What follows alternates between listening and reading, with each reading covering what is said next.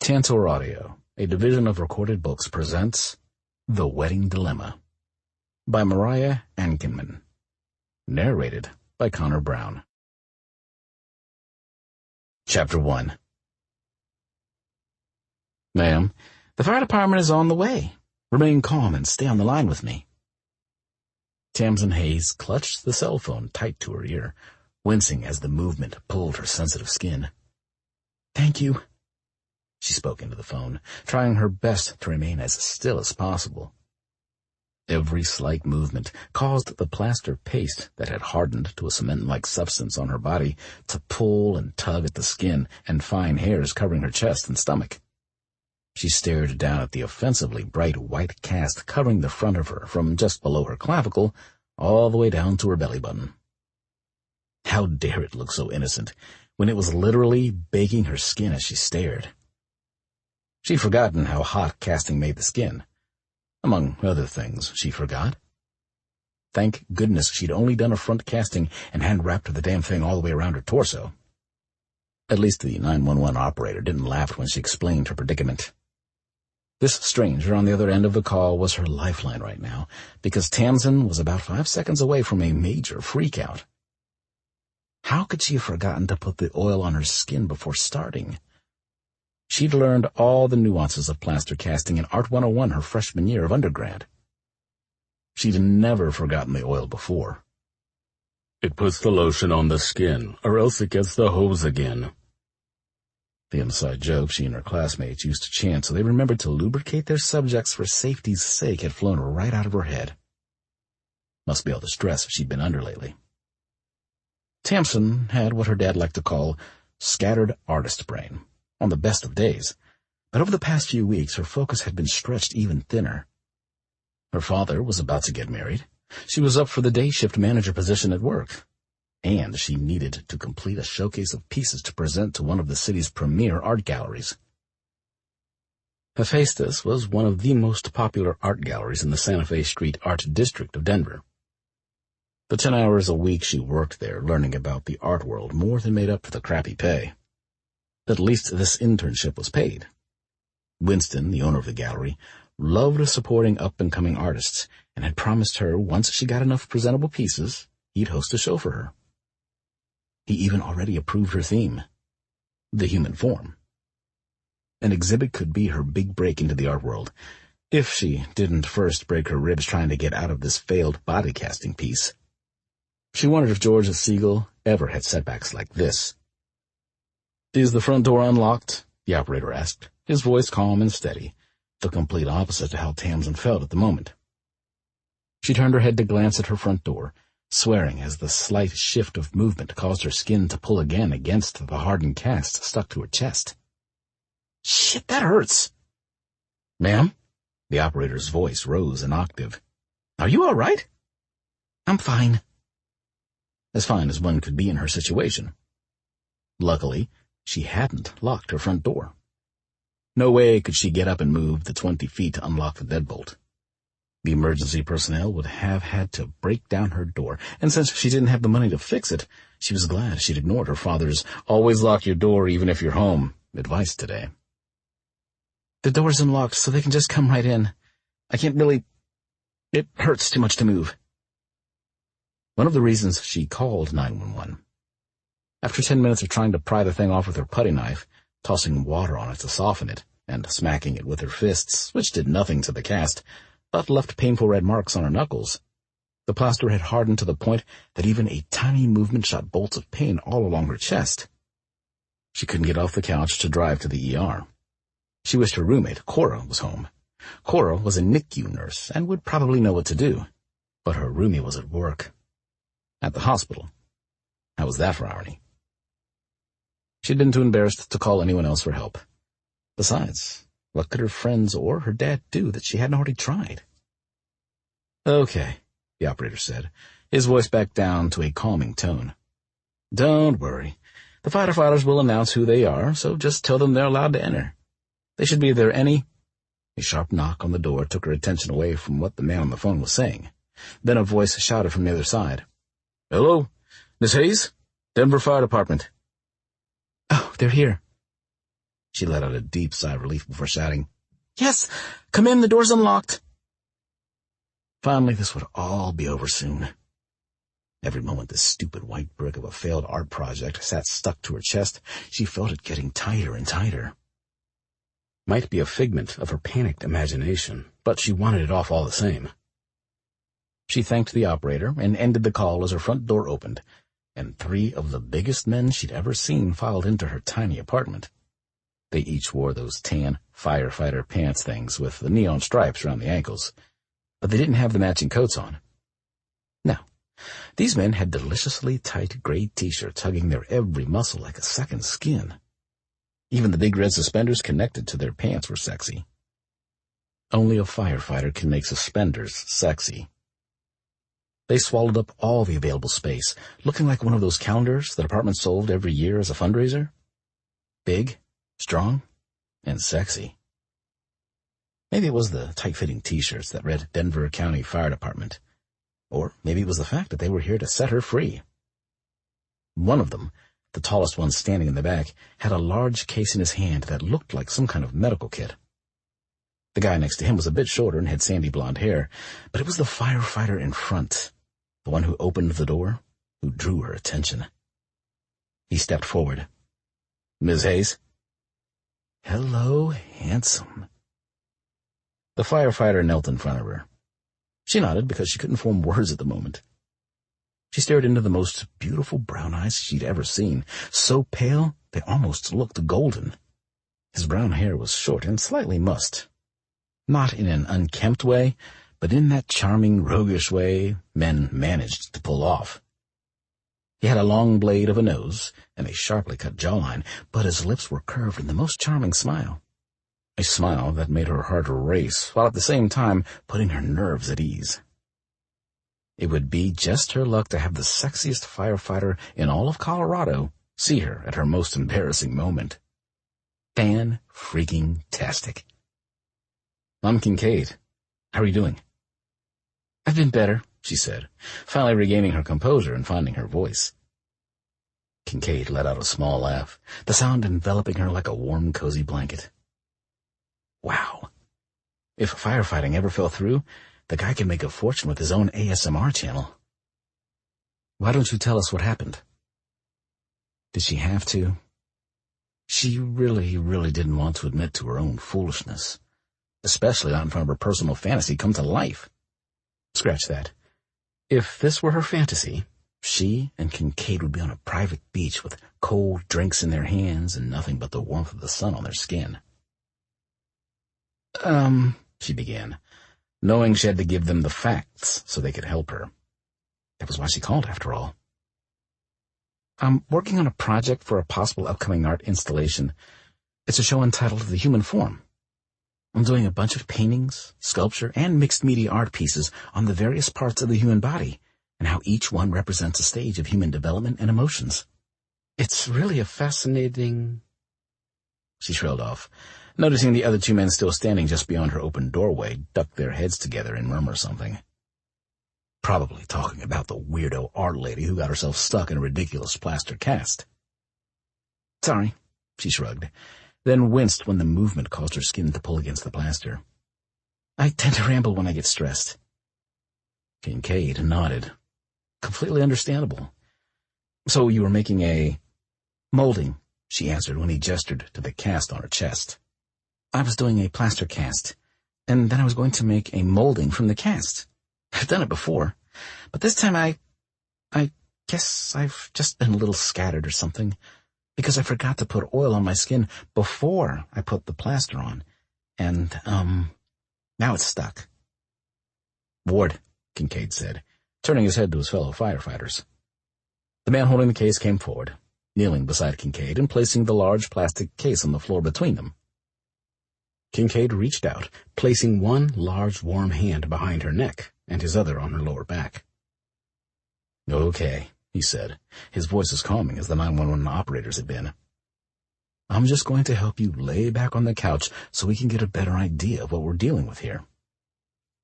Goosebumps broke out all along her skin, which was weird, because the moment Kincaid touched her, it felt like her body lit on fire. Good thing she had 3 sexy firefighters in her house.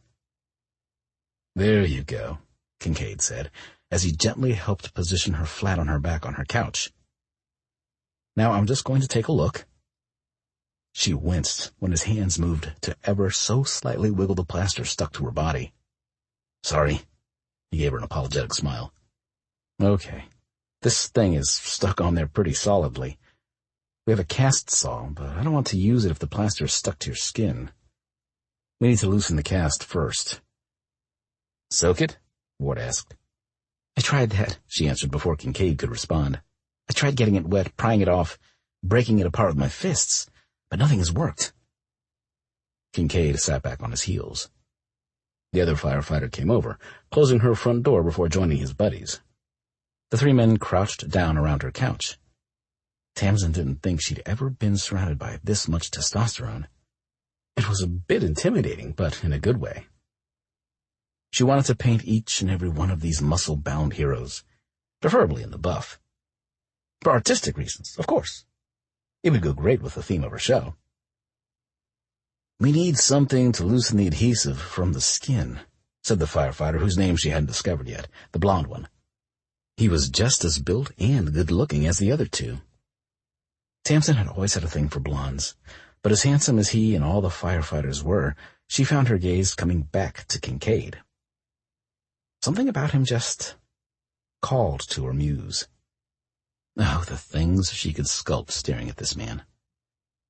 Kincaid nodded in agreement. Good idea, O'Neill. He turned his gaze back to her, those golden eyes capturing her, stealing the very breath from her body.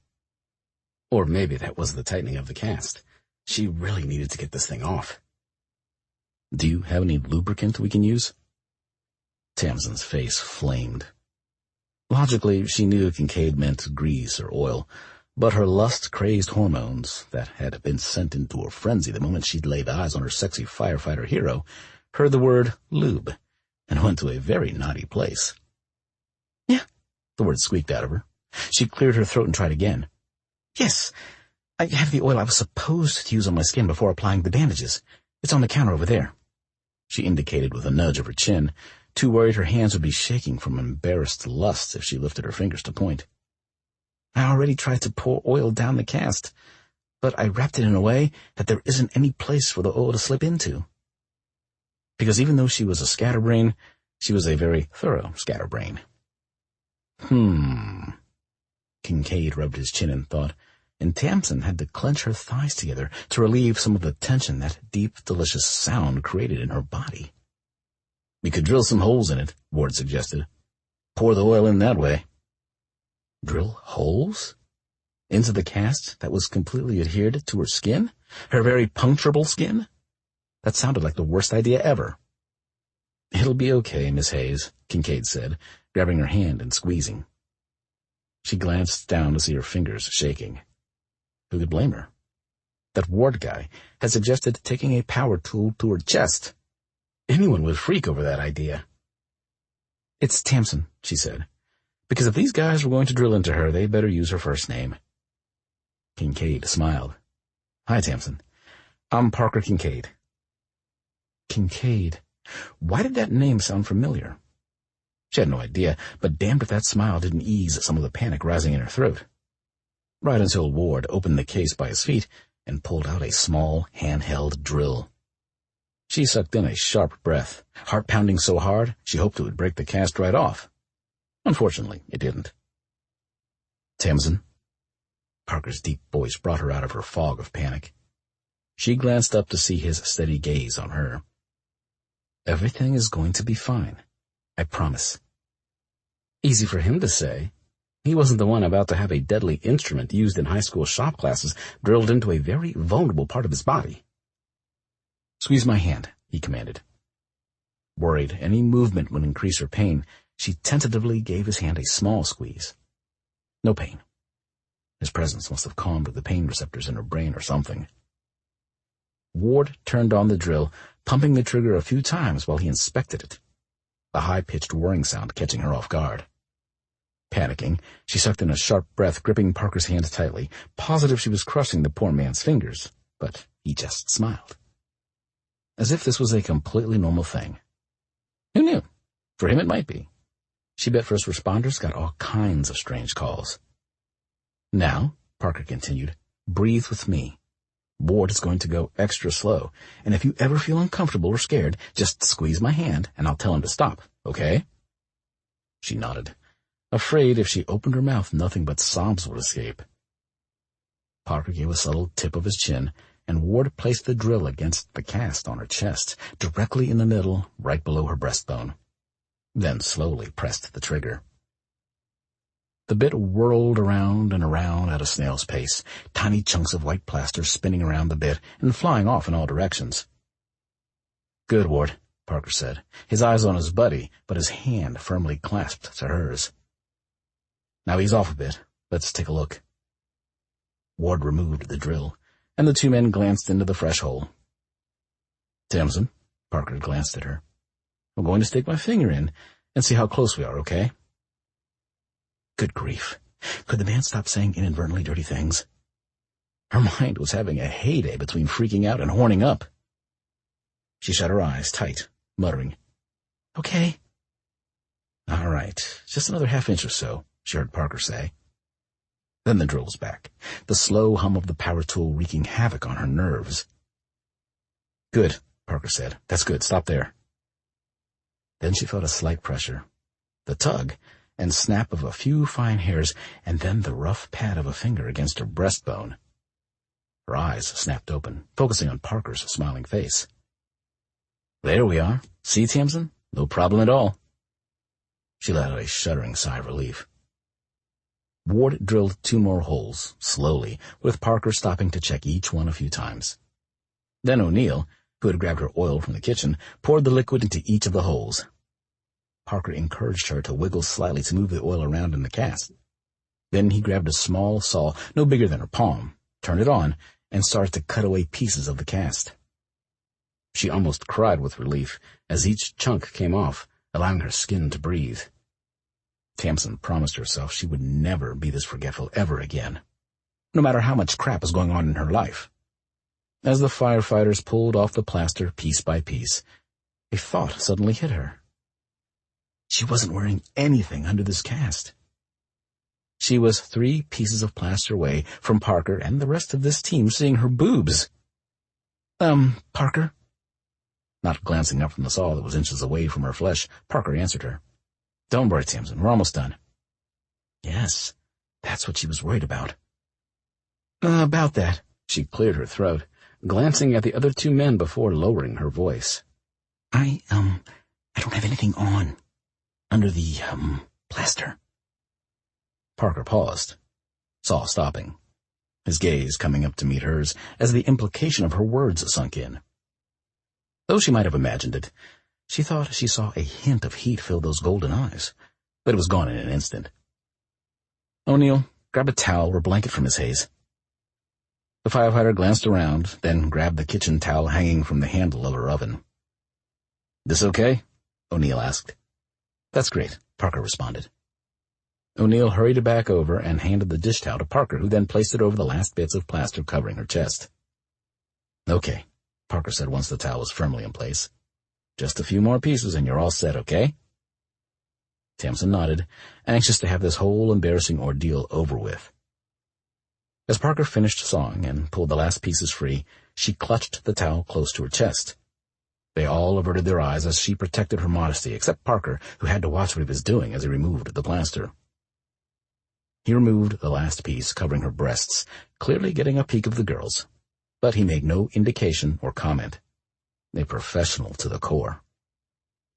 She was sure as firefighters they'd seen far worse than a woman's boobs covered in bits of plaster, but these were her boobs. And as much as she might want Parker in particular to see them, this wasn't the situation she had in mind. And, sadly, after this mortifying fiasco, there was no way she could face the man ever again. Even if he was her hero and the hottest man she'd even seen. She'd just have to thank him, say goodbye, and save the thought of him for a lonely night. After all, it wasn't like she would ever see him again. Chapter 2.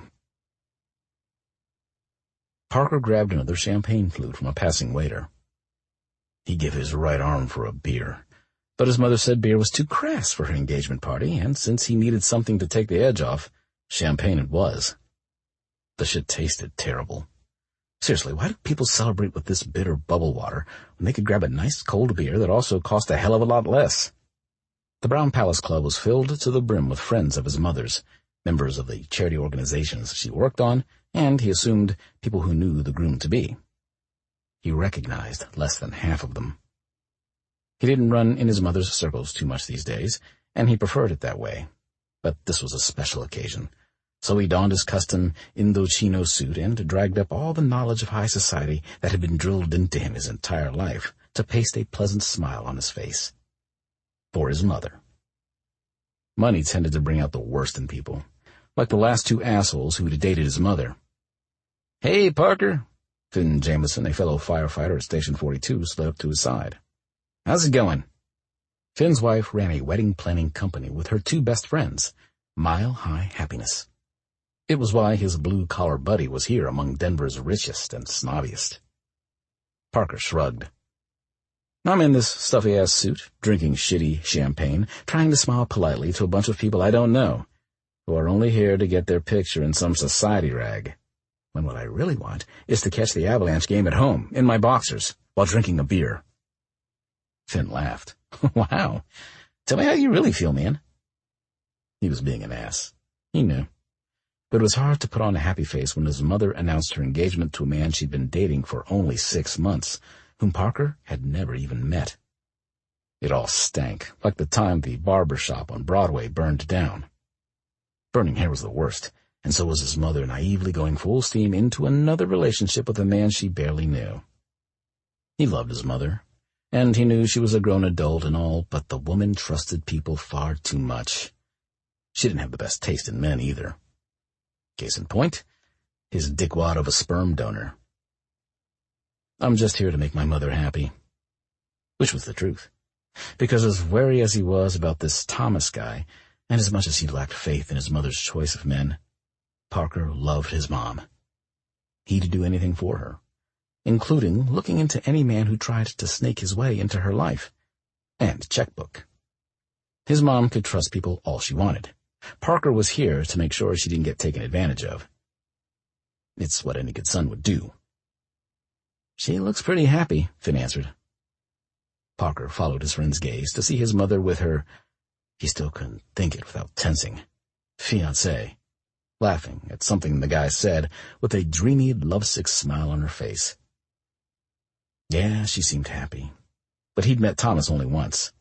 Today, an hour ago, when he first arrived and his mother introduced them. He and his mom were close, but they didn't really talk relationship-type stuff because he preferred to fly solo. And hearing about his mom's love life was just above running into a burning building without his bunk gear, on the list of things he wanted to do. Thomas did seem like an okay guy, but that didn't mean Parker wasn't going to look into the man. Just because the old guy made his mom smile didn't mean Thomas wasn't working an angle. "Prue says the wedding prep is going well.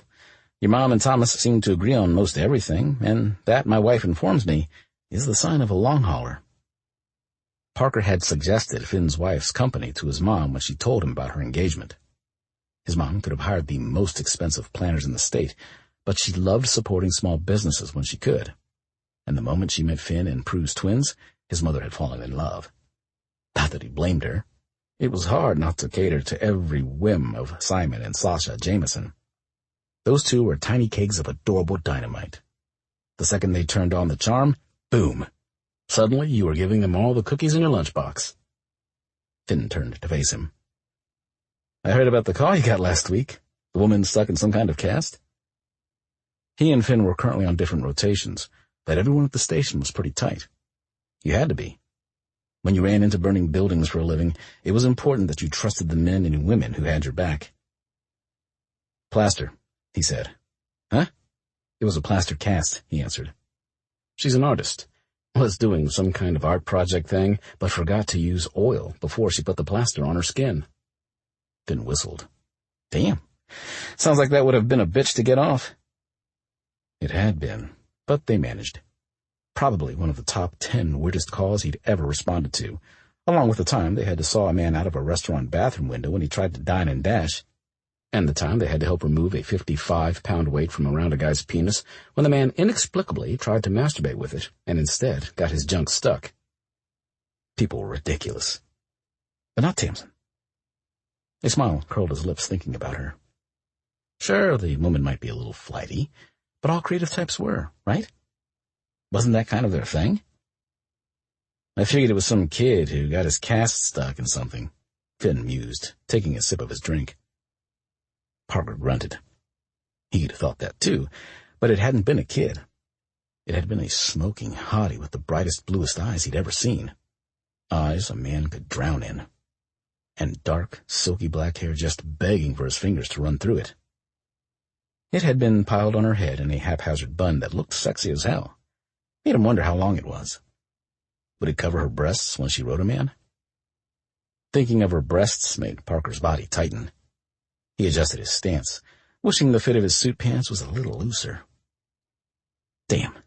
When Tamsin had pointed out to him that she had nothing on under the plaster, a fact he should have thought about, his professionalism had dropped for a split second.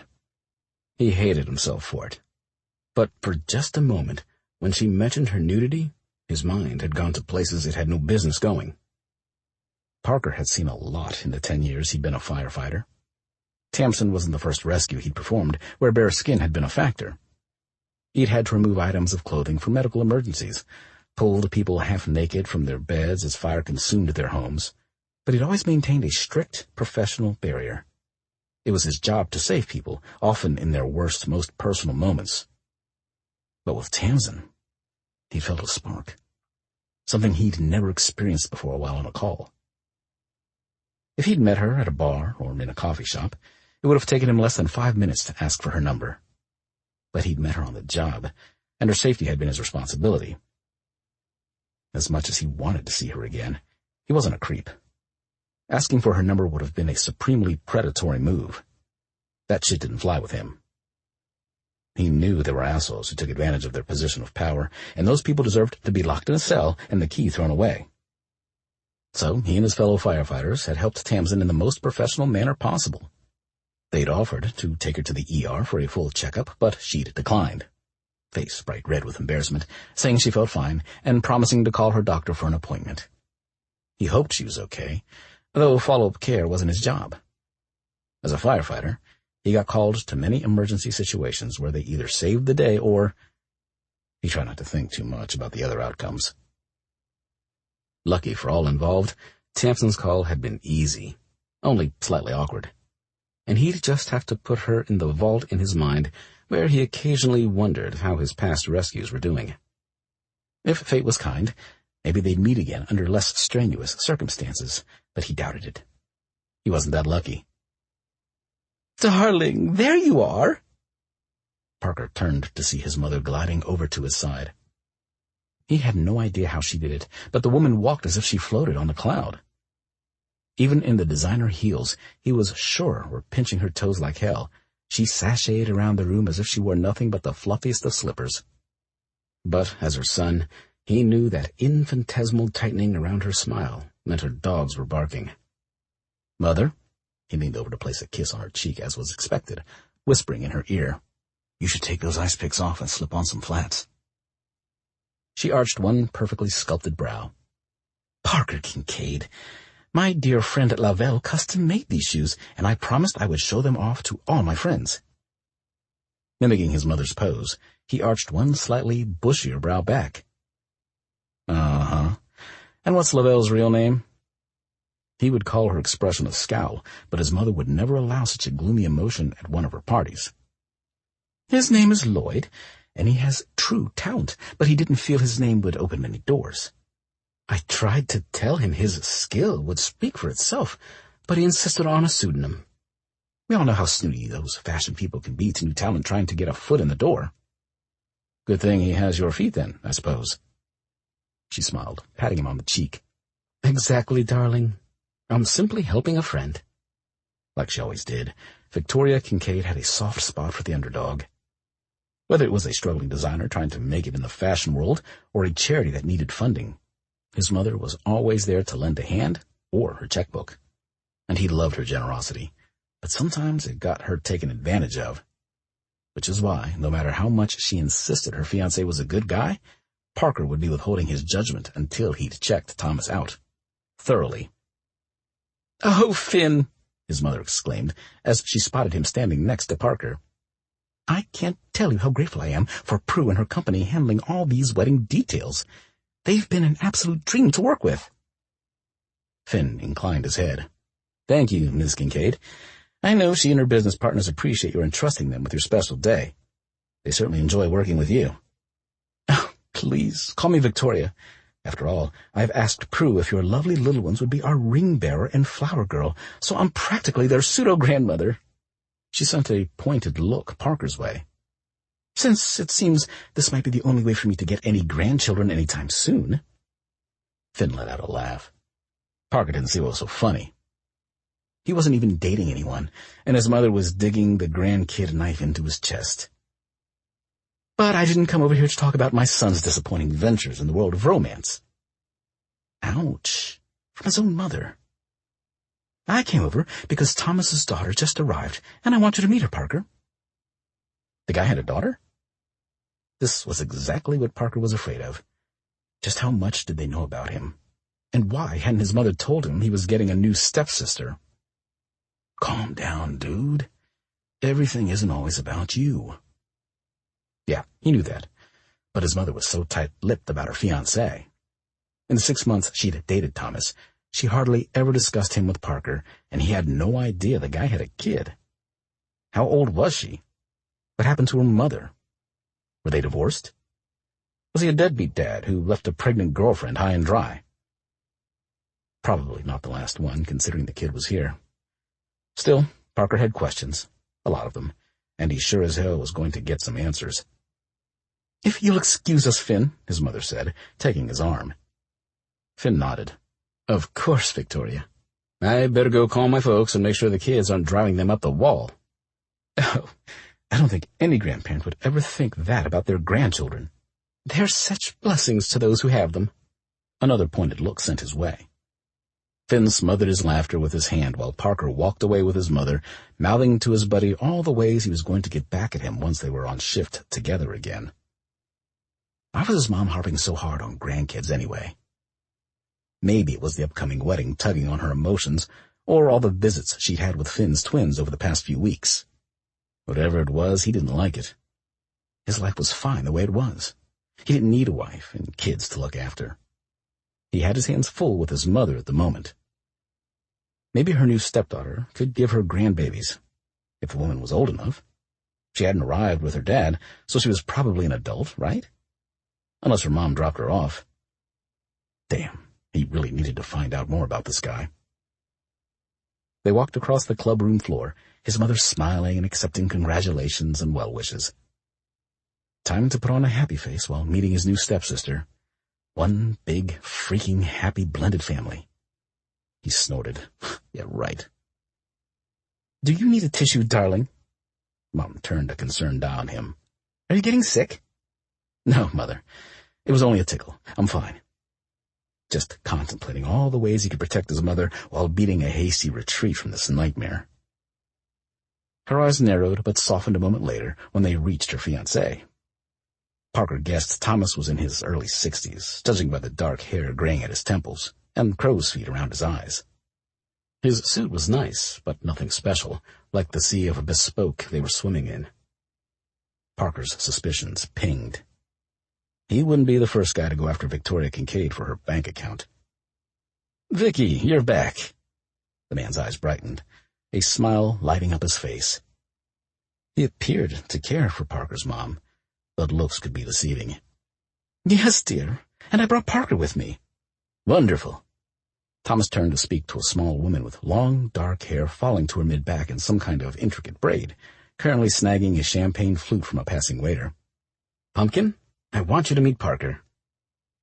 Something zinged at the base of his spine as Parker stared at the back of the woman in the deep blue dress. It clung to her like a second skin, hitting all the right curves and angles. But that wasn't it. Something about her seemed familiar. The moment she turned to face them all, his jaw dropped as recognition and lust hit him right in the gut. "Tamsin, this is Victoria's son, Parker." Thomas smiled as he made the introductions. "Parker, my daughter Tamsin." Bright blue eyes stared at him. Eyes he remembered all too well, as they'd been haunting his dreams ever since he saw them last. So crystal clear, a person could drown in them.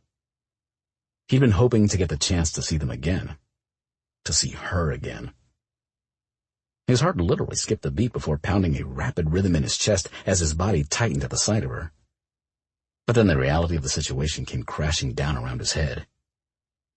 He swallowed back the groan of disappointment as he stared at the woman he'd been dreaming about for days. But not like this. Damn it! A professional association they could have gotten past, but this?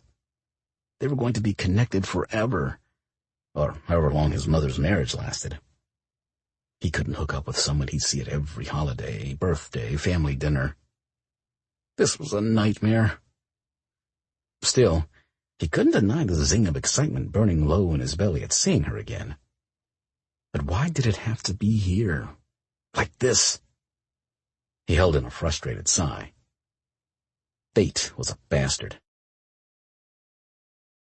Chapter 3. Tamsin had the extreme misfortune to have just taken a very large sip of the delicious champagne the moment she was introduced to her future stepbrother. She'd hustled over after her shift at 5280 Eats, the restaurant where she worked. It was only a few blocks away on the 16th Street Mall, so she'd walked. But the heat of the June sun beating down on her, even at 6 in the evening, as she made her way the 6 blocks, caused her throat to dry.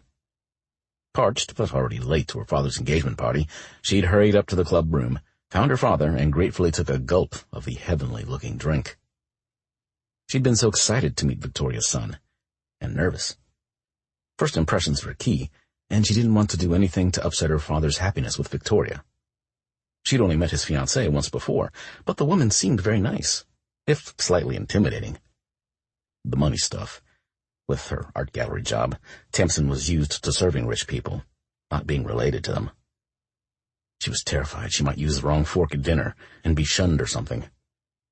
But, of course, her luck lately had been on some kind of weird bender determined to embarrass her at every opportunity, and when she gasped in shock, she choked, sputtered, and gasped like a fish wriggling on a hook just pulled from the lake.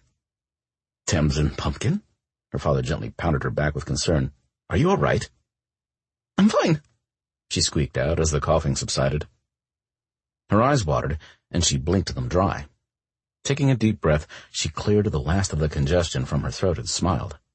"Sorry, I went down the wrong tube." Staring into familiar golden-brown eyes, she pushed down her embarrassment and tried her best to ignore the curious gazes from the crowded room. "Way to cause a scene, Tamsin." "Hi, Parker. Nice to see you again." Her father's eyes widened in surprise. "You two know each other?" Much to her undying embarrassment, yes. Could a woman die of humiliation? Because she was batting 1,000 with Parker here. The guy probably thought she was the most incompetent person ever. She couldn't even swallow properly.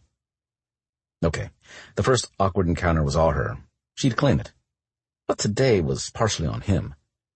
It wasn't like she ever expected to see haughty Firefighter again, and certainly not in the context of a future family member. Crap. There went her idea to bring cookies over to the firehouse and slip him her number. That had been the fantasy she and her roommate discussed when she told Cora about her super-sexy hero rescuer. "Yes," she answered her dad, her attention never leaving Parker's face. They couldn't. Her gaze was trapped by the honey sweetness of his eyes and the sexy smile curling his lips as he stared at her. Woohoo! It was hotter in here than outside. Parker was one of the firefighters who helped me out of my situation last week." Her father's curiosity morphed into a grateful smile as he patted Parker on the shoulder. "Oh, thank you, Parker." He shook his head. "When Tamsin called that night to tell me what happened, well, this isn't the first time one of her art projects has gotten her into trouble." "Dad!" Her father held up his hands. Parker merely arched one eyebrow in her direction. Yeah, not going to happen, buddy. She was not rehashing the time she forgot to turn on the vent in the splatter room at school while she was working with spray paint and almost passed out. Or the time she left the adhesive she'd been working with too close to the kiln and it started a fire. So she was a little accident-prone. That's why she worked with paints and not power tools. Oh, sorry, Pumpkin, but you do tend to be a bit scattered when it comes to your projects. Remember the time you mistook the glass of paint thinner for your water and we had to rush you to the emergency? Dad! Her face burned, heat rising up her chest. What she wouldn't give for the earth to open up and swallow her whole right now. But since Colorado was better known for its wildfires and not earthquakes, she'd have to suffer through the humiliation of her hot future stepbrother learning what a dunce she was. Sounds like you might need my number on speed dial, Parker chuckled. Tamsin held back a delicious shiver at the deep sound. Seriously, it should be illegal for the man to have a voice that sexy, let alone to keep saying double entendres like this. My father exaggerates my need for rescue, she eyed her father. I promise I'm not as big a walking disaster as he makes out. He just likes to worry. As do all parents, darling, Victoria smiled. That's our job, after all. What, when Parker told me he was applying to the fire academy, I swear I didn't sleep for months. Yeah, well, running into burning buildings and spilling oil paint all over the carpet in your rental unit were two very different levels of worry. She'd say Victoria had much more reason to fret over Parker than her dad had over her. Parker rolled his eyes, giving her a small conspiratorial smile. How many gray hairs has your dad blamed on you, Tamsin? My mom swears I keep her colorist in business with all the stunts I've pulled over the years. Parker Kincaid, Victoria admonished him with a slight frown. Haven't I taught you never to speak of a woman's appearance unless you are praising it? Oops. Now she'll have to book another appointment. He winked at her, then leaned in to kiss his mother on the cheek. Victoria sighed, but a smile curved her lips. Tamsin just bet Parker gave his mother all sorts of trouble with that cheeky attitude, but the older woman also appeared very proud of her son. Who wouldn't be? The guy was a genuine hero. The party is lovely, Victoria, Tamsin smiled, trying to get the conversation off her and Parker and back on the future bride and groom where it belonged. Thank you, dear. The ladies at Mile High Happiness do a wonderful job. However, they don't plan every festivity for our upcoming nuptials. Her gaze slid to her son. Parker, darling, Thomas and I would absolutely love it if you and Tamsin would put your heads together and plan a joint shower for us. What now? Isn't there another party planning company you could use? Parker's brow furrowed. He didn't look very happy to be planning a party with her. She swallowed back a ball of disappointment. Sure, she didn't want to spend time with a man who made her panties melt, yet was wholly untouchable. But did he have to be so obviously adverse to the idea? Unless there was some other reason he didn't want to be a part of the festivities. Could Parker not be happy about the upcoming nuptials? Did he have a problem with his mom marrying her dad? She frowned at the thought. What was wrong with her dad? He might not be as well off as most of the people at this party, but he was a good man. Wasn't that all that counted? I could, darling, but this isn't like the wedding. We want this party to be intimate, only close family and friends. She pressed a perfectly manicured hand to her chest, directly over her heart. A personal touch, one filled with love from our own children, would mean the world to us. Oh, she was good. Tamsin had heard of mom guilt, but never having had a mother, she hadn't experienced it firsthand. Victoria was a masterclass in maternal manipulation. Parker sighed. It sounds like you're giving us a choice, but you're not, are you? His mother smiled, patting his cheek softly. You always have a choice, darling, but I know you wouldn't want to disappoint your mother. Besides, it will give you two a chance to get to know each other, to bond. No. More time with Parker was the last thing she needed. She didn't want to bond with the guy. She wanted to bone him. But since that was out the window with their parents getting married and all, spending time with him would be the worst form of torture. Of course, Mother, Parker smiled, but it looked a bit forced to Tamsin. We'd be happy to plan something. Nice of him to volunteer her. Not that she would say no to her dad anyway. But how in the hell was she supposed to spend more time around this man without embarrassing herself to death, or ripping his clothes off to have her wicked way with him? Both options ended in disaster. Yeah. She forced a smile to hide her panic. Well, we'd love to. Isn't that lovely, Thomas? Her dad stared at his fiancée like she hung the moon and stars. It is indeed, dear. Their conversation was interrupted when a woman with dark hair and glasses wearing a classic LBD approached them. Excuse me, Victoria? Thomas? Victoria and her dad smiled at the woman, apparently knowing who she was. I just have a few things I need to discuss with you, if that's all right. Of course, her father said, holding out his arm to Victoria. To her he said, Tamsin, this is one of the wedding planners, Lily Reed. Lily, this is my daughter Tamsin, and Victoria's son, Parker. It's nice to meet you both, Lily smiled. Hope it's okay if I steal the bride and groom for a minute. Tamsin nodded, watching them walk away. It was so nice to see the blissful smile on her dad's face.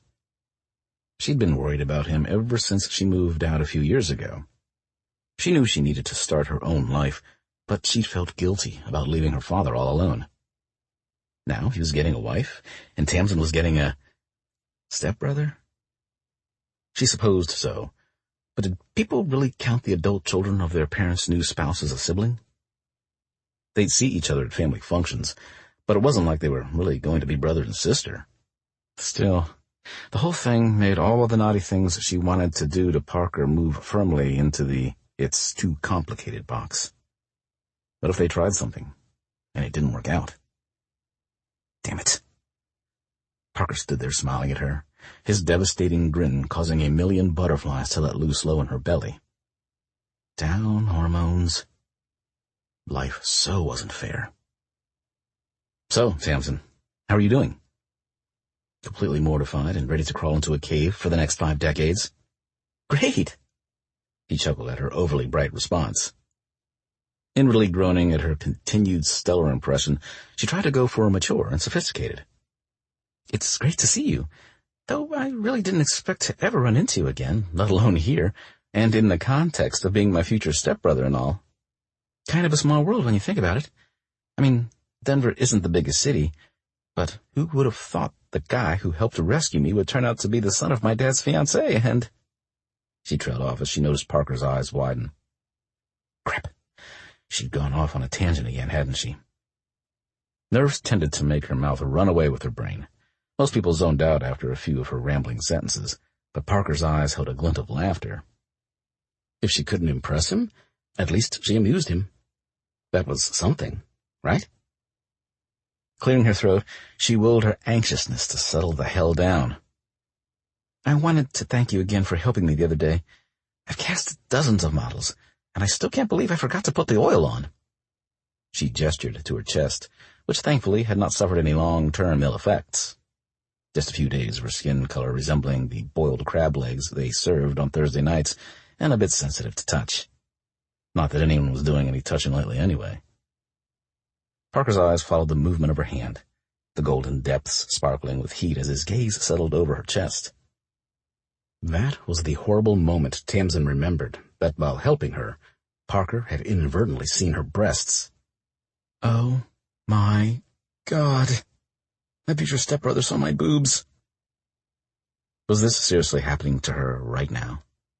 Maybe she'd mixed some paints and set off a chemical reaction that caused her to hallucinate ridiculous scenarios, intent on embarrassing her until she was nothing more than a puddle of goo. She dug her nails into her palm. Ouch. Nope. Sadly, this was real life, and in real life, Parker had seen her boobs. Fan-freaking-tastic. Desperate to change the subject to anything else, she nodded toward the center of the room where her dad and Victoria stood talking with Lily and looking over something on a clipboard the woman held in her hands. So, how about this wedding, huh? Oh, great. And now she was a bad stand-up comedian. Parker's smile dimmed, the heat in his eyes vanishing. He brought the champagne flute in his hand to his lips, taking a healthy swig before giving an offhanded shrug. Feels a little soon to me. His attention shifted to their parents. They've only been dating 6 months. Why the rush? Why wait when you're in love? She smiled, watching her father hold Victoria tight to his side. My dad's always been a bit of a romantic. He grunted. Huh. Could it be Parker was one of those people who didn't believe in romance? The man was certainly sex enough to have his pick of women, but sex and love are two very different things. You could believe in one and not the other, even if both existed. You don't believe in love at first sight? His gaze slid back to her, golden eyes sparking with something wicked and oh so naughty as the corner of his mouth ticked up. I believe in lust at first sight. But love? That takes time. And to be honest, I'm not all that convinced it even exists. Wow, cynical much? Just calling it like I see it. And he saw what exactly? A very dim view of the world if he didn't believe in love? She understood not believing in love at first sight, but not believing in it at all? Seemed kind of sad and lonely to her.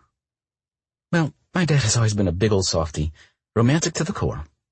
She smiled as she glanced across the crowded room to the man who taught her everything about life, held her when she cried, cheered her when she succeeded, and made her feel more loved than any kid ever in the entire world. He proposed to my mom after 2 weeks. Parker made a disbelieving sound. She turned to see a skeptical expression on his face. It's true, she insisted. He told me, when you know, you know, and with my mom, he knew. According to Dad, they were ridiculously happily married, until the day my mom died. Parker sucked in a sharp breath. I'm sorry. I had no idea. It's okay. It wasn't really, but people never really knew what to say or do when the subject of death was brought up.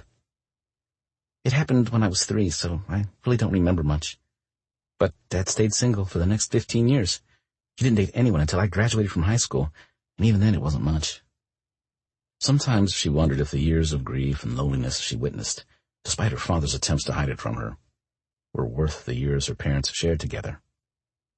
She enjoyed casual relationships, but to lose yourself so deeply like her father had done with her mother didn't seem worth it to her. Until he met Victoria, she'd worried he'd be alone forever. Your mom is the only woman I've ever seen him get serious about. She glanced back at her dad and Victoria once more, unable to keep the happy sigh from escaping her lips. I haven't seen him this happy in ages. Huh. I suppose at their age having a long engagement isn't exactly prudent. Seriously? That's what he got from what she said? Not the romantic love stuff, but that their parents were old and should get married ASAP? They were in their 60s, not 80s. It wasn't like they were knocking on death's door. I didn't expect you to be such a love-downer, Parker. He arched one brow, his lip curling once again in that wicked smile that threatened to set her panties on fire. He took a step closer. Been thinking about me lately, Tamsin? If he only knew. No, he shouldn't know. And she had to stop thinking about them. They were going to be family soon. It was naughty. Wrong. She meant wrong, not naughty. Geez, she really needs to get her hormones under control. Maybe she did need to find the time to sneak in a quick date or two, or at least a few minutes with her battery-operated boyfriend. What? He chuckled, low and deep. Oh, she liked that chuckle. Too much. She wanted to wrap it up and take it home, pull it out in the dark of the night, and press it against her until the only thing she felt was Parker's warm, rumbly voice caressing every inch of her body. There went her artist brain again, dreaming up improbable situations that defied the laws of physics. Whatever. She barely passed physics anyway. Parker stepped forward. Now mere inches separated them. She could see the dark stubble on his sharp jaw, the flecks of deep green in his golden eyes, the fullness of his bottom lip. Oh, how she wanted to grab a brush and paint that lip, and those eyes, and really everything on the man. Or maybe she should break out her clay and sculpt him. Naked. Her heart started to pound, a furious beat in her chest. Yeah, she'd bet Parker would put Michelangelo's David to shame. Can I have your number? Huh? Her brain had short-circuited. He was too close, too handsome, too everything. For the party planning, we need to talk in order to plan the party, right? Though, if you want to hire a planner on the DL so we don't have to deal with any of this nonsense, I'm all for it. She frowned, warm fuzzies squashed by his comment. She knew Parker wasn't as excited for their parents' upcoming nuptials as she was, but could the guy show an ounce of excitement for his mother? Personally, she loved planning a festive get-together, seeing the smiles on the guests of honor's faces when they saw all the hard work that went into celebrating them. We promised we would plan it. I don't think your mother would approve of you pushing it off onto someone else. Besides, it will make her happy. He sighed as if the party was a giant burden rather than a fun celebration. You're right. Sorry. I'm not really a party planning guy, but if it makes my mother smile, I'll do it. Oh, the warm fuzzies were back. She supposed she should give the guy a break. He might just be having a hard time with his mom remarrying. She might be excited for her dad because her mom had been gone for so long, but she had no idea what Parker's situation with his own father was like. This wedding thing might be harder on him than it was on her. She held out her hand. Give me your phone and I'll put my number in. He pulled his cell from his pocket and unlocked it so she could put in her contact info. She handed it back and he started typing. A second later, her phone pinged with a text message notification. And now you have mine, he smiled, slipping his phone back into his pocket. It was great to see you again, Tamsin. He leaned closer, so close he could feel the heat of his breath on her cheek, smell the rich sandalwood scent of his aftershave. A shiver raced up her spine as his lips brushed her ear. Though I really wish it had been under less familial circumstances. Just as her body screamed, "To hell with it all," and threatened to jump his bones in the middle of their parents' very crowded and fancy engagement party, he pulled back and gave her a wink. See you soon. Then he turned and headed across the room, allowing her to exhale the biggest breath of pent-up sexual energy in her life. Oh, no. This was so bad. She could not have the hots for Parker. Well, she could, and she obviously did, but she couldn't do anything about it. Could she? No, definitely not. Ugh, this was so unfair. And now they had to spend time together planning a party for their parents. How? How was she going to keep her hands to herself around all that delicious temptation? Her stomach pitched and dipped with the knowledge, fluttering with all kinds of naughty anticipation. She was glad her father was happy, but right now, Tamsin wished he had picked anyone other than Victoria Kincaid to fall in love with. Chapter 4. Tamsin, order up. Tamsin placed her last table's dirty dishes in the bin by the industrial dishwasher. Normally, the busser would handle clearing the tables, but they were a little short-staffed today.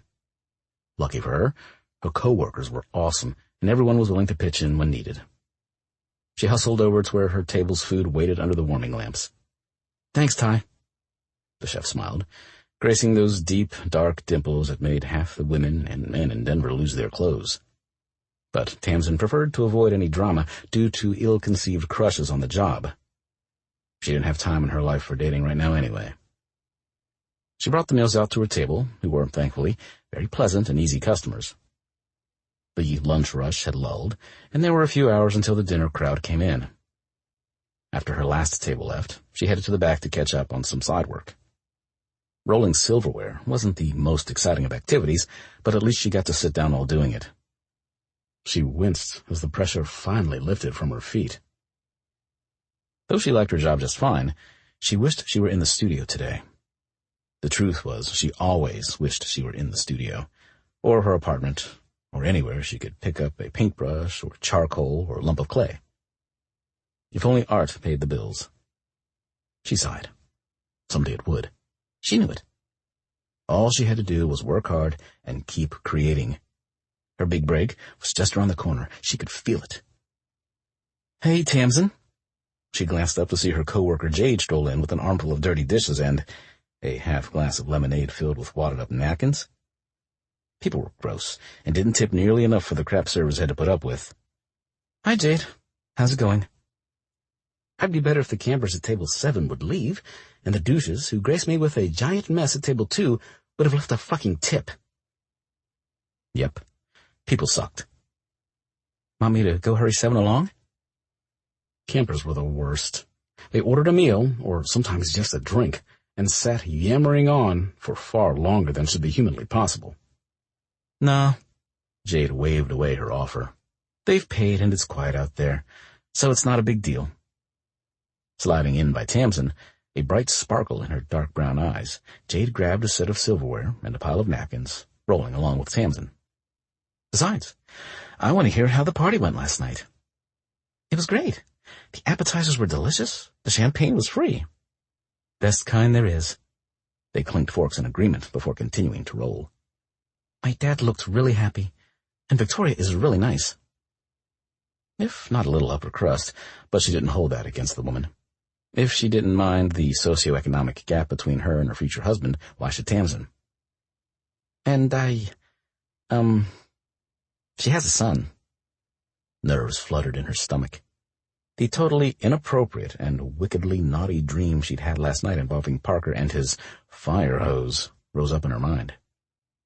Heat burned her cheeks, and she ducked her head, hoping her friend was too busy with her sidework to notice the blush on Tamsin's face. Cool. So you're getting a brother. How old is he? Step-brother, Tamsin emphasized. The step was very important. And I'm not sure. Late 20s, early 30s would be my guess. But I do know him. Jade paused in her rolling, eyes focusing on Tamsin. You do? Yep. It's Parker. At her friend's blank expression, she explained. The firefighter who rescued me from my predicament. Jade's mouth dropped open in shock. Hi, hero. She cringed at the nickname her coworkers had given Parker when she told them the story last week.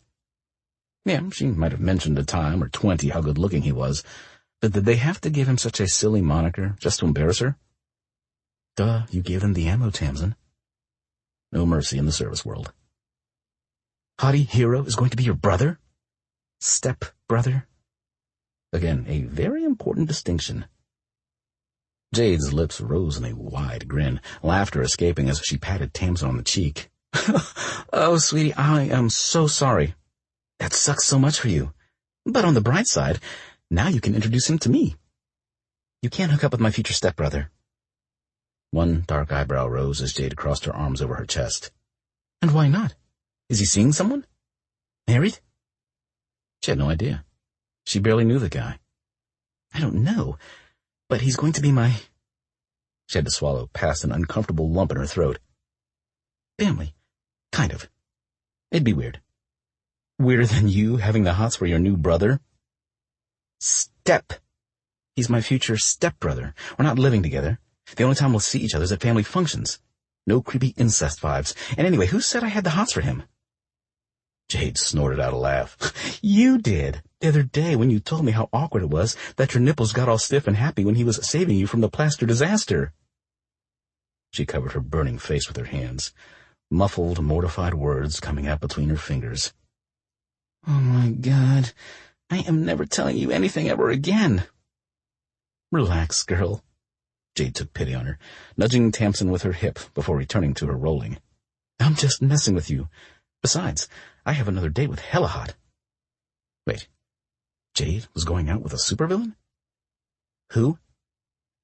Jade gave a very un-Jade-like shy smile, answering with a small shrug. Her real name is Ella. She's the lead jammer for the Rocky Mountain Rollers. Right, one of the roller derby teams. Tamsin wasn't really into sports, but she loved supporting her friends. She'd gone to a couple of bouts to see Jade play, and it was brutal, yet oddly exhilarating. She had no idea how the women could skate so fast and not fall right on their butts. Well, they did fall, but usually only when someone hit them.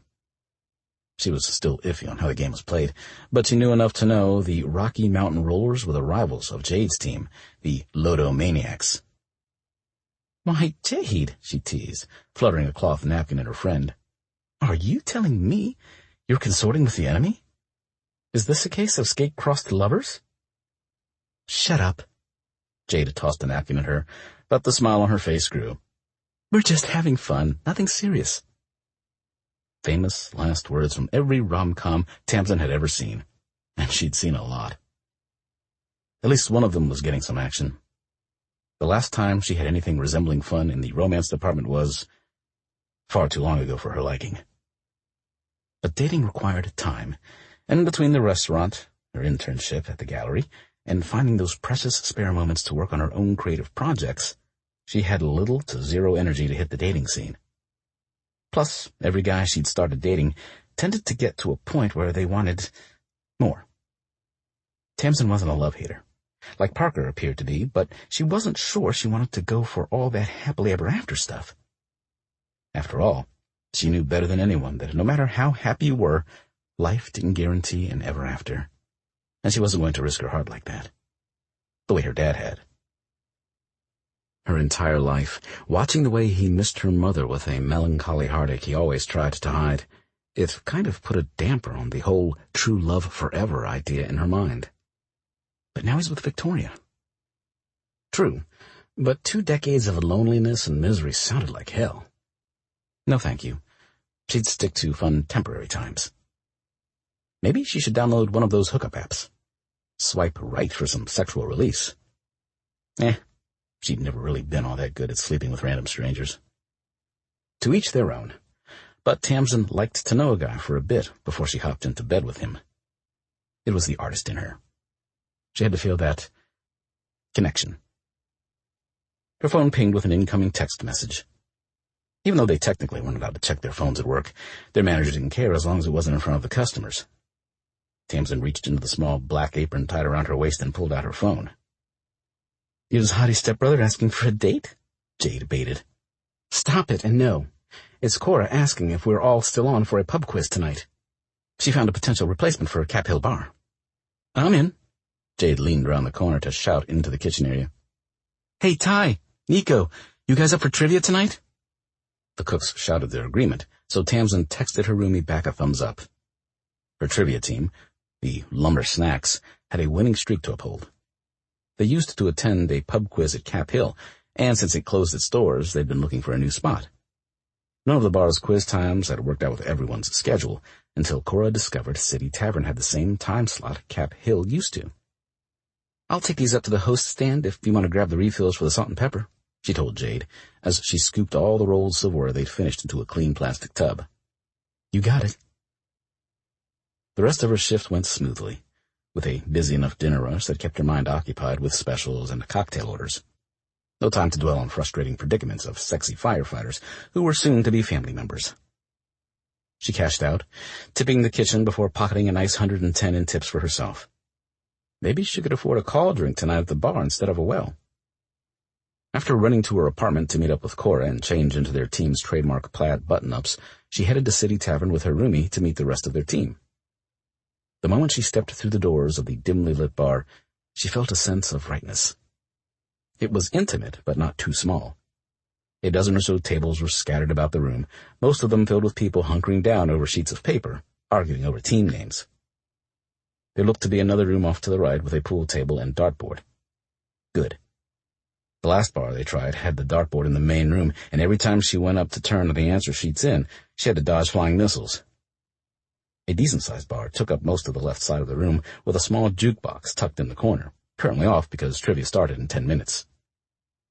"Looks like Jade already snagged a table," Cora said, pointing to a far corner where a group of their friends sat in various colors of plaid shirts. Tamsin waved, nudging her roomie.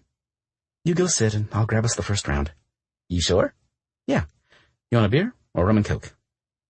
Cora rolled her neck, and Tamsin cringed at the cracking sound indicating her friend had had a hard day at the hospital. "Make it the strong stuff. Today was brutal, and I need to unwind." "You got it."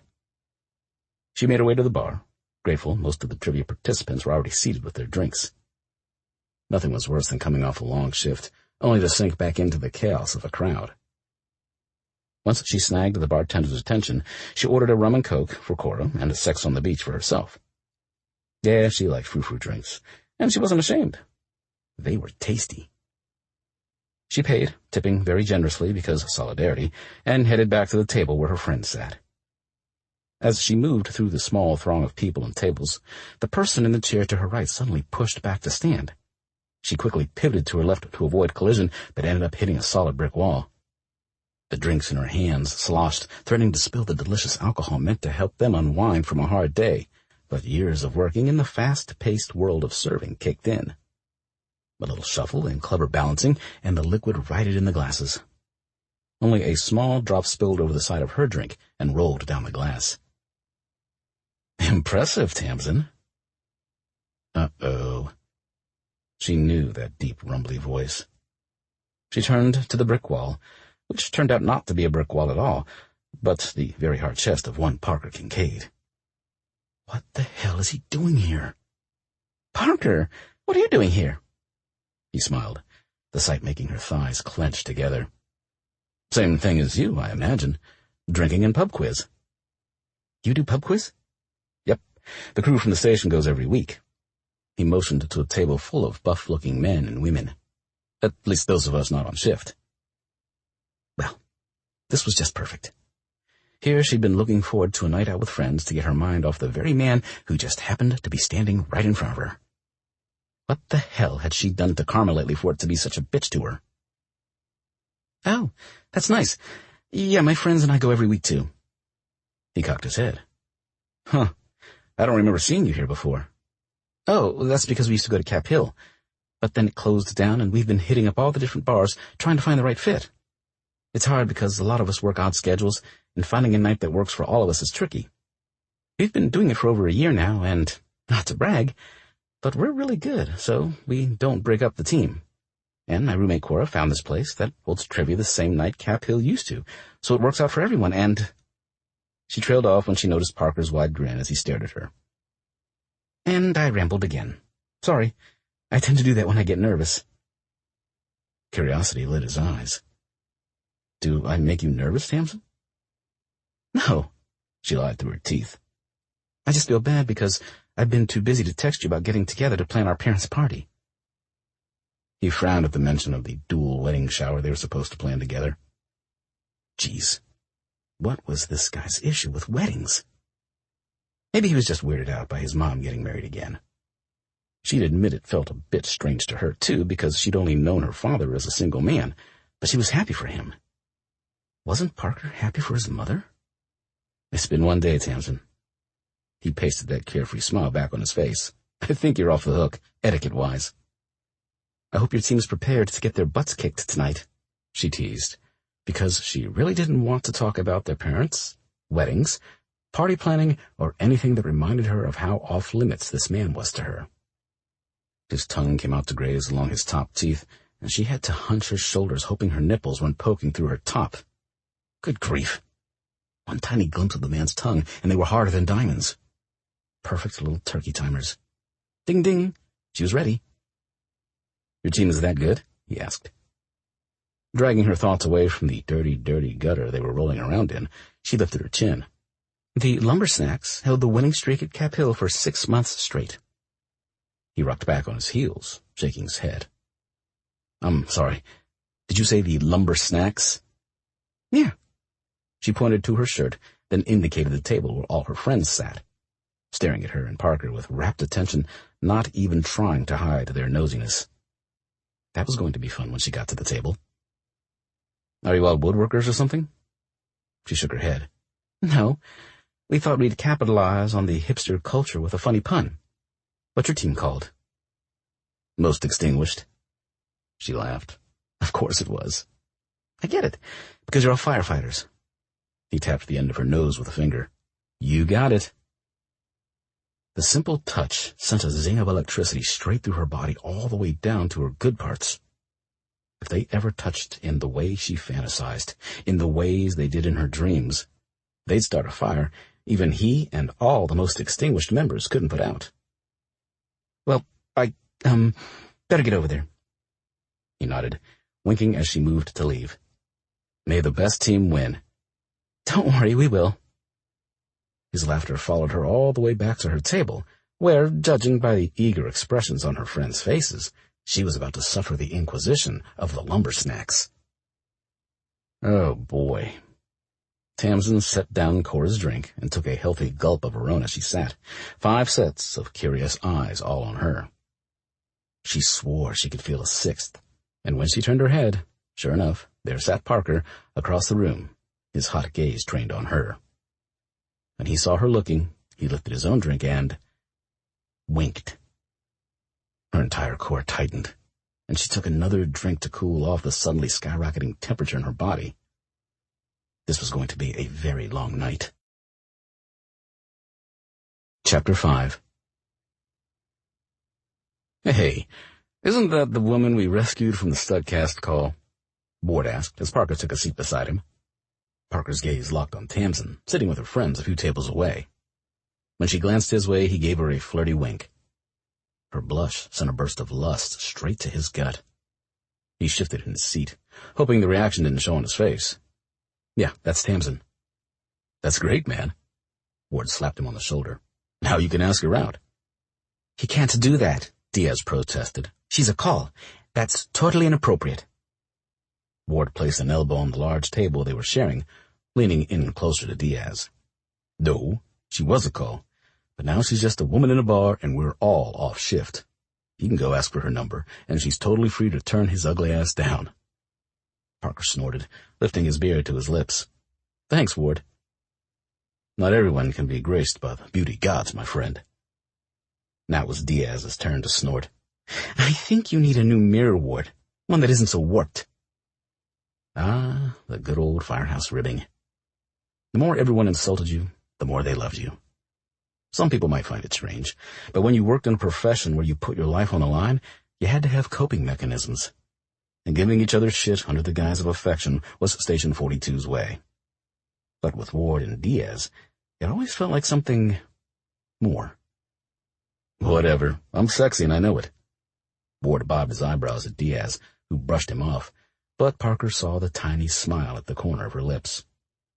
Yeah, the woman had it bad, but he wasn't about to tell her that. He liked his balls where they were, thank you very much. Technically, Ward is right, O'Neill agreed. And for a call with no fire, there were definitely some sparks in that apartment. What? Parker had been a complete professional during Tamsin's emergency. On the outside. But his crewmates knew him. Maybe he hadn't hidden his attraction as well as he thought. Hopefully Tamsin hadn't noticed. "Yep," Ward nodded. "She totally has the hots for you, dude." "Hero worship," Diaz argued. O'Neill nodded in the direction of Tamsin. "You should ask her out." "I can't." With the party planning hanging over their heads, he wondered how often he would see her, and how long it would take for this driving need inside him to see her naked, her long, dark hair spread out on his pillow as he pleasured her in every way imaginable, to go away. Because as much as he wanted to ask her out, as much as he'd seen the spark of heat in her eyes that matched the raging fire of need low in his gut every time he so much as thought about the woman, there was one big problem. "Her dad is marrying my mom."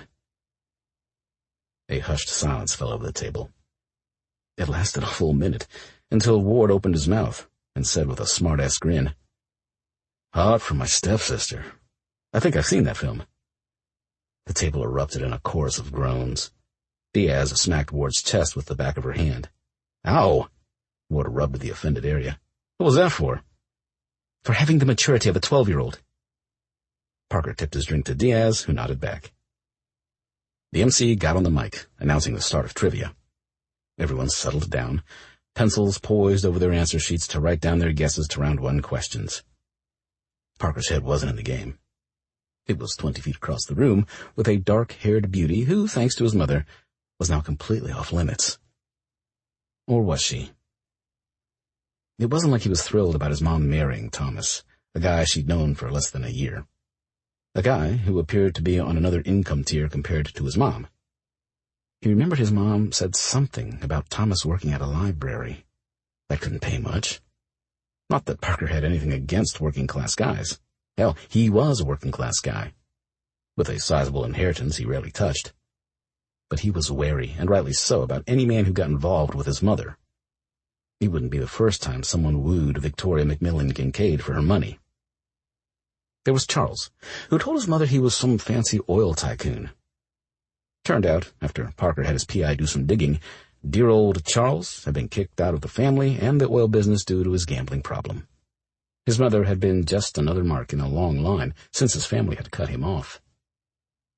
Then there was Magnus, who almost got his mother to the altar on promises of love and happily ever afters, before Parker discovered that wasn't even the guy's real name. Magnus, a.k.a. Mike, was a long-time con man with warrants in 2 states. Fucking bastards. The moment he found out about the engagement, he'd fired off an email to his PI asking him to look into Thomas Hayes, and now was awaiting the findings. Frank was a former detective with enough connections to dig up anything, no matter how deep someone tried to bury it. It's how he discovered the last 2 guys his mom dated were gold-digging scumbags. His gaze snagged on Tamsin again, hunched over the table, speaking in hushed whispers with her teammates. She looked up as if she could feel him watching her. A tentative smile curled her lips, and she gave him a little wave. He smiled back, his entire body hardening from the simple gesture. The tiny gesture of a few fingers. Damn. He was in a sticky situation. There was no way he could sleep with Tamsin while investigating her father. The 2 might have nothing to do with each other, but from the outside, it looked sketchy as hell. Maybe if the investigation came back clean, it wasn't like he wanted to break up his mother's relationship. He just wanted to make sure her fiancé wasn't hiding any nefarious intent. It absolutely killed him to see the pain in her eyes every time some jerk tried to take advantage of her, but he would feel worse if he sat back and let it happen when he could do something to protect her. Which meant no sex with Tamsin, no matter how badly his body burned for her. The first 4 rounds dragged as Parker found his attention divided between trying to help his team and sneaking glances at Tamsin. Never had a woman distracted him as much as she did, and she wasn't even paying him any attention. Maybe it was the fact that he couldn't have her that had him so fascinated. Yeah, that had to be it. Parker Kincaid did not obsess over women. He liked them, loved them in fact, but he never lost his head over one. He'd seen what losing yourself in someone else could do to a person, the power it gave them. No thank you. He wasn't even sure love really existed after years of watching his mother constantly try to please his father's impossible high standards, always falling short. The requests and conversations that eventually turned into arguments and shouting matches. The nights he'd heard his mother sobbing in the kitchen when she thought he was fast asleep in bed. All the work of a man who claimed to love her? If that was love, he wanted no part of it. By the middle of the game, the lumber snacks and most extinguished were tied for the lead, with every other team at least a dozen points behind. The MC called a short break before the second half. With 8 rounds, the questions only got harder from here on in. Or maybe it just seemed that way, because by the second half of the night most people were a few drinks in. Parker jiggled the empty beer bottle in front of him. He was still on his first, because his team liked to keep clear heads. Let the other teams drink themselves stupid. They were here to win. First place won a $25 gift certificate to the bar, but he didn't care about the monetary prize.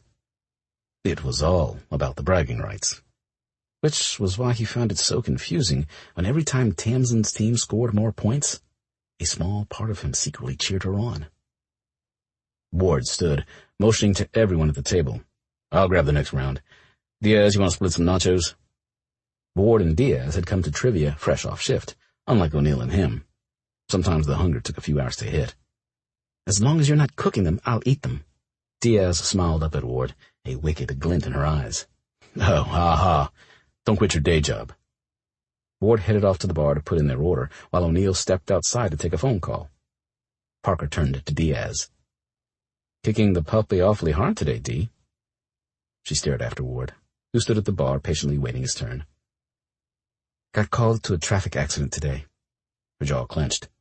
One of the drivers didn't make it. Shit.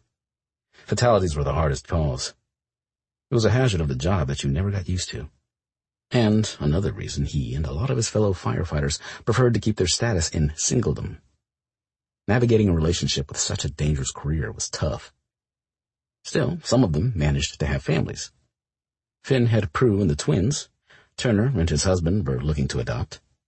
Hell, even the chief had 4 kids of his own, all grown now, but somehow they all managed the tricky dynamic of being a first responder and having a family life. You guys didn't need to come out tonight.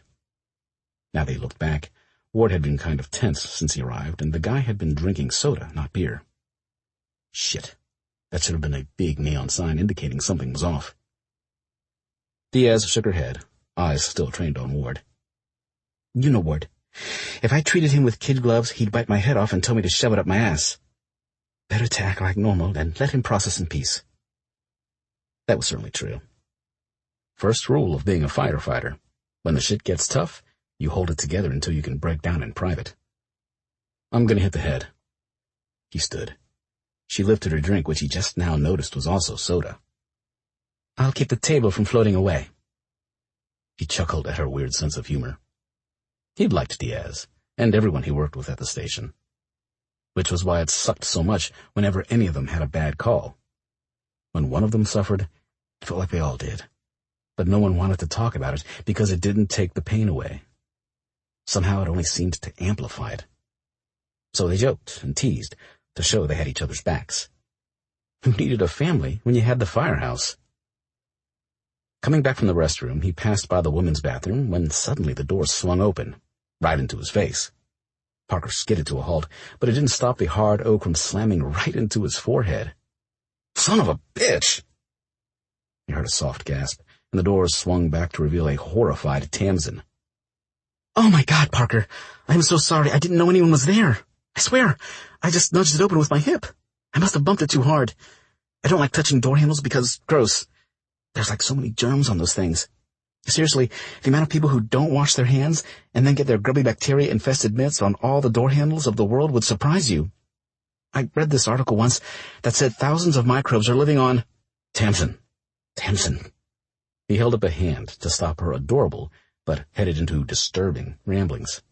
It's okay. I'm fine. She bit her lower lip, cheeks blushing a dusty rose as she stared up at him. Her pupils grew bigger, causing her eyes to darken as the black overtook the bright blue. Are you sure? Let me see. She stepped closer, grasping his head in her hands and tilting him down so she could stare at the wounded area. He happily bent his knees to bring himself closer for inspection.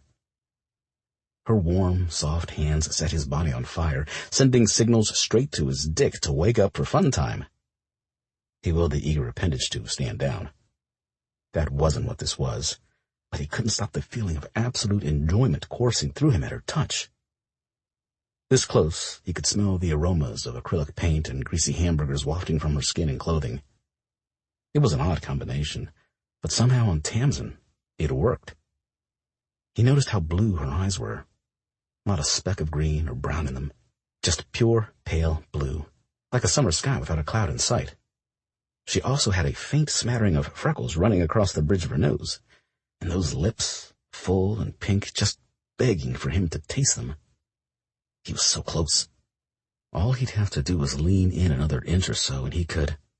I don't see a lump, just a bit of redness, she sighed happily. Phew! I've already embarrassed myself enough around you.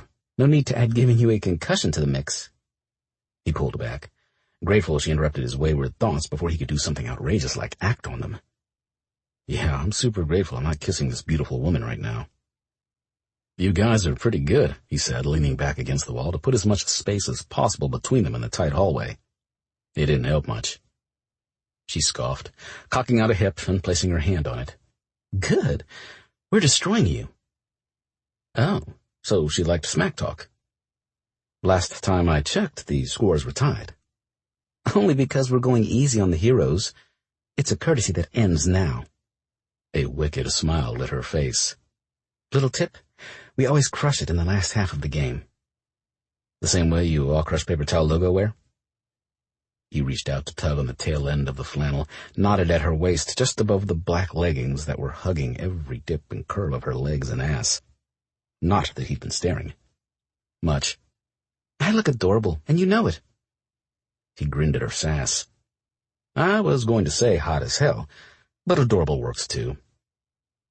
Oops. Where had that come from? He knew he wasn't supposed to be flirting with Tamsin, but he couldn't seem to stop himself. Her eyes widened, cheeks flushing red. Lifting a finger, she pointed in his face. "Don't try to distract me, Parker. You guys are going down." "Those sound like betting words." "Want to put a wager on the game?" Yes, he did, but not the kind of wager he should. "Okay, Mr. Hotshot Firefighter." Her arms crossed over her chest as her eyes danced with overconfidence. "Name your stakes." "Sex on the beach." Her jaw dropped, mouth popping. Heat filled her gaze as her face flushed. Her tongue came out to swipe against her lower lip in a move that he wasn't sure was intentional, but it had him groaning all the same. "Colorado doesn't have any beaches," she whispered in a breathy voice. He leaned in close until their faces were centimeters apart. Arching one eyebrow, he answered, "I meant the drink. It's what you had earlier, right?" The flush on her cheeks turned bright red, a nervous laugh escaping her as she shook her head. "Oh, right. Yes, it was. You meant bet for drinks." He hadn't. Not really. But he'd have to settle for outrageous flirting and taking extra long cold showers for the next however long this weird chemistry thing lasted. Loser buys drinks. She held out her hand, knowing it was a bad idea to touch her, even her hand, but unable to stop himself, Parker grasped her hand in his and shook. Electric sparks shot through his blood at her touch. It felt like the first time he picked up a hose. Thrilling. And right. Weighted. When her team did indeed crush it in the second half of the game, Parker sent over her drink and watched with pained fascination as she sucked from the straw, wishing like hell Colorado had just one fucking beach. Chapter 6. "These potatoes are freezing." Tamsin held back a sigh, cheeks hurting from the tight, wide smile she'd forced her expression into. This was the fifth complaint this table had made about their food, and she was at the end of her rope. "I'm so sorry, sir." Sorry she couldn't toss his water in his face. The glass of water he made her replace twice because there wasn't enough ice in it. Who the hell counted ice cubes? "But you did order our garlic herb potato salad, which is traditionally served cold." The man's face soured, his frown morphing into a scowl as he glared. "Whatever, buddy." If he thought a little scowl would intimidate her, he'd better think again. She'd been a server for years. She'd been yelled at, spit at, threatened, and once a customer even threw her purse at Tamsin. Nothing fazed her anymore. "I'm the customer," Sourpuss insisted. "That means I'm always right, and I want my potatoes hot." If she ever found the person who coined the phrase, "the customer's always right," she was going to drown them in a vat of ranch dressing. Ridiculous. The customers liked to order steak well done and ask for a creme brulee without the caramelization. They were far from always right. "I can ask the chef to heat them for you if you'd like, sir." She drew her eyebrows together, affecting a sympathetic expression, because as much as she wanted to flip this guy the bird, she needed the tips. Not that she imagined Mr. Sourpuss was going to leave her a very good one, or one at all. Still, she liked her job, and shoving this guy's face in his cold potatoes until they warmed up from all the hot air he was filled with would probably get her fired. "Yes, and I expect a discount on our bill for all the trouble we've encountered tonight." Of course he did. "I'm a top-rated food site reviewer, you know. I'm sure your manager wouldn't like for the restaurant to get a one-star review because of your incompetence." Her teeth felt like they would crack as she clenched them hard, drawing up all her years of dealing with assholes to keep the smile on her face as she took the man's plate. Why did customers always blame servers for food issues? She wasn't the cook. Besides, her manager knew the score. She wouldn't care what this jerk said. Everyone and their brother was a top-rated food site reviewer these days. The internet was great, but it also made some people feel far more important than they really were. Self-entitled jackasses. "I'll be right back with your warm potatoes, sir." The guy grunted as she turned and headed back to the kitchen. The second she swung through the door, she dropped her smile and swore. "Asshole!" "Table 7?" Jade asked. "You know it." Servers could spot a troubled table a mile away. Jade grabbed her order from the warming shelf, separating the servers from the kitchen staff. Need any help? Can you help me push the guy off a cliff? Too obvious. Jade winked with a laugh. Just drop his fork on the floor before he returned his food. She chuckled as her friend headed out to her own tables. As much as Tamsin would love to give the guy what he deserved, she'd never intentionally harm someone's food. They could be the biggest jerk in the world, and he was. But the customers trusted her with their food, and she took that trust seriously. Instead, she'd just call him all the creative four-letter insults she could think of in her head and have Ty heat the guy's freaking food. Hey, Ty. No! Ty pointed his tongs at her from his spot at the grill. You didn't even let me finish. He shook his head, focusing on his task as he spoke. It's for table 7, and they've already complained 1,000,000 times. Just know. Exaggerate much? He wasn't wrong, though. They were the worst, and she hated to ask, but it was the nature of her job. He just wants his potatoes heated. Ty's frowning, tight mouth dropped open, a look of abject horror filling his face. It's potato salad. It's not supposed to be warm. I know, but he wants it warm. She let out a heavy sigh. It was the last half hour of her shift. The day had been super hectic, which meant the tips were bad, since she'd been running around trying to attend to all her tables, and failing some. She'd never understand where people's sympathy went when they saw a busy restaurant. Why did they always think their order was more important than the 12 other tables she had? She was doing her best, but it never seemed like enough some days. Toss it in the microwave. Ty motioned to one of the 2 microwaves lining the far wall of the server side of the kitchen. I'm sure the asshole's steak is cold now, too. Better to just heat the entire plate. Not a bad idea. Plus, she'd get the added satisfaction of knowing the guy's steak would dry out a little. Not that his sophisticated palate would notice. Warm potato salad. Ugh. Her stomach turned at just thinking about it. Making her way to the microwave, she popped the door open and set the plate inside. Then she turned to grab her water, downing half of it in 3 big gulps while the food was nuked. Man, she was exhausted. At least this was her last table for the day, and... Crack! The loud sound coming from behind her startled her. Turning, she stared in horror as the plate inside the microwave sparked, bolts of what looked like miniature lightning arching across the inside. No, not the plate sparking. It's the fork. She mentally kicked herself. In her exhausted haze, she'd forgotten the guy had left his fork on the plate, and she tossed it in. The metal fork was currently cooking inside the microwave. She had to get it out before... Fire! Ty shouted. Oh no!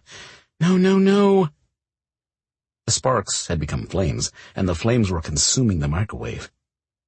Panicking, she tossed her water on it, but she'd drunk so much the bottle hardly contained anything at all.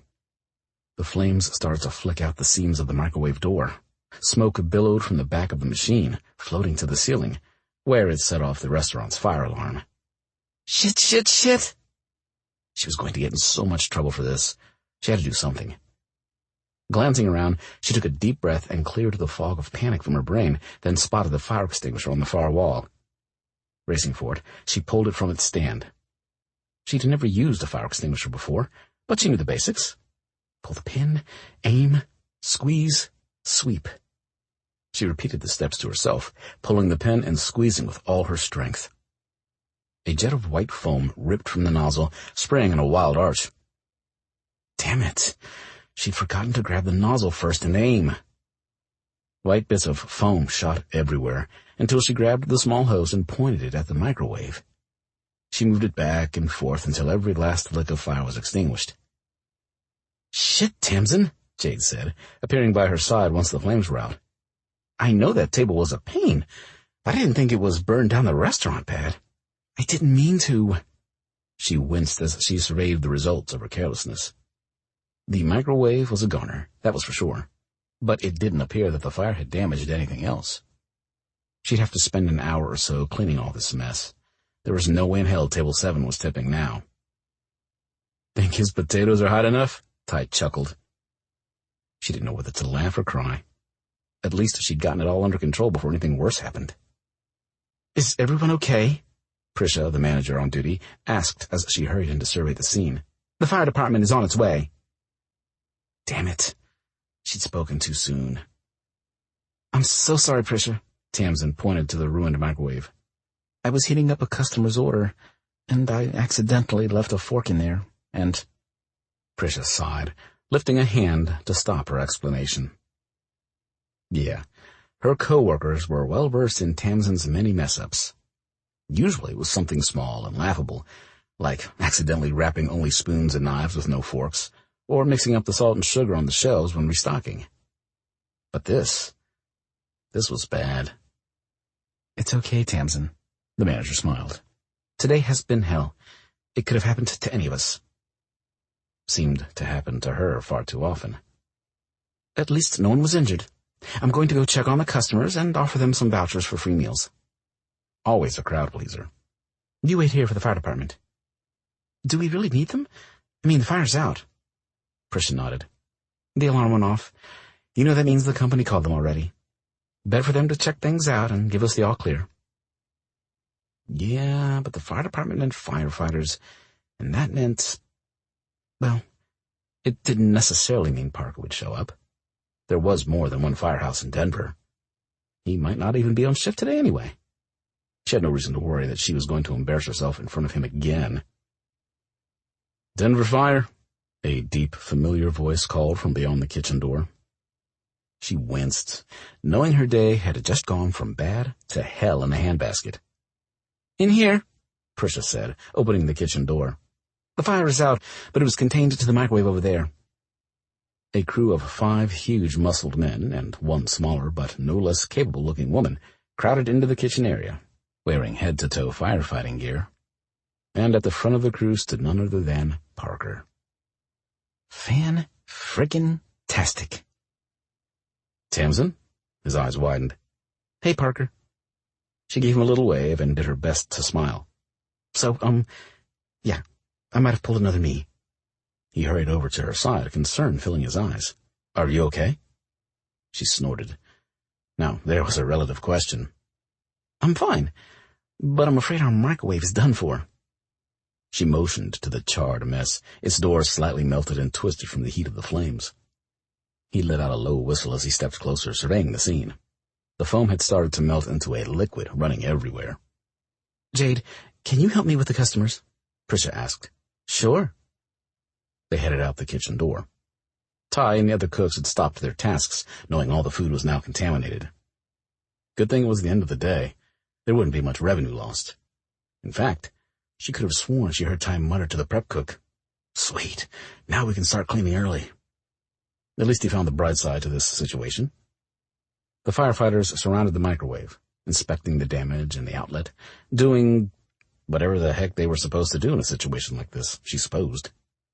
She closed her eyes on a shudder. A heavy weight of exhaustion settled over her like a lead blanket, pressing down. Hey. She opened her eyes to see Parker standing in front of her, a soft smile on his face. You okay? Physically, yes, but I'm not sure I can handle one more embarrassment around you. You must think I'm a total klutz. He chuckled. Nah, I heard your coworker. You were just trying to get out of work early for the day. A bit extreme, but hey, whatever works, right? She laughed along with his joke, grateful he wasn't berating her for her silly mess-up. Silly, but potentially deadly. The sobering thought made her smile dim. I promise I'm not a walking disaster most days. I was just so tired. It's been a really busy day, and this table kept making all these demands, and I was trying my best to accommodate the jerk. I mean, who the hell wants warm potato salad? And then I just popped the plate in the microwave, not even thinking about the fork. And I swear I'm not a complete... Tamsin, hey. He gently gripped her upper arms, staring into her eyes. Those warm brown eyes made her melt as if she'd been dipped in a pool of warm fondue. You're not a walking disaster. He reached up with his hand to brush away some foam that must have landed on her cheek during the fray. Says you. He frowned, eyes turning hard as he spoke. If someone told you those things, they're the disaster, not you. Everyone makes mistakes. It happens to the best of us. I've got stories of people blowing fingers off with fireworks, burning very sensitive parts of their body while trying to light their farts on fire. She laughed, wondering who would think that was a good idea and how the hell they managed to get into a position to accomplish such a feat. You're not a disaster, Tamsin. He smiled again, the sight making her breath catch in her throat. Thanks. She let out a sigh of relief. I needed to hear that, but I am sorry you all got called out here for nothing. Not nothing, one of the firefighters added. It's our job, even if a badass has already put the fire out. Well done, by the way. She squinted. The guy looked familiar. He was one of the firefighters who had come to her rescue with the plaster incident. And now, too, she supposed. Ward, right? You got it, dude. He grinned and gave her a wink. Ward, the female firefighter called out. Get your ass in gear. We gotta go talk to the manager. Yeah, I'm coming. Where's the fire, Diaz? He laughed at his own joke. Oh, right. It's already out. Hilarious. The woman, Diaz, rolled her eyes, her tone deadpan. You're a laugh riot. You just have no sense of humor. She ignored him and glanced at Tamsin and Parker. Kincaid, we're all good here. I'm just going to go over the report with the manager. Ma'am? Tamsin nodded back to the woman and watched as all the firefighters made their way out the swinging kitchen door into the restaurant. All but one. So, yeah, thanks for coming to my rescue. Again. He shrugged. Seems to me you didn't need any rescuing. Looks like you handled things fairly well. The destroyed microwave and soggy serving area would disagree with him. Well, thank you anyway. And I would really appreciate it if you didn't tell your mother about this. At his confused look, she clarified. If you tell her, she'll tell my dad. And then he'll get all worried over nothing, and it'll be a big thing. And I just... Got it, Parker said with a small laugh. My lips are sealed. She wished he'd seal his lips over hers. Oops. Those were the exact naughty thoughts she was trying to avoid around this man. Kind of hard to do when he kept constantly coming to her rescue. Although, like he said, he hadn't rescued her this time. She'd put the flames out. The flames she started, but still, if she kept getting into such compromising situations around him, she was going to have to change her name and move to the south of France, which would be terrible considering she couldn't speak French. You sure you're all right? She nodded. Tired, embarrassed, and my coworkers are never going to let me live this down. But I'm good. Nothing a hot bath and a good night's rest can't cure. And maybe some accident-proof insurance for her life. Yeah, where could she buy some of that? Well then, he moved in a bit closer until his chest brushed against hers. I hope you enjoy your bath. She'd enjoy it a lot more if he were there with her. No! Naughty brain, stop thinking those thoughts. His hand came out to brush more foam off her cheek, only this time he lingered, stroking her skin with the rough pad of his thumb.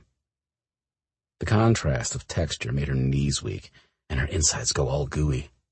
It took every ounce of self-control not to grip his fire jacket and haul him into her so she could kiss him until neither one of them could see straight. But she didn't, because she'd already made one bad choice today. She'd fill her quota. Kincaid. Ward popped his head into the kitchen. Time to roll, dude. Much to her disappointment, he dropped his hand and stepped away. For the best, really, no matter how much her body screamed to grab him and kiss him. See you around. Bye, Parker. Hopefully next time won't be so disastrous. He grinned. With you, Tamsin, it's always exciting. Then he followed his crewmate out the door. Warmth filled her chest at his words. Exciting. Not a hot mess or accident-prone or even a walking disaster. No, Parker thought she was exciting. How about that? Chapter 7. Dad, Tamsin called out as she entered her father's house. You home? I brought dinner. Thomas Hayes popped his head out from the kitchen. Pumpkin, I was going to cook. Precisely why she'd brought dinner. Tamsin loved her father. He was a great dad, wonderful person, but a horrible cook. One of the reasons she took the cooking elective offered in her middle school was so they could stop eating frozen pizzas for dinner every night. Ty sent me home with some extra orders of tonight's special. Working in a restaurant had its perks. Food always tasted better when someone else made it, as long as that someone wasn't her dad. Well, bring it in here. I have something I want to talk to you about. That sounded ominous. The last time her father wanted to talk to her, it was to tell her about his engagement. An event he was happy about, but worried over how she would take it. She smiled at the memory. So silly.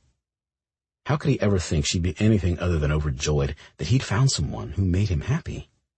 She'd been trying to get the stubborn man to date for years, but he had refused, saying he needed to focus on her first. Well, now she was out on her own. It was time for her father to see to his own happiness, and she was so glad that was happening. But the way he said they needed to talk, it had an edge to it, like he was dreading what he had to tell her. Oh, no. Did something happen with Victoria? Worry filled her stomach. She hoped not. They both seemed so happy. What could have caused a rift? Her mind immediately jumps to Parker and her totally inappropriate attraction to him. No, that couldn't be it. First, she and Parker hadn't done anything but some harmless flirting. Besides, how could her father or Victoria know about her silly crush? She was simply projecting. He probably just wanted to talk wedding stuff. Then why did his voice sound all shaky and nervous just now, like the time he had to talk to me about body changes and becoming a woman? Whatever it was, she wasn't going to find out standing in the entryway. Closing and locking the front door, she headed to the kitchen with the takeout. She placed the bag on the old wooden table full of nicks and marks from years of homework, art projects, and meals between her and her dad. She was pretty sure the table was older than she was, but it was solid. Her father had never been one to throw away something that still had use. She hadn't grown up with the amount of funds her dad's future wife had, but she'd never gone hungry, and she'd always had a roof over her head and clothes on her back. There had been some tough times when his income had to cover everything from the mortgage to food to childcare, but they managed. And besides, Tamsin had always felt secure and loved, and that was way more important than wealth. "What's up, Dad?" she asked, taking the food out of the bag. Her father sniffed. "That smells delicious. What is it?" He was stalling. "It's lemon garlic chicken with roasted potatoes and dill carrots." His nose wrinkled. "Chicken? No steak?" Removing the top from the takeout container, she slid his dinner over to him before opening her own. "No. Your doctor said you needed lean protein. You're supposed to be cutting back on the red meat." He grunted. "Now you sound like Vicky." Good. She was glad his fiancée was also taking an active interest in his health. Tamsin's approval of the woman jumped even higher. "We both want you around for a lot more years, so stop griping and eat up, or I won't give you the chocolate lava cake I snuck in on my way out." That got her dad digging into his meal. They ate in silence for a while, enjoying the delicious food that the stellar cooks at 5280 Eats produced. Once her dad had gotten mostly through his meal, she pushed her empty plate away. She was always starving after a shift, and leaned forward. "Okay, Dad. Spill it." "I'd rather eat it." He lifted a forkful of chicken to his lips. She groaned at his dad joke, but pressed on. "I mean, what did you want to talk to me about?" "Right. Yes." He cleared his throat, pushing his plate to the side as well. "Tamsin, as you know, Vicky and I are getting married in a few months." Oh, thank goodness. She let out a breath of relief. For a minute there, she'd been worried she'd have to use her art skills to spray paint "Victoria sucks" on the woman's Lamborghini. If she had a Lamborghini. Honestly, Tamsin had no idea, but she did know if that woman ever hurt her father, there'd be hell to pay. "And once we get married, that is, I've decided, Vicky and I have agreed that it's best if we, being a married couple and planning on living together and all, take a new step together as we join our lives by... You see, the thing is, Dad, spit it out before the lava cake goes bad." And people said she rambled when nervous. Wonder where she could have gotten that from. "I'm going to sell the house." Tamsin sat back in shock. Her dad watched her with careful eyes. He was selling the house? The home she grew up in? Where she'd spent every birthday? Every Christmas? The place she always felt safe and secure no matter what was going on in her chaotic life. Oh. His hand reached out to cover hers. Are you okay, Pumpkin? Was she? Logically, a part of her knew that he would eventually sell the house. The tiny 3-bedroom bungalow with 1 bathroom and 1 garage couldn't be what Victoria was used to. She didn't begrudge her father moving on with his new life. But her heart broke the tiniest bit knowing the place she'd always called home would belong to someone else. Realizing she'd been silent too long, she pasted a bright smile on her face, waving her father's concern away. Of course I am. I'll admit I'm a little bit sad, but I know Victoria probably has a much nicer home for you two to live in.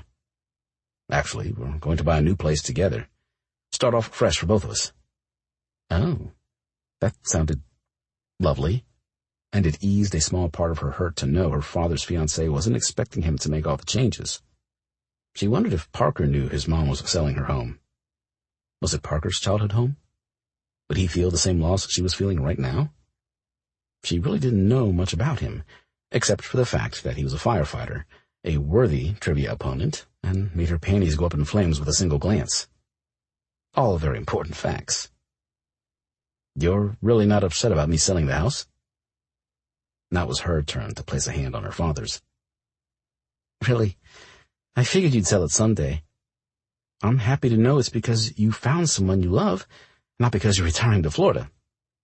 He laughed. With all those bugs and the humidity? Not in this lifetime. You know I get cranky when it's hot out. She laughed. Her dad was such a snow dog. He'd be as excited as a kid on their birthday with the first snow of every season. Come wintertime, it was hard to drag the man inside. He was like Frosty the Snowman come to life. She served up the chocolate lava cake. It was 1 big piece, so she cut it in half and split it with her dad like always, wondering if she'd need to get 2 pieces to bring over when her dad and Victoria got married. Or if she'd even need to bring him dinner anymore. Probably not. A bittersweet melancholy filled her. She was happy her dad had someone to love him and keep him company, but it was going to be strange not being the most important woman in her dad's life anymore. I also have a favor to ask. She scooped up a giant bite of the cake and pointed her spoon at him. Need help packing up? Sure. No. Her father shook his head. I mean, yes. I'll probably ask you to come by and sift through some things when the time comes. See if there's anything you'd like to keep. Keep? Was he planning on getting rid of a lot of stuff? Her dad? It stood to reason. He was getting a new wife, a new house, practically a new life. Of course he'd want new stuff to go with it. It just wasn't something she was used to from her frugal father. Vicky asked if you'd be willing to ask Parker something, artist to artist. Parker is an artist? She thought he was a firefighter. Silly, she was an artist and a waitress. Stood to reason Parker could be both an artist and a firefighter. Most artists had day jobs, though she assumed with Parker's family money he didn't need an extra income.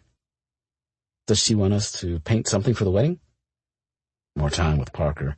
Exactly what she didn't need. Her father shook his head. No, Parker isn't a visual artist. According to Vicky, he's a musician. Cool. She loved musicians. She often put on music when she painted. It spoke to her soul, and she often found her art reflecting the mood of the playlist. Of course, he'd be a musician, too. She sighed, shoving down her growing sexual frustrations. A hero firefighter, funny, sexy, and he had a creative soul? Why? Why was the universe doing this to her? Why couldn't Parker have one freaking flaw she could point out to stop making the unattainable man so damn tempting? It just wasn't fair. Though he was a musician. He hasn't... Her dad hesitated. She said he hasn't played his guitar in years, and she misses it. She desperately wants him to pick it back up. According to Vicky, it always made him smile, and she would love it if he performed at the wedding. As a gift for her. For both of you.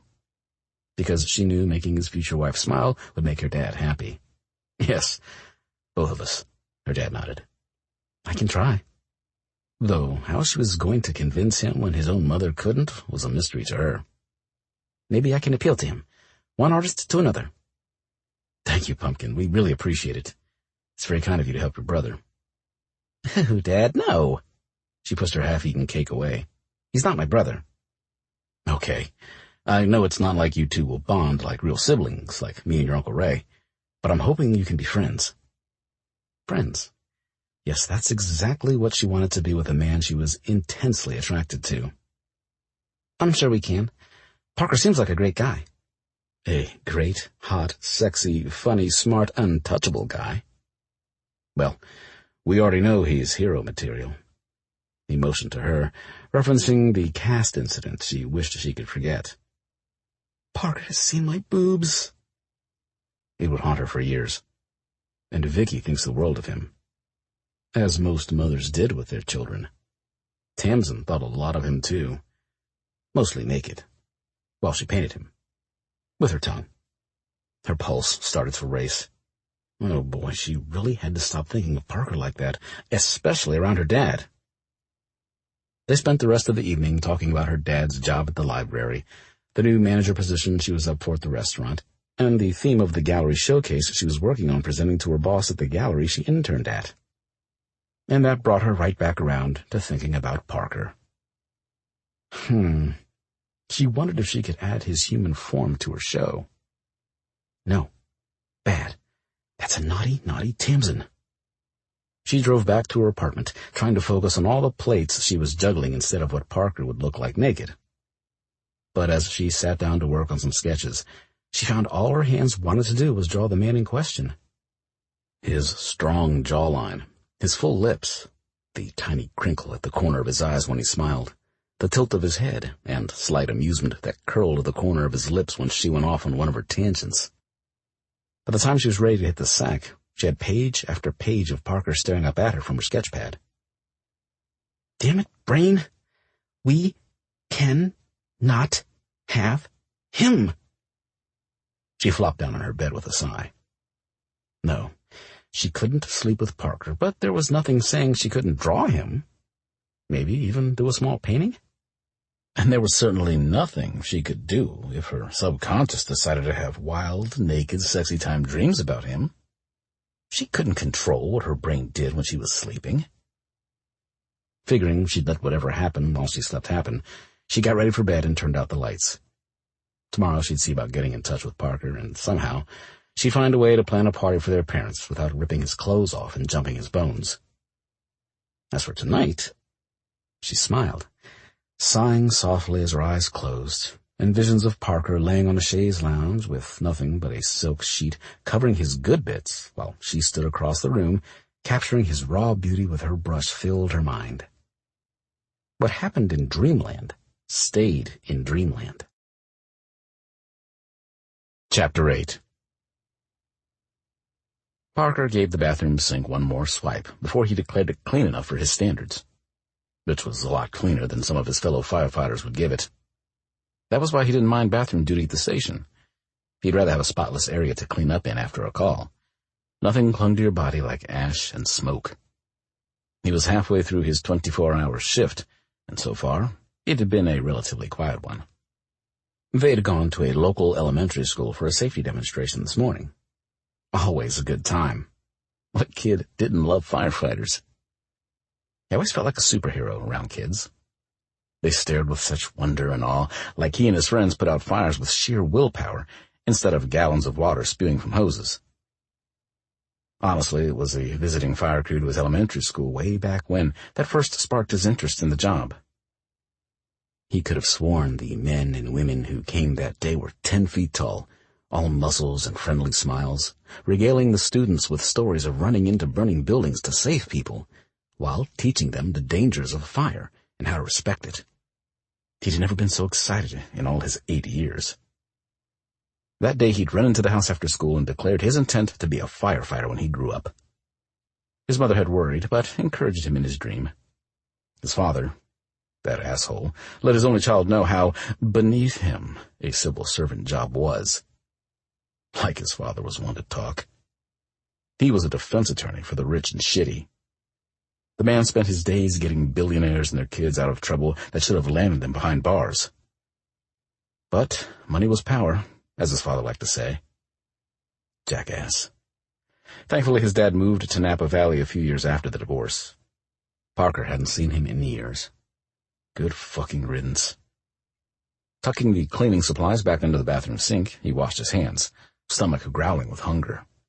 Hopefully, Ward wasn't cooking tonight. That man could burn water. Everyone at the station took turns cooking meals, but when it came to Ward, they usually all agreed to take out. Hey, Kincaid. Speak of the devil. Ward popped his head into the bathroom. You got a visitor. That was unusual. No one came to see him at the station. Who? The corners of Ward's mouth ticked up in a smart-ass grin. Your future sister. Tamsin. He sucked in a sharp breath, his heart rate kicking up. What was Tamsin doing here? Step-sister? And wipe that shit-eating grin off your face, ass. Unless you're cooking tonight, it means you've already tasted dinner. Ward flipped him off. Tanner is cooking tonight. Oh, thank all the taste buds in creation. Tanner's husband was a fantastic chef who shared tips with his spouse. Suddenly, Parker's mouth watered in anticipation of the night's meal. Once he stepped out of the bathroom and into the main living area of the firehouse, his mouth watered for a different reason. Tamsin stood in the middle of what they called the lounge area. A couch and 3 recliners faced a 5-year-old flat screen someone had donated. She smiled at him as he came into the room. Her long dark hair was pulled back into a ponytail, the end swaying as she moved. She had some kind of long, flowy tunic-type shirt on. The dark blue color of her shirt deepened the blue of her eyes, but somehow brightened them at the same time. Her legs were encased in neon purple leggings that ended just above her calf, elongating the short woman's stature in that magical way clothing managed to change people's proportions. And since she sported a pair of pink sandals, he could see the sexy little toe ring on her right foot, the green gem winking at him as it caught the overhead lights. The sight caused his body to tense. Damn, she was beautiful when she smiled. She was gorgeous no matter what, but when she smiled, it was like a light switch. It brightened up the entire room, even if it was the sunniest part of the day. Hey, Parker. She gave a little wave with one hand, the other holding a plate covered with foil. Tamsin, what are you doing here? He walked over to her, shoving all the weird feelings she stirred in him to the side and giving her a friendly smile. Not that I'm not happy to see you, but I wasn't expecting a visit. I know I should have texted, but I forgot to plug my phone in last night and realized it was dead on my way to work. But I remembered you said you were on shift today when we talked at trivia the other night, so I figured I'd stop by, and if you weren't here, I'd just leave the... She trailed off with a little laugh. Parker just stared at her with a huge grin. He couldn't help it. He found her nervous rambling adorable. Cookies, she declared, lifting the plate in the air. Cookies? Yes, I made cookies for you. A blush rose on her cheeks and her blue eyes widened. I mean, not just for you. They're for everyone, as a thank you. To you and the others who helped me out of, a little token of my appreciation for everyone. He took it from her hands, peeling back the silver foil. The rich smell of chocolate chips wafted from the pile of cookies. His stomach growled, reminding him again of his hunger. You bake? I learned to cook in middle school after one too many nights of my dad's overcooked mac and cheese. I love him, but that man makes food even a starving dog wouldn't eat. He snorted.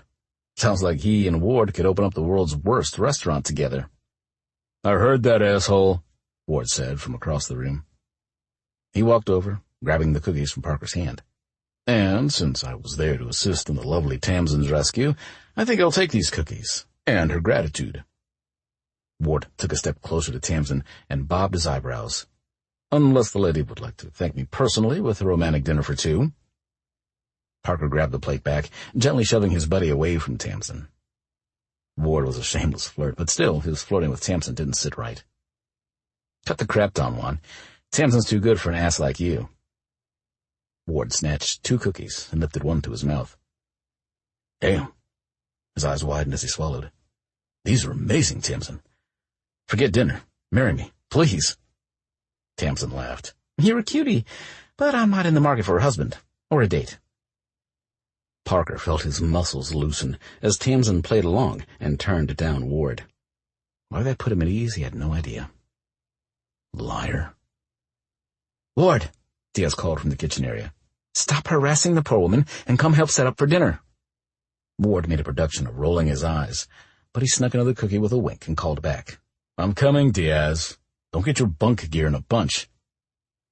He walked off, leaving Parker and Tamsin in relative peace. Most of the crew was only a dozen or so feet away in the kitchen area, so while they couldn't hear their conversation, his friends could still see them.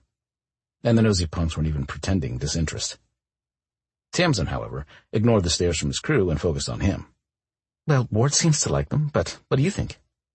He grasped the cookie between his fingers, bringing the sweet-smelling treat up to his lips. Tamsin's teeth came out to worry her bottom lip as she watched him. But he wouldn't give for everyone to leave so he could soothe that tiny sting with his tongue. Instead, he placed the cookie to his lips and took a bite. Rich, chocolate, buttery flavor exploded on his tongue. The morsel nearly melted in his mouth, so soft and sweet, but not overly sugary. He wanted to spend hours savoring this one bite and shove the rest of the plate in his mouth at the same time. Damn, Tamsin's cookies were the best thing he'd ever eaten in his life. These are amazing. She smiled, the small, worried furrow between her brows disappearing. Thank you. I've spent years perfecting the recipe. Chocolate chip is my dad's favorite. At the mention of her father, the cookie lost some of its deliciousness. It wasn't that he didn't like the guy. He just didn't trust him. Yet. He'd hold off judgment until he had the full and complete report from his PI. Then, if things were fishy, he'd do whatever he had to in order to protect his mother. The past few times, he'd gone to the scumbags, presented them with the evidence, and threatened to tell his mother if they didn't. Except for Magnus, Mike, who was arrested when someone tipped off the authorities. Parker had been the one to comfort his mother when she cried, heartbroken, once again. Bastards. No matter how much he had liked Tamsin, he wouldn't allow this strange pull he felt toward her to interfere with his duty as a son. Thanks for the cookies. You didn't need to come all the way down here to drop them off. She shrugged. It's on my way to work. Plus, I realized we hadn't set a time to get together and discuss party planning. And I thought we could set that up real quick if you had a moment. He nodded. Unless they got a call, he had a few minutes to chat. He still couldn't believe he was helping plan a wedding shower for his mother. He hated fancy parties, hated planning them even more. Still seems weird to me. Yeah, she agreed with a nod. Uber weird to be planning your parents' wedding shower, but I suppose if it makes them happy, that's good, right? If Mom's happy, I'm happy. He grabbed another cookie from the plate. Tamsin pressed her hands together under her chin, staring at him with big, round eyes. "Aw, that is the sweetest. And good to hear, too, because your mom has another request of you." She did? And how did Tamsin know? Are they buddies now? Texting back and forth? He highly doubted it, since his mother deplored texting. She said her fingers were too big for the tiny keys, but he suspected it was because she refused to wear her reading glasses. My mother's requests are usually demands in disguise, so lay it on me. Tamsin saw the way his mother had worked it, so neither of them could say no to planning this wedding shower without looking like a selfish brat. What his mother wanted, she usually got. Most of the time, she only wanted the very best for those around her. If she had any idea her son had the hots for her future husband's daughter, she wouldn't be pushing all this family bonding time on them. Your mother mentioned you play guitar, and— No. Tamsin started at the sharp abruptness of his interruption. A small pang of regret hit his gut. He hadn't meant to come off so rude, but that was the one thing he couldn't give his mother. Anything else. Not music. She knew his music was something he'd shared with his dad, something he'd given up a long time ago. The day his father had walked out of his life, disappointment for his only son had come off him in waves, since Parker chose to stay with his mother after the divorce. As if the soul-crushing decision of picking between parents wasn't hard enough on a 14-year-old kid. No, he wouldn't play his music ever again. Oh, Guilt pinching his chest, Parker pushed memories of music away and dredged up a carefree smile. I'm off shift tomorrow. You free for dinner to discuss party planning? She raised an eyebrow at his emotional 180. Yeah, I'm free, she smiled. I'm sure we can come up with a really great celebration for my dad and your mom. Interesting how she never called them the parents. She always made a distinction, clearly indicating a separation. Very interesting. Sounds good. Your place or mine? Her eyes widened, and Parker realized how that question came out. He hadn't meant to make it sound like a proposition. Not consciously, anyway. I thought we might meet at a bar or a restaurant or something. Kind of a noisy environment to plan a party in. Good point. She frowned slightly. Well, then I guess you can come over to my place for dinner. You bring the wine. Deal. She graced him with a dazzling smile that lit up her entire face. See you tomorrow, Parker. Tomorrow. His stomach filled with anticipation and dread as he waved goodbye, kicking himself as he realized he'd just pushed for alone time with Tamsin mere feet from her bedroom. What the hell had he been thinking? Chapter 9. Tamsin glanced at the clock on the kitchen stove. 5:50.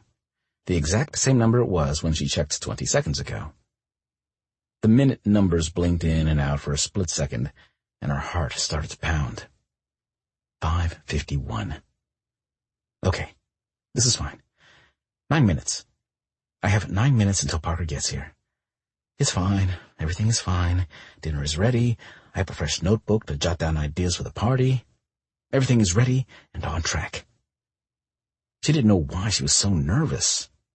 Liar. But it was just dinner. A planning dinner. It's not like they were going on a date or anything.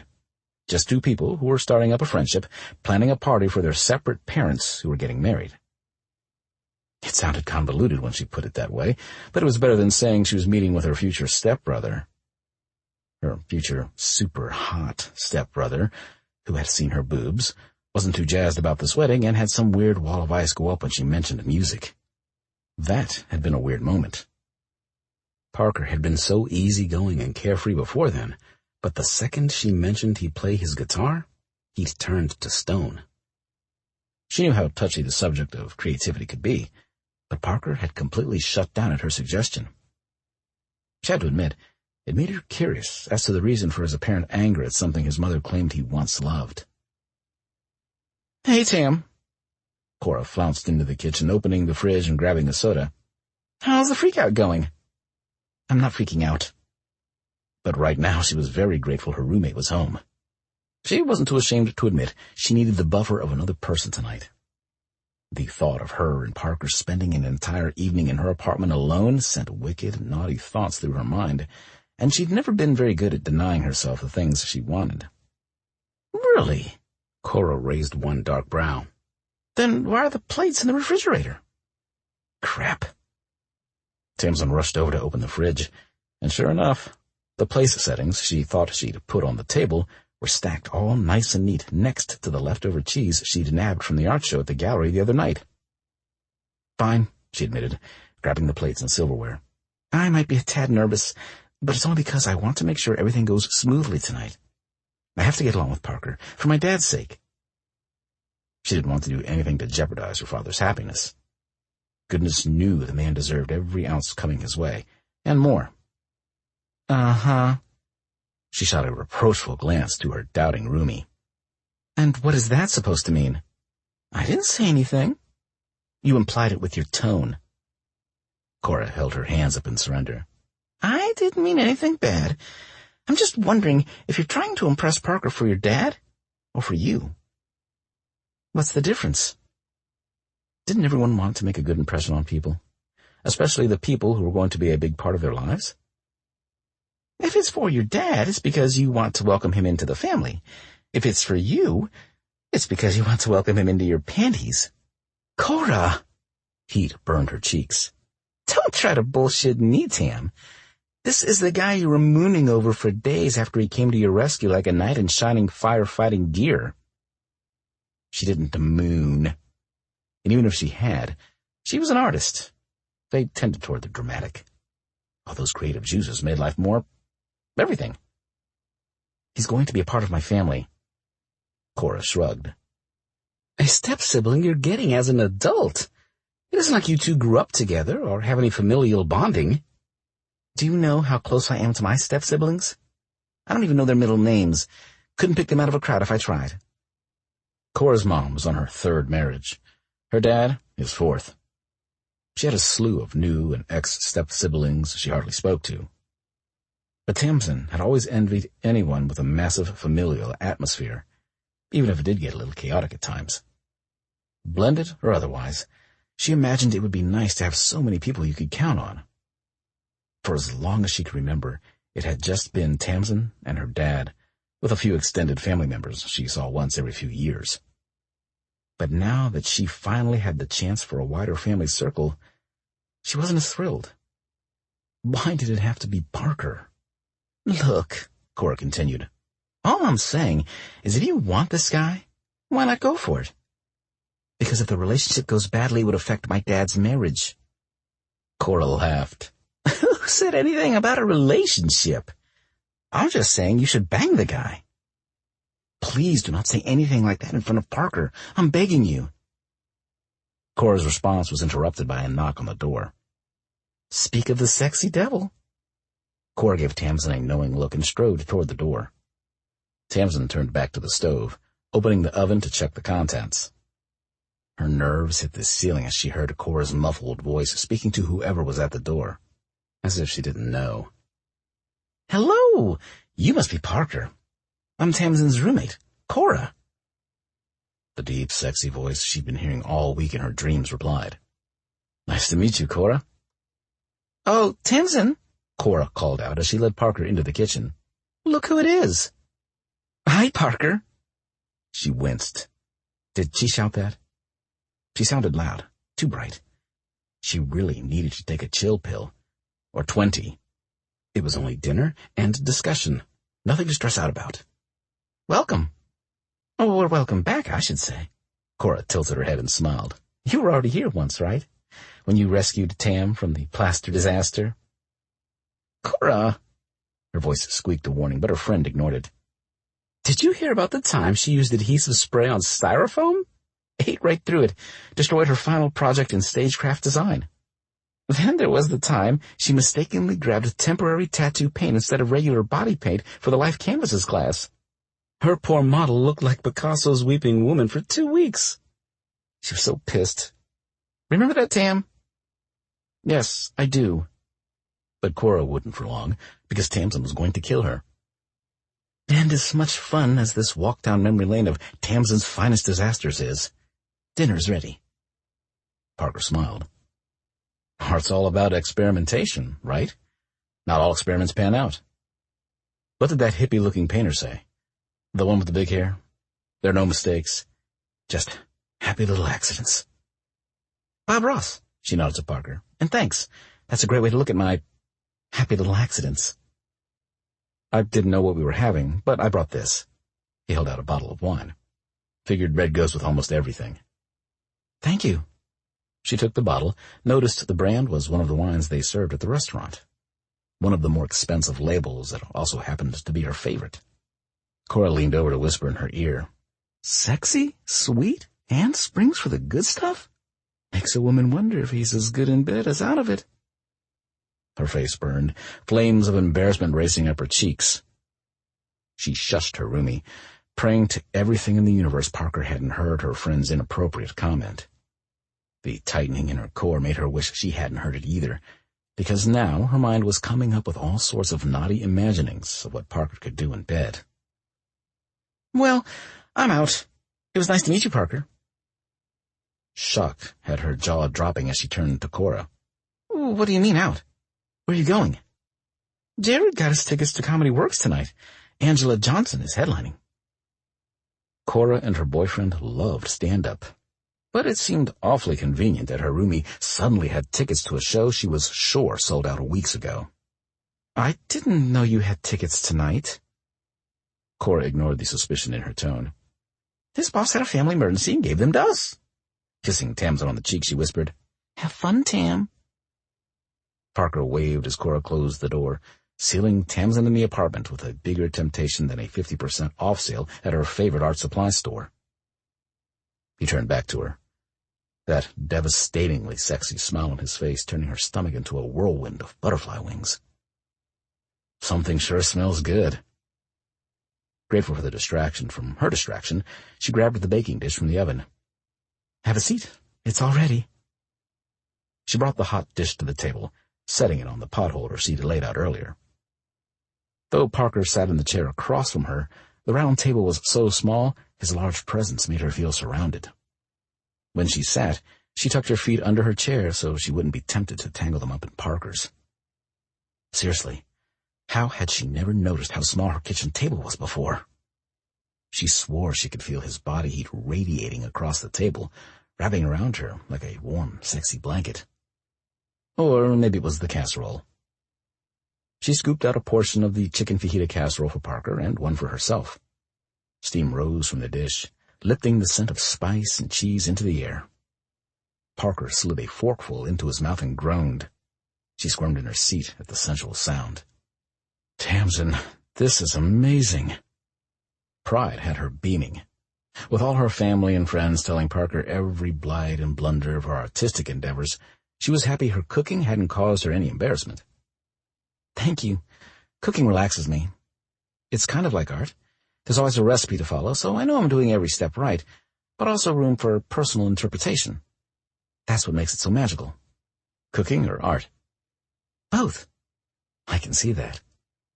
He grabbed the serving spoon. I'm glad your roommate left. Her heart rate kicked up. Really? He grinned, scooping out another serving onto his plate. Yeah, more for us. You want another? She shook her head. I'm good. Of course he was excited about the prospect of more food, and not of alone time with her. She was letting her imagination run wild, the exact thing she specifically told it not to do. Parker was here to help her plan the shower and nothing else. You hear that, hormones? Chill. The man just wants more food.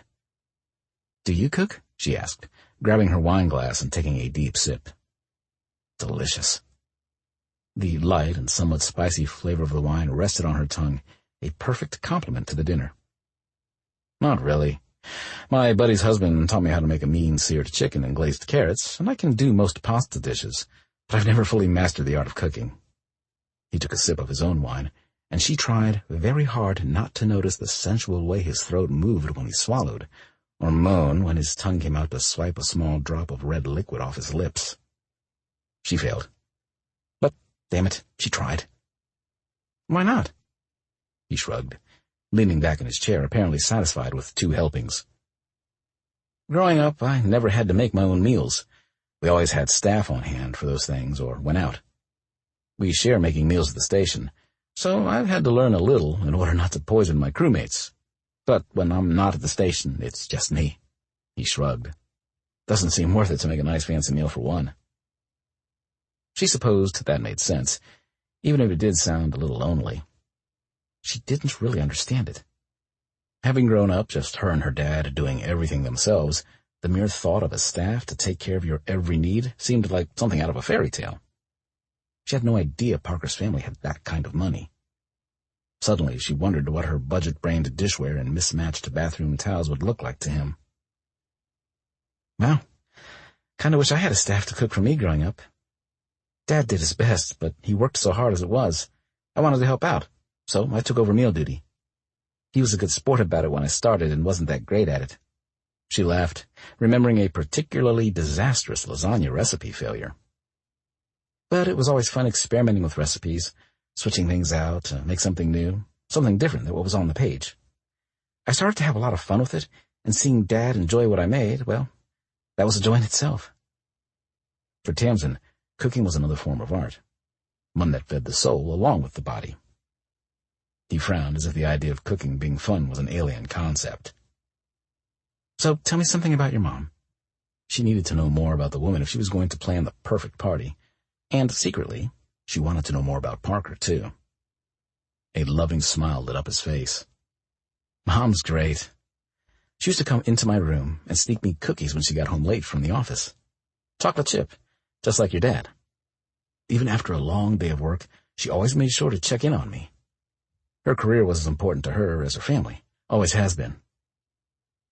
The light she saw in his eyes when she brought him cookies made much more sense. It was a sweet image, a young boy waiting under the covers for his mom to get home from work with a special treat. She was ashamed to admit she hadn't thought of Victoria as the workaholic type, but it seemed Parker's mother really was a superwoman. Admirable for sure. Did she often work late? Parker stared at the deep red wine in his glass. Yeah. She was the CEO of the Macmillan property management firm before she retired. Put in hard work and long hours, but she always showed up for my important stuff. Baseball games, school awards, those kinds of things. Sounded a lot like her dad. And what did your dad do? Parker snorted, downing the last of his wine. He's a bloodsucker. That was a bit extreme. She knew some people didn't like their parents, but Parker seemed to downright despise his father. A bloodsucker? He smiled, but it wasn't a pleasant one. A lawyer. For the rich and powerful. Defense, mostly. Protecting hedge fund managers who embezzled. Getting teams of prominent people off with a warning when a DUI caused a major wreck. I have no idea what my mother ever saw in him. As far as I can remember, they were always fighting. What about? He thought she should quit her job and be his little society wife. She didn't agree with the cases he took. He shrugged. He took off when I was 14. Haven't seen him since, but I hear he's still protecting the pockets of the power shakers. Okay, then. Sounded like Parker's dad was a real piece of work. At least she had loving stories about her mother from her dad. Unable to stand the tense silence in the room, she poured the rest of the wine into their glasses. I'm sorry, Parker. He grabbed his glass and downed a third of it. It's not a big deal. Kind of seemed like it was. Mom was always there to take care of me, protect me, and I intend to do the same for her. That was a bit strange. A parent's job was to protect their child, at least until adulthood anyway. But a kid protecting their parent? Was she running from the mob or something? Maybe he was worried she'd get taken advantage of in her old age. Not that Victoria was old, but scammers did like to target the above 50 crowd. Some guy tried that crap on her dad a few years ago with a spam call claiming to be from the IRS, but he was smart enough not to fall for it. Was that what Parker was worried about? Someone scamming his mom? Reaching over, she squeezed his hand reassuringly. She's a grown woman. I'm pretty sure she can protect herself. Besides, she's got my dad now. And I know he seems like a big old softy, and don't get me wrong, he totally is. But he would never let anything happen to your mom. I promise you that. She laughed, but he didn't join in. The temperature in the room seemed to drop. She had no idea what was going through Parker's mind at the moment, but she would bet it wasn't happy wedding thoughts. Shifting in her chair, she stood and grabbed their plates. Let me clear the table, then we can get to brainstorming ideas for the party. Because that's why he was here. Not for a touchy-feely get-to-know-you session. She did need to know more about Victoria, but she didn't think asking him about his mom would go to such a morose place. Much like the incident with the music request yesterday. She had to remember she didn't really know that much about Parker. He placed a hand over hers as she reached for their plates. A spark of awareness shot up her arm, heading straight to her breasts. Her nipples perked up, poking into her bra. Thank goodness she wore the one with the slight padding to cover the reaction. Nothing she could do about the heat on her cheeks, though. She was sure she was blushing. Damn it. Why did her body react to this man this way? When was it going to get the memo? She couldn't have him. You cooked. I'll clear. He smiled, and she nearly melted into a puddle right at the table. Worried if she opened her mouth, she'd beg him to forget doing the dishes and do her instead. She nodded and motioned to the dishwasher, unable to take her eyes off his deliciously tight ass as he bent over and placed the dirty dishes inside. Mind if I use your restroom before we dive into planning? He asked, once he closed the dishwasher back up. She quickly averted his gaze, hoping he hadn't caught her shamefully staring at his backside. Of course. It's down the hall on the left. Tamsin grabbed the notebook with a few ideas she'd started to write down for the party and sat at the table going over the notes she'd made. After a few minutes, she glanced up and checked the clock on the stove. Parker had been in the bathroom a while. She hoped she didn't mix up some ingredients in the casserole and give him stomach problems. She didn't have as many cooking disaster stories as she did art project stories, but there had been a few. The salt instead of sugar incident of 2013, last year's baking soda disaster cupcake fail, and the expired milk episode on her father's 60th birthday. That one still haunted her. Wanting to check and make sure everything was okay, at this rate she would need to change her name and move to some remote island to avoid further embarrassing herself in front of this man, Tamsin hurried down the hall to check on Parker. But he wasn't in the bathroom. The only bathroom in the apartment was empty, the light off. As she made her way down the hall, she was surprised to see Parker standing in the doorway of her room staring intently at the sketches and easels set up in the corner by the large window. It got the best light in the apartment, so it's where she did most of her drawing and painting. She cleared her throat loudly, gaining some satisfaction from the small jump in the corded muscle of Parker's back. He turned with a sheepish grin. "Sorry, I didn't mean to snoop." She raised one eyebrow. "Okay, I did. I saw a light on and—" He waved an arm encompassing her art. "Tamsin, these are amazing." Her cheeks heated, warmth and pride filling her at his compliment. "Thank you. I'm not an art aficionado, but these are powerful." He stared at the drawings again. "I don't know if that makes sense. It's just the word that pops into my head as I look at them." "Whatever emotion you feel is the goal," she answered, coming to stand beside him. "That's the beauty of art. It's interpretive. The artist may create one thing, but it truly comes to life in the observed. Whatever it makes you feel, it's right." "Are these all for that human body project you were talking about?" "Some of them." They were all sketches of the human body, some drawn from life, some from pictures. Others she created in her head. "Life drawing is one of the first things they teach you in art school, but I've always been drawn to the complexity of the human form. How different we all are. How similar. The curves and angles, big and small, each body catering to the soul inside it.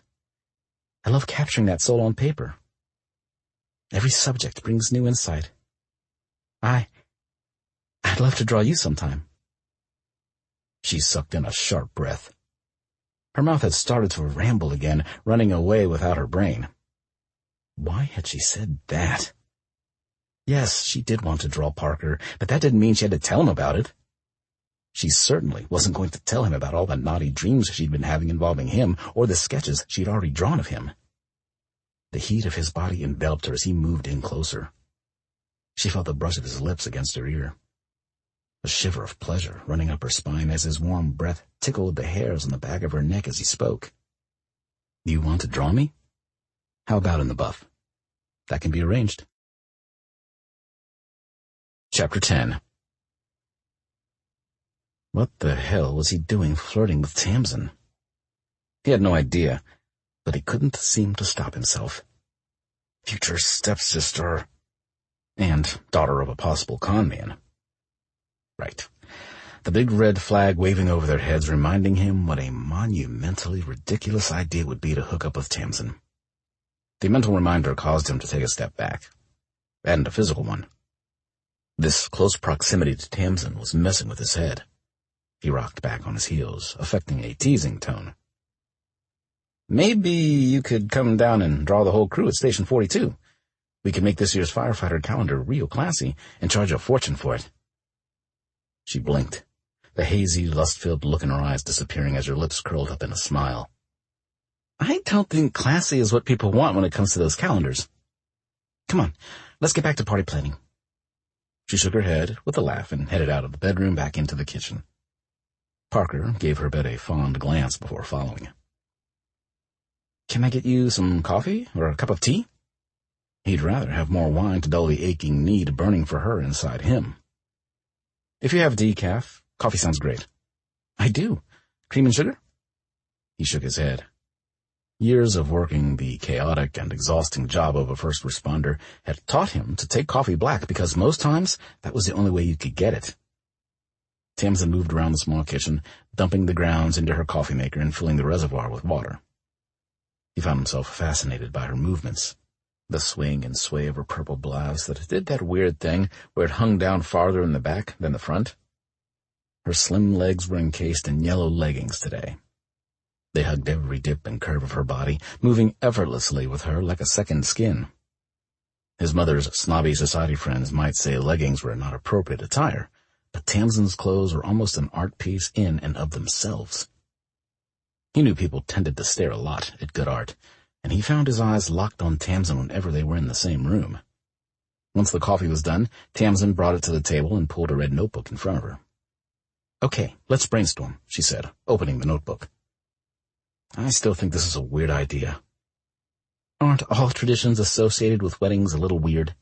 The thing with the garter and the bouquet toss, throwing rice, decorating the car with streamers and tin cans, giant inflatable penises at the bachelorette party?" He recoiled in mock horror. "Please tell me we're not planning my mother's bachelorette party, too. Silly shower games I can handle, but I draw the line at shopping for dick paraphernalia for my own mother." She reached out to pat his hand. The small touch seared him, sending heat all the way down to his cock. Tamsin didn't seem affected, so he told his dick to cool it and adjusted in his seat, grateful for the table masking his reaction to this woman. "Poet Parker, how awkward that would be for you. Try being a 13-year-old girl explaining to your father that you have to go to the store for tampons." Yeah, she had him there. She pulled her hand away and picked up a pen. "Your mom and my dad want a shower as a way to celebrate with their friends together. That's it." He nodded. "Yeah, that's more like Mom's style. First things first, we have to pick a location." She tapped the pen against her lips. "Somewhere nice, but not as fancy as that clubroom place where they had the engagement party. This party will be much more intimate." "No need to impress the upper crusts." "Exactly. They only want close friends and family invited to this one. Those who truly care." He could roll with that.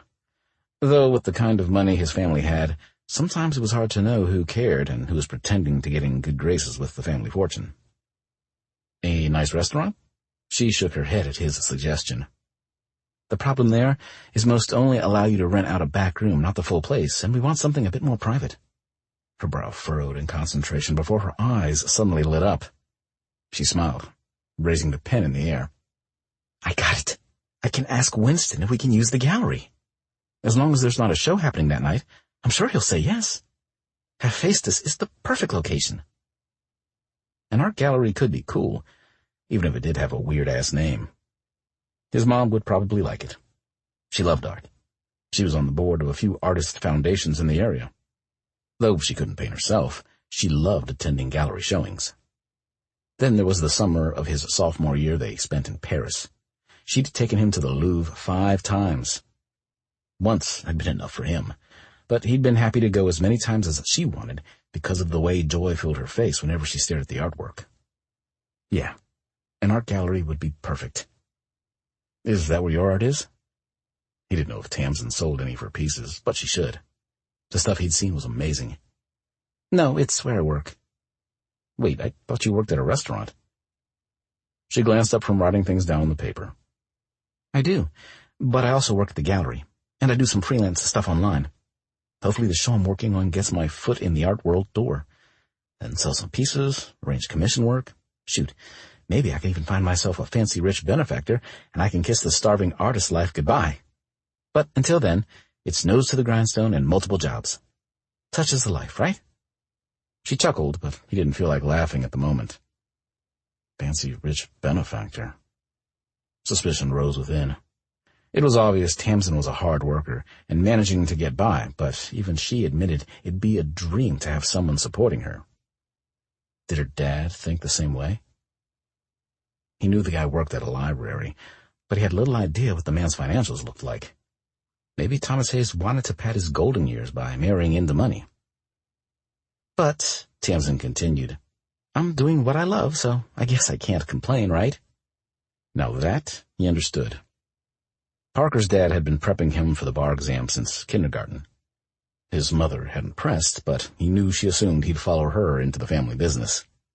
His father had scoffed at his childhood dream of becoming a firefighter, but his mother encouraged him. She'd always been in his corner, encouraging his decision to follow his dreams. to enter the fire academy. She never questioned his decision or made him feel inferior for choosing it over the family business, and now he was doing what he loved, despite the lack of riches or power. Tamsin was right. Nothing could beat following your dream. "So, what do you think about the gallery? I'll show you around, see what you think." What he thought was his head was aching from ping-ponging back and forth between wanting this woman and being suspicious of her father's motives with his mother. If his damn PI would just finish his report, maybe Parker could have some peace of mind. "Sure. I think you probably have a better idea of what would make for a great party spot. The last party I planned was O'Neill's birthday at the firehouse, and all it entailed was getting a cake and rigging the fake snake to jump out at him when he opened his present." She glanced up from the notebook she'd been scribbling down ideas in. "I'm sorry, what? Fake snake?" "Yeah, O'Neill's a wimp when it comes to snakes. He refuses to be lead on any animal calls involving reptiles, says they creep him out. The fangs remind him of needles or something. So the crew and I decided it'd be hilarious to rig one of those rubber snakes to jump out at him when he opened his gift, like those old snake-in-a-can gags." "Sounds like a very odd birthday gift." He chuckled. "He got a real one, too, but the gag came first. It's kind of a thing at the station. We're always doing harmless pranks. I guess you could say it's a form of bonding." "Why? Don't you guys prank each other at the restaurant?" "No," she smiled coyly. "But we like to do magic tricks."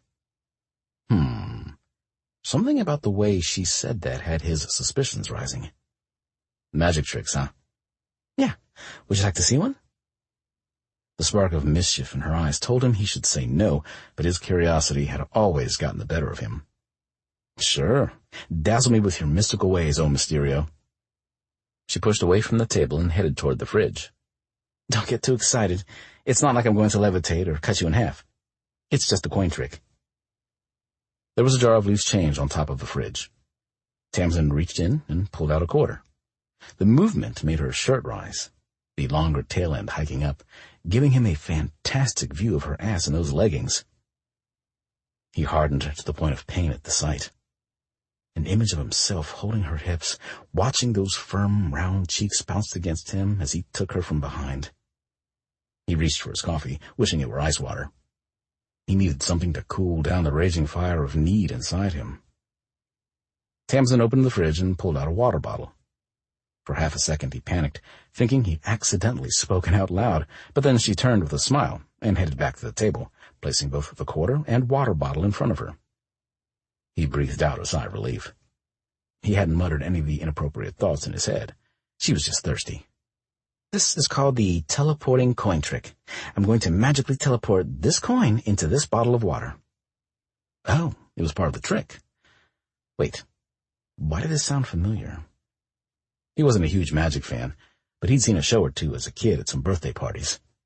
He racked his brain but couldn't put his finger on it. "I have in my hand a normal, ordinary quarter. Parker, will you please take this coin and confirm it's a legitimate one?" He grinned. "You take your magic tricks very seriously." "Shush!" She frowned at him. "The theatrics are what make the magic work." He chuckled. He'd never been so thoroughly charmed by a woman. "Sorry. I'll be good." "I seriously doubt that," she muttered under her breath. "Now, take the quarter." He plucked the coin from her, their fingers grazing at the exchange. Pinpricks of electricity shot up his arm at the contact. Judging by the sharp intake of breath from Tamsin, she felt it too. He rubbed the coin between his fingers, tapping it on the table, but drawing the line at biting it the way people always did in movies, because money was disgusting. "Seems legit to me." "Thank you." She held her hand out, and he placed the coin back into her palm, purposefully stroking the tips of his fingers along her skin as he did. One dark eyebrow raised, but she didn't call him out on it. He saw a slight tremor in her hand as she curled her fingers around the coin. Damn it. He really had to stop testing this line they were both dancing on. "Good. Now can you confirm this is an ordinary bottle of water? Feel free to open it and take a sip if you want." He grabbed the bottle, flipping it all around, running his fingers along the plastic. No leaks, no false bottom. Seemed normal. It even still had the safety seal. Again, his brain tried to warn him of something, but the danger was just outside his grasp. He twisted off the cap and lifted the bottle to his lips, but paused before taking a sip. "Wait, you're not going to poison me or anything," he joked. "I'm an artist. If I was going to kill someone, I'd hack them into pieces, encase those in body casts, and pretend it was an art installation. Probably sell it for a mint, too." He tipped the bottle down. "It's kind of terrifying how much you've thought of this." "Nah." She pushed a lock of dark hair behind her ear. "It was a real story. Some artist in the 70s did too much acid and thought his landlord was a giant snake monster trying to devour him. He grabbed an axe and hacked the poor man to death, then tried to cover his crime by dunking the body parts in cement. The cops discovered him mid-dunking, and he was sent to prison for 30 to life. But it's a great line to give creepers at the bar when they won't take no for an answer." He laughed, bringing the bottle to his lips again. Cold, fresh water filled his mouth. He swallowed the sip and passed the bottle back.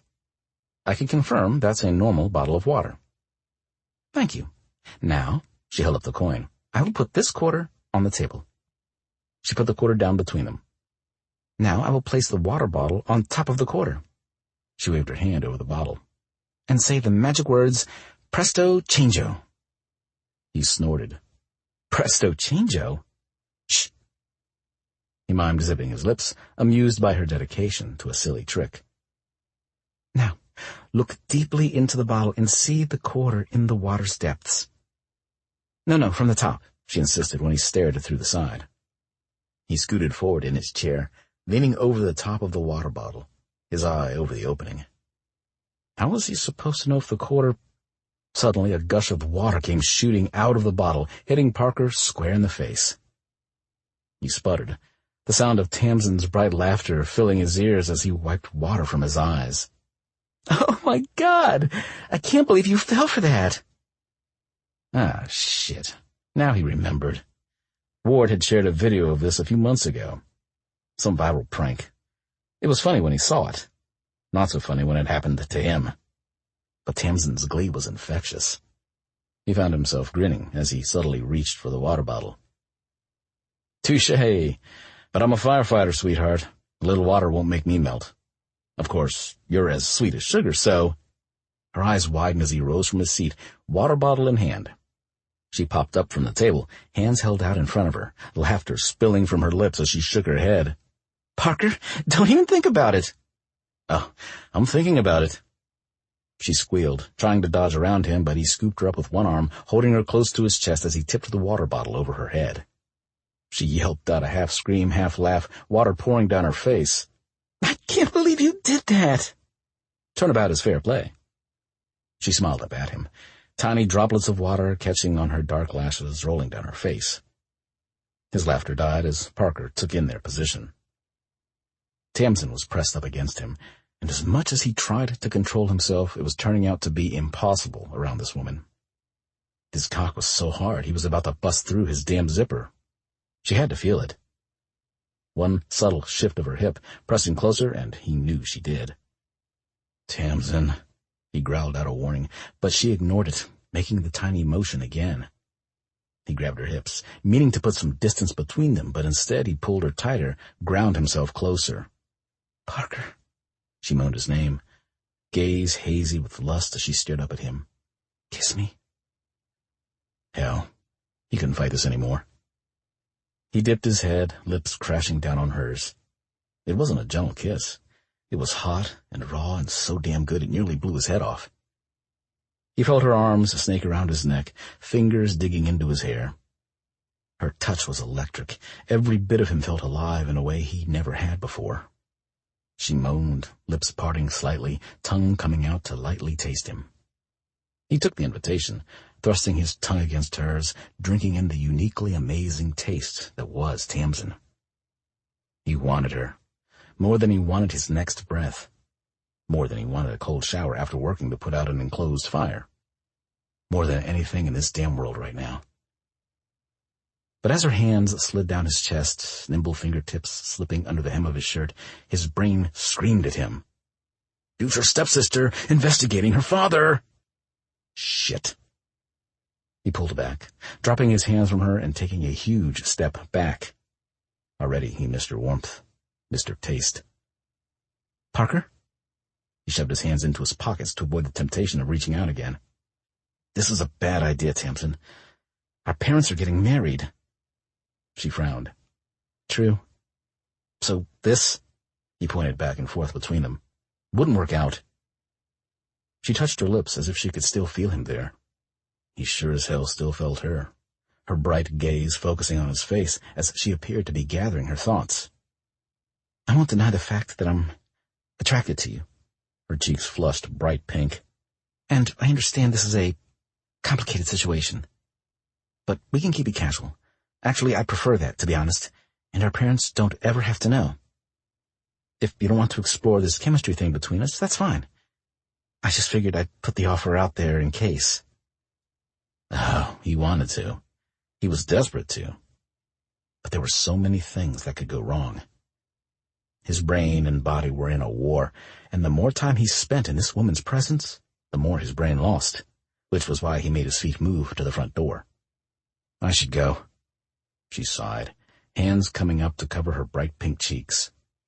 "Oh, God, I can't believe I actually asked you to." A pang of guilt hit him square in the chest at her dejected look. "Tamsin, I don't want to leave, but—" "Yeah," she waved a hand in the air. "You probably should. If things were different, but they aren't." "Nope. And wasn't that a bitch?" "Thanks for dinner, and let me know what your boss at the studio says about the party." She nodded. "Will do. Bye, Parker." "Bye, Tamsin." Parker headed out of the apartment, knowing he'd done the right thing, but wishing like hell he hadn't. Chapter 11. "Tim, we're going to be late," Cora shouted through the bedroom door. "Stop primping and let's go already." She wasn't primping. Glancing in the mirror, she applied the final swipe of her cherry berry bombastic lipstick. It went perfectly with her red checker sundress. She'd spent half an hour curling her hair in order to make it look like soft, just-got-out-of-bed tumbled waves. She usually kept her messy mane up in a bun or ponytail, but tonight she didn't want to look like a disheveled artist. She wanted to look more like the sensual art she created. Her red heels were cute and only a little bit pinchy, but they made her legs look great, so... Okay, she was primping. She couldn't seem to stop herself. Tonight was trivia night, and that meant the possibility of seeing Parker.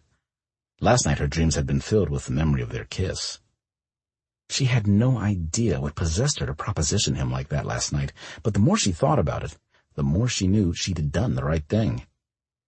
This chemistry thing they had going wasn't dissipating, and the more time they spent together, the worse it would get until it boiled over and exploded, like the time she tried to make a mug cupcake and accidentally set the microwave for 10 minutes instead of 2.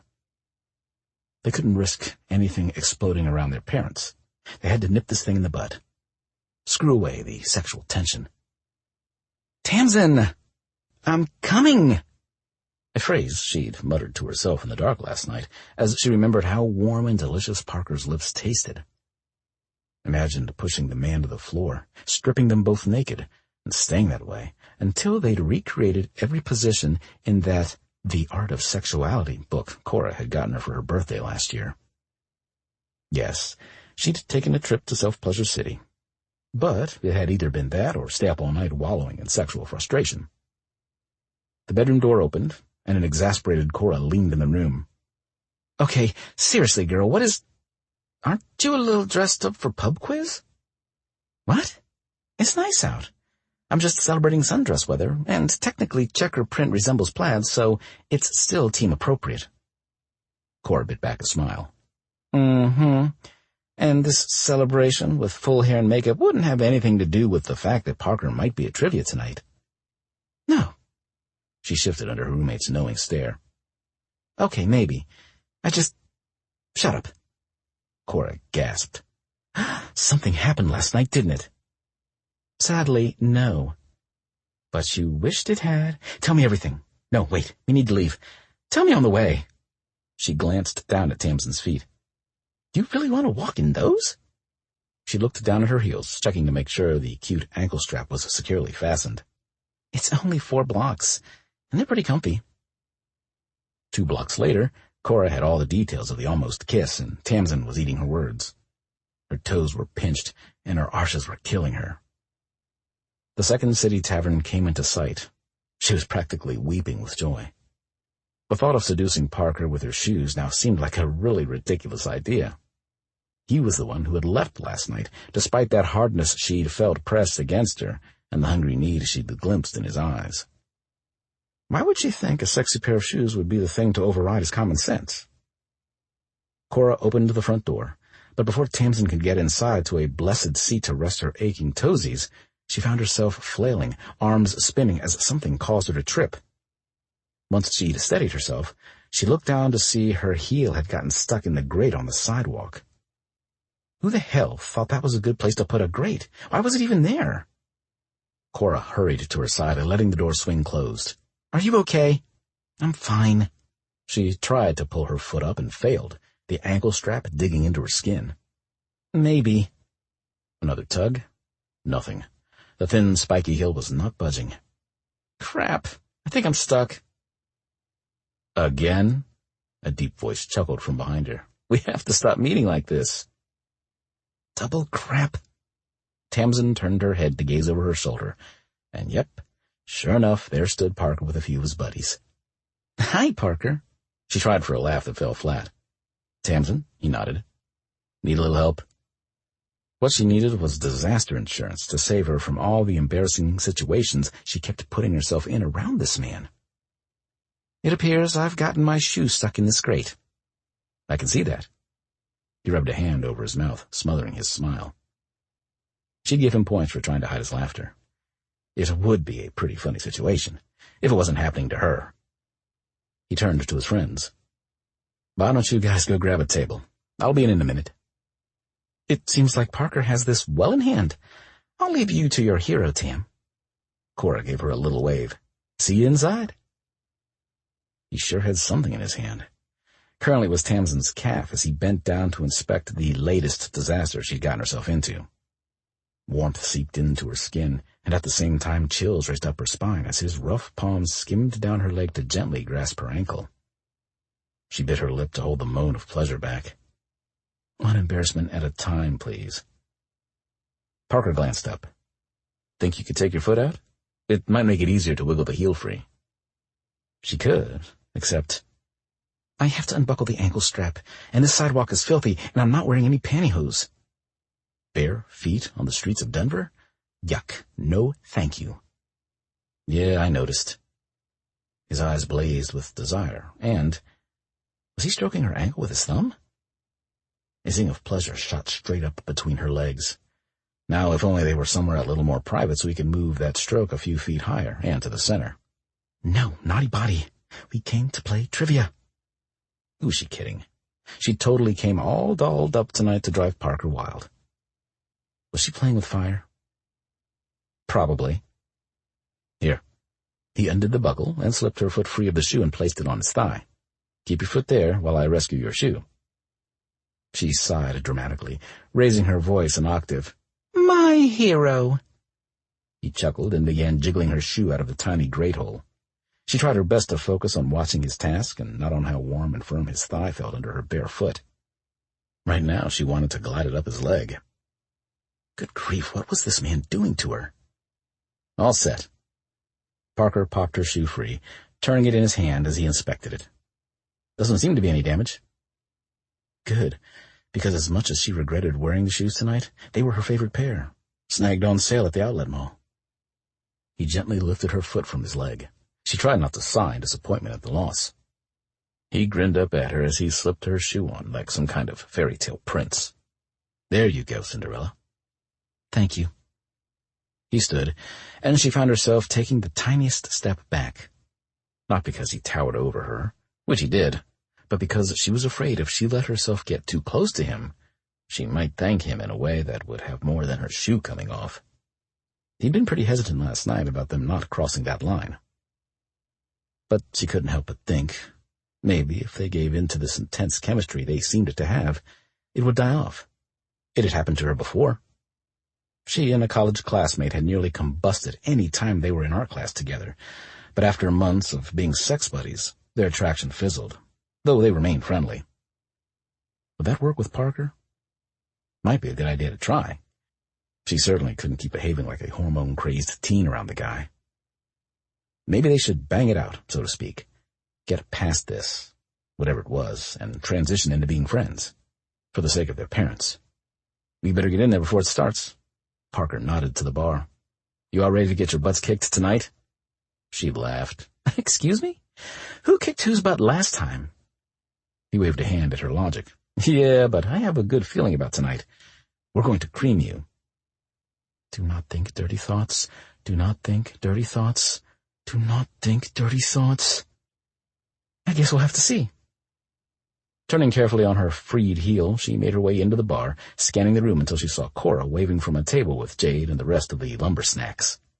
Saved by the stepbrother? Cora asked with a smile as Tamsin sat down. Stuff it. Where's my drink?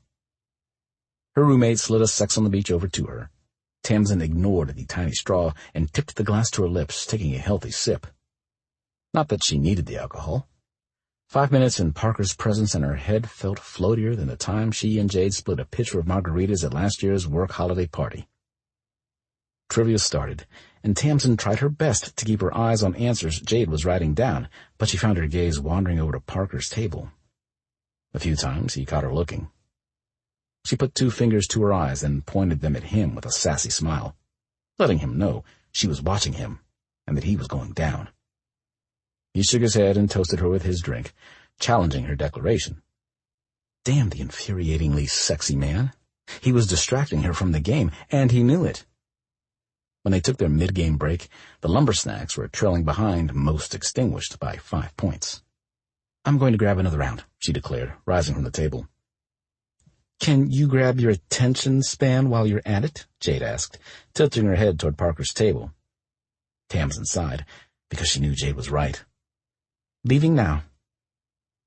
She headed to the crowded bar, ignoring her friend's laughter. Catching the bartender's eye, she motioned for another drink.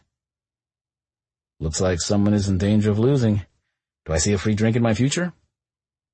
She turned at the deep voice to see a smug, smiling Parker standing behind her. Oh, please. I'm just trying to protect your poor little feelings before I crush you into the ground. He took a step forward, his chest pressing against hers. The thin material of her dress did nothing to hide the fact that her nipples were hard, painful points. Damn the sorry excuse for a bra that was built into the dress. Trust me, nothing on me is little. The evidence of that was currently pressed against her stomach. She swallowed a moan and tried to remind herself they were just engaging in a little harmless flirting. Or were they? For a man who said they shouldn't step over any boundaries, he sure was dancing awfully close to them. Had he been rethinking their kiss, too? An idea popped into Tamsin's head, one so delicious and wicked she couldn't stop the proposal from coming out of her mouth. How about we up the stakes for the bet? One dark eyebrow arched. What did you have in mind? She tapped a finger to her chin, even though she knew exactly what she had in mind. Better to make the man sweat. Waiting always made men sweat, in her experience. If I win, you have to pose for me. You want to sketch me? The other eyebrow climbed his forehead, joining the first. With props. He leaned back, eyes wary. What kind of props? An impish grin curled her lips. Whatever kind I decide. That's the advantage of winning the bet. And if you win, she paused, glancing down to take a moment of bravery before glancing up at him from underneath her lashes. You can help me redo my body casting. Make sure I get the oil all rubbed in. His jaw tightened, eyes burning with heat. Oh, yeah, he'd been thinking about the almost kiss just as much as she had. Playing a dangerous game, Tamsin, his low voice growled. She shrugged one shoulder. Didn't take you for a chicken, Parker. But we can bet for safe, simple drinks if you'd prefer.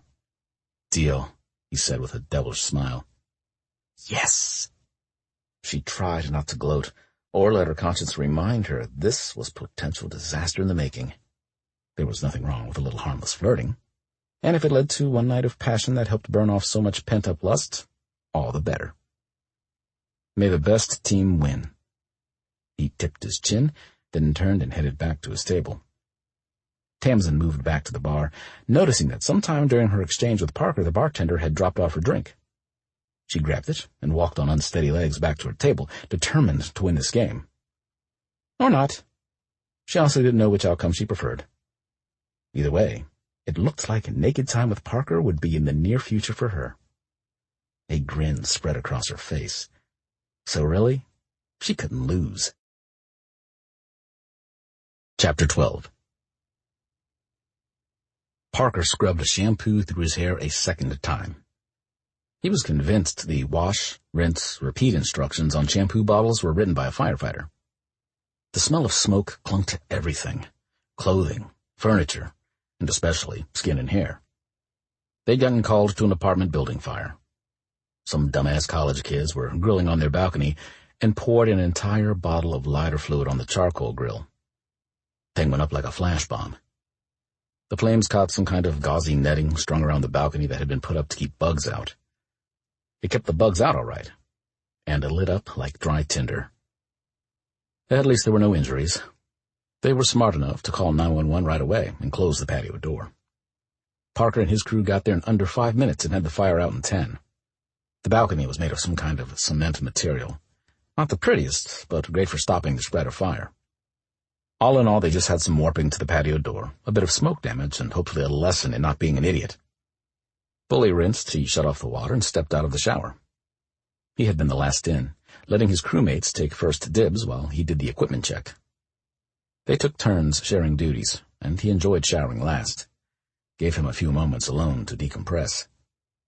Even a non-fatality call screwed with your head, because every first responder knew it could have gone the other way.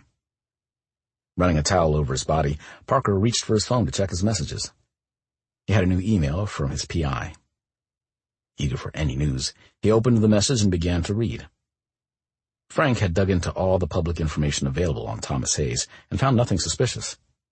He'd also interviewed past co-workers, which was technically legal, but ethically might be seen as a bit sketchy to some. Thomas had been married before, to Tamsin's mom, which Parker already knew. But she'd died suddenly of a brain aneurysm when Tamsin was 3. Damn, that sucked. He'd dealt with death often in his job. He knew how precious life was, how it could be taken away at a moment's notice, but it was still hard to deal with the fragility of it all. He continued reading. Thomas Hayes had been working for the Denver Public Library for the past 2.5 decades and was set to retire in a few more years. He had a pension and some retirement saved. Not anywhere close to what Parker's mother had in the bank, but nothing about the guy screamed red flag. And yet, his gut still said something was up. It also called him an asshole for secretly investigating his mother's fiancé while wildly flirting with his daughter. The two have nothing to do with each other, he said into the silent air. His attraction to Tamsin had nothing to do with his desire to know more about her father and his intentions. Besides, he hadn't done anything about it. Yet. As much as he hated to admit it, his willpower plummeted around Tamsin, and her apparent eagerness to throw caution to the wind and indulge in whatever the hell this chemistry thing was between them was not helping him stay the path. Replying to the email, he asked his PI to dig deeper. Criminal records, civil complaints, anything that might indicate Thomas wasn't the perfect guy his mother and Tamsin claimed him to be. Was he reaching? Maybe. Creating an issue where there wasn't one?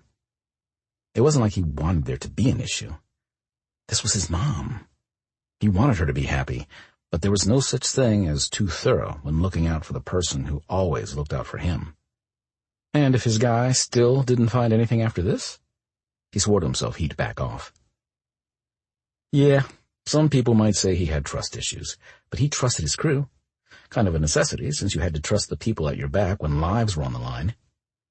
But he trusted them with his life. It was trusting people with his heart Parker had a problem with. How do people do that? Put such blind faith in another person? Be so emotionally vulnerable and open? Hand them the power to uplift your soul, or destroy it. He didn't understand how people did that. After getting dressed, he headed out into the main living area of the fire station. Turner, Diaz, and O'Neill were sitting at the table playing cards. Ward was in the kitchen. Oh, crap. Making dinner. He glanced at the schedule on the wall. Yep, sure enough. Tonight was Ward's turn to make the evening meal. He'd have to check his locker to make sure he had enough antacids to survive the night. As discreetly as possible, he made his way over to the kitchen, stretching his neck to see if he could get a glimpse of what Ward would be subjecting them to tonight. "It's chowder, asshole," Ward said without turning around. "Busted." "I didn't say anything." Now Ward glanced over his shoulder, spearing Parker with a suspicious glare. "You didn't have to." His chin nodded to their crewmates at the table. "I've already had an interrogation, and don't worry, I didn't make it. I'm just reheating it." "If anyone can fuck up reheating soup, it's you, Ward," Diaz called from her card game. "Thanks, Diaz. Appreciate the vote of confidence. Do you have to bust my balls when all I'm doing is making a nice meal for everyone?" Without glancing up from her cards, Diaz shrugged. "From what I hear, your balls could use a little action lately, and I'll save my appreciation once I know the meal goes down and stays there." Parker laughed, turning it into a cough when Ward sent him a death glare. "I should put poison in this," Ward grumbled as he turned back to the soup. "Just to spite you dickwads, and my balls are none of your concern, Diaz." She snorted. "Thank God for that." Parker shook his head, making eye contact with O'Neill and Turner, the three sharing a silent communication, as they always did when Ward and Diaz went at each other, which was every day. "You want in?" O'Neill asked when Parker took a seat at the table. 5-card stud. His game. Deal me in. 15 minutes later, the soup was ready, and Parker had won 3 hands. They didn't play for money since they were on the clock. Bragging rights were better than cash anyway, especially any time he beat Diaz. The woman hated to lose, at anything. But she was a good sport about it, at least with him. If she ever lost to Ward, well, he was just glad Ward sucked at cards because he did not want to see that outcome. Hell might freeze over. Ward's chowder was surprisingly good. Really good, in fact. "This is excellent, man," Turner said as he helped himself to a second bowl. Parker agreed. This might be the first time one of Ward's dinners didn't have him racing for nausea medication. "Yeah. Where'd you get this?" "I called up 5280 Eats. Tamsin recommended it and sent it over while we were at the call." "Tamsin? My Tamsin?" All sounds of eating stopped. 4 pairs of eyes focused on him with varying levels of curiosity. "Your Tamsin?" Ward asked, eyebrows high. "Shut up. You know what I mean." "No, I don't think we do," Diaz said with a smile. "Enlighten us." Oh, so now she decided to play nice with Ward, when they could gang up against him. Jackasses. It was just a slip of the tongue. "You two were looking awfully cozy at trivia last night," O'Neill commented. "We were talking and flirting, making sexually charged bets, eye-fucking each other from across the room. Nothing more." "Uh-huh," Diaz tilted her head. "That talking have anything to do with the reason we lost last night? Again?" Yeah, Diaz definitely hated losing. But it hadn't been his fault entirely. The lumber snacks were really good. And okay, he might have been a little too distracted by Tamsin to focus completely on the game, but they were a team. They couldn't put all the blame on him for losing a round or two. "I think our lack of knowledge about 18th century Impressionist painters was the reason we lost." He tried to get the focus off him and Tamsin. Why the hell would they pick such a specific category? Turner pointed toward the calendar hanging on the firehouse wall. "It's the Sidewalk Art Festival this week. I bet they were going for a theme or something." "That explains the category," Ward said with a nod. "But not how the lumber snacks, worst name ever, by the way, managed to get every single question right that round. I mean, come on. Who knows that much about dead artists?" "Tamsin." Shit. He shouldn't have said that. Now everyone was staring at him again for an explanation. So much for shifting the focus away from him. "What? She's an artist." "Ward. O'Neill, you knew that." "No, we didn't," O'Neill stated. "You were both on her call with me." Ward gave a small shrug. "We knew she was doing an art project. I thought your girl worked at a restaurant." "She does, but she's also an artist, and interns at a gallery, and she's not my girl." "Then how do you know so much about her?" Turner asked with a knowing smile. Were there any people nosier and more infuriating than firefighters? Seriously, they gossiped worse than a bunch of high schoolers in the locker room after prom. Look, Tamsin and I are friends, okay? Nothing more. Not yet, anyway. We're planning a wedding shower for her dad and my mom, so we've hung out a bit. And I'm done talking about this. Ward opened his mouth, no doubt to say something obnoxious Parker would have to smack him for. But just then Parker's phone pinged with an incoming text. Saved by the phone.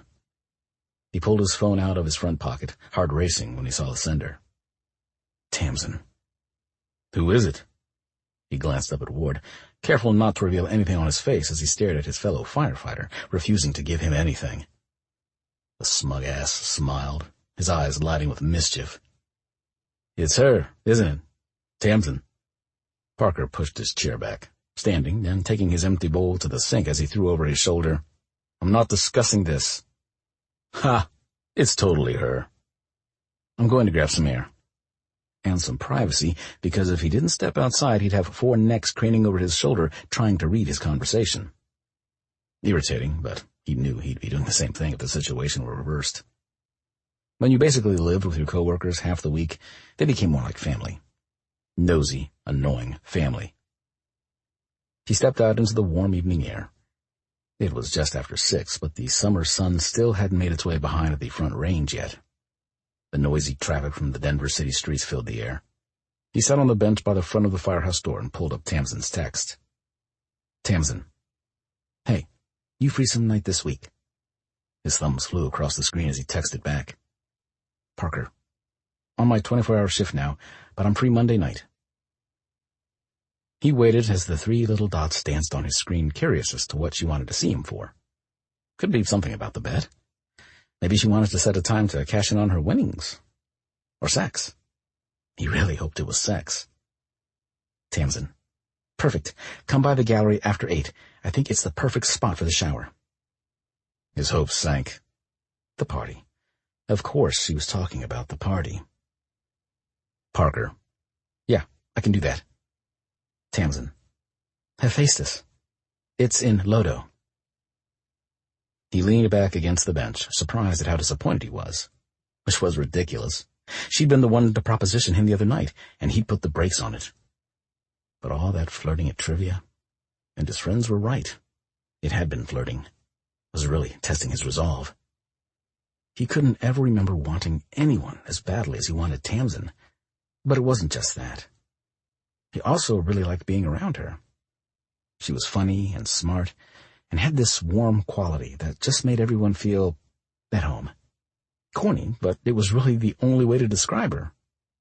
His phone chimed again. Tamsin.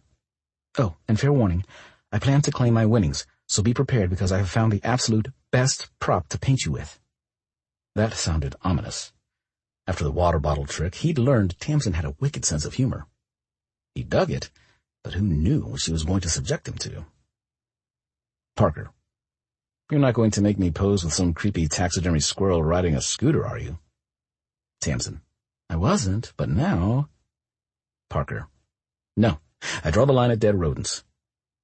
Tamsin. I don't remember us setting stipulations on the bet. Damn, he should have. Parker. I'm going to hate this, aren't I? She sent back a winking kiss face emoji. Laughter spilled out of him. Even in text, this woman could get to him. He was super curious about what prop she found, but even more curious if she wanted him to be naked while she painted. He hoped so. Him naked might lead to her naked, and then they could have naked time together. His favorite kind of time. Bad idea. Future stepsister, investigating her father. He ignored his conscience. Wishing for something and actually having it happen wasn't the same thing. Tamsin. See you Monday at 8. Parker. See ya.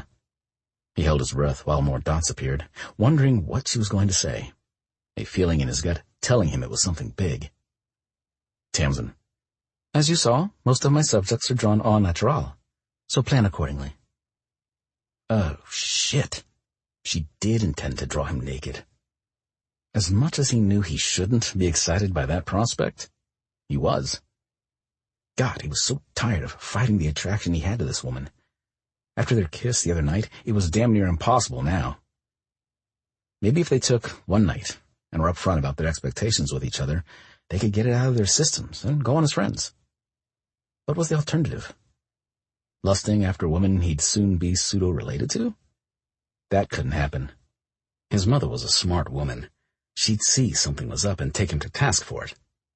No, better to try and burn this fire out before it got out of control and destroyed everything. After sending the heart eyes emoji back to her, which received another winking kiss face emoji, he slipped his phone back in his pocket, adjusted his pants, and counted backward from 100 until he could walk back into the station without a raging hard-on he knew his crew would notice and comment on. Now all he had to do was make it through the rest of his shift, and then Tamsin. A little voice in the back of his brain warned him getting involved with her while investigating her father was a bad idea, but he ignored it. What he and Tamsin did had nothing to do with his checking into her dad. They were two separate things. Besides, so far everything with Thomas looked on the up and up. Parker hoped Frank wouldn't find anything else, and he could let this heavy suspicion go. His mother would get a loving husband, he and Tamsin could have their fun, and no one would ever have to know anything about the P.I. Everybody won. And he'd just ignore the tiny clench in his gut warning him he was headed for a 5-alarm fire of epic proportions. Chapter 13. Tamsin did one last walkthrough of the gallery. The doors had been locked an hour ago. She'd finished all her closing duties. All the client purchases were packed up and ready to go out in the morning. Winston knew she was staying late to work, as she often did when she had shifts at the gallery. A great perk of her internship. Another perk was the large back room that included a studio where visiting artists were invited to create masterpieces. The place she intended to use tonight to make a masterpiece of her own. It was finally Monday night. She swore time had moved at a snail's pace since she texted Parker Saturday afternoon, but here it was. Monday evening, and in a few minutes the reason for her constant distraction lately would walk through that front door. There was clearly chemistry between them. Tons of it, if that kiss was anything to go by. And if they kept ignoring it, it might explode at the worst possible moment. Like, say, their parents' wedding. The open bar, the romantic atmosphere. Yeah, they needed to work this lust situation out before they made the mistake of sneaking out of the ceremony for a quickie and getting caught. Because with her luck, that would be the exact way the situation would go down. Better to make a plan, get it all out of their systems now. Or, as Cora put it when they discussed the situation while pairing wine with Girl Scout cookies the other night, you better put that man under you so you can get over him. Yep. If she kept acting like a horny teenager anytime she was near Parker, her dad would eventually notice. And that was a conversation she didn't want to have. Ever. She pushed back the heavy blackout curtains separating the back studio from the rest of the gallery. Everything was set up for Parker's arrival. The large blue tarpaulin was set out on the floor underneath the massive canvas. Heat rushed to her cheeks. She'd read about this particular technique a few years ago, but never imagined she'd have the guts or opportunity to try it. A soft knock sounded from the front of the gallery. Her fist clenched around the curtain, pulling it closed tightly. This was it. He was here. She made her way to the front of the gallery, the bright outdoor security lights of the building illuminating the figure standing just beyond the glass door. Parker. Heart racing with anticipation, she hurried to unlock the door. "Hi," he grinned as she stepped inside. "Hope I'm not late." She relocked the door and turned to him. "Nope, right on time." "Great." He moved into the gallery, taking in the spacious area, the paintings hanging on the wall, the sculptures and mixed-media installations they had roped off. She stood back, watching him take in each piece. One of the reasons she loved art so much was it tended to reveal more about the person consuming it than the artists themselves. The artist created, but the observer brought it to life. "Wow." He turned in a circle, taking it all in. "You're right. This place is perfect for the party. My mom will really like it. She digs art." "And you?" "I appreciate things that catch my eye." "Like what?" His gaze swept the length of her, leaving a physical touch in its wake. She shivered, thighs clenching together as he smiled. "Oh, you know, beautiful art, beautiful artists." He winked, and her panties nearly disintegrated. She cleared her throat, moving to the side of the room where they had a small bar set up for show nights. We have the bar here for cocktails, and there's tables in the back we can bring out for more food. Cake, party favors, and that kind of thing. As anxious as she was to get behind the curtain and start painting Parker, she had to take a moment to calm down. She was supposed to be the one in control here. He'd stepped inside, and in less than 5 minutes, he had her so flustered she knew she was about 2 seconds away from doing something embarrassing, like tripping over her own damn feet, crashing into the wall, and setting off the security system. Boy, wouldn't that put a damper on the night she had planned. No, she could do this. She just had to find her chill. Not a problem. Parker moved to the bar, leaning over to glance behind it. The movement gave her a great view of his perfect butt. Her mouth literally dropped open, a tiny droplet of drool falling from the corner of her mouth to slide down her jaw. Crap! Her chill. Where was her chill? One view of Parker's butt, his clothed butt, and it flew away. If she wanted this night to go as she planned, she needed to move them both behind the black curtain. The sooner the better. The front walls of the gallery had giant windows to let in optimal light. Great for viewing artwork. Not so great if you were planning on paintings that involved getting naked, and other things. Yeah, I think this place will be perfect. He stood back up, dang it, and leaned against the bar. I still think it's kind of weird to have a wedding shower. Lots of people have them. Lots of people are weird. What's wrong with being a weirdo? It was a moniker she'd been graced with many a time in her life. She didn't mind. Those people were weird. Some were just better at hiding it. But she never understood. Why hide what made you unique? He smiled softly. Absolutely nothing. In fact, I think people who see the world from different angles, who live to the beat of their own drum, no matter what anyone else thinks, are some of the bravest people around. You amaze me, Tamsin. She sucked in her breath as his gaze penetrated hers. He rubbed his hands together, breaking the moment. Well, should we move on to the next part of the evening? I'm ready to pose for you, Picasso. He did it again. That was supposed to be her line. Well, not exactly, but she was supposed to usher him back to the next part of the evening. How did she keep letting him distract her? Because he's sexy as sin and I'm too focused on 10 minutes from now instead of now. I've got everything set up in the back. She pointed to the black curtains. Parker's eyebrows rose. He glanced from the curtains back to her with a wary expression. You're not going to make me put like a rubber chicken mask over my head and have me sit in an oversized nest made out of garbage, are you? A bark of laughter burst out of her as the absurd image filled her head. Once she had her hilarity under control, she shook her head. What kind of art are you looking at? I saw a picture of something like that in a coffee shop once. Kind of creeped me out. He lifted his hands. Then again, what do I know about art? It's not about knowing. It's about feelings. She hoped he'd be feeling a lot. Very soon. Come on.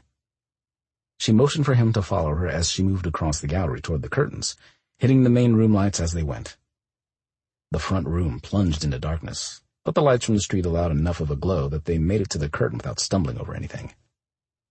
Now, she said, turning to face him, one hand on the curtain, if you've changed your mind and don't want to do this, that's fine.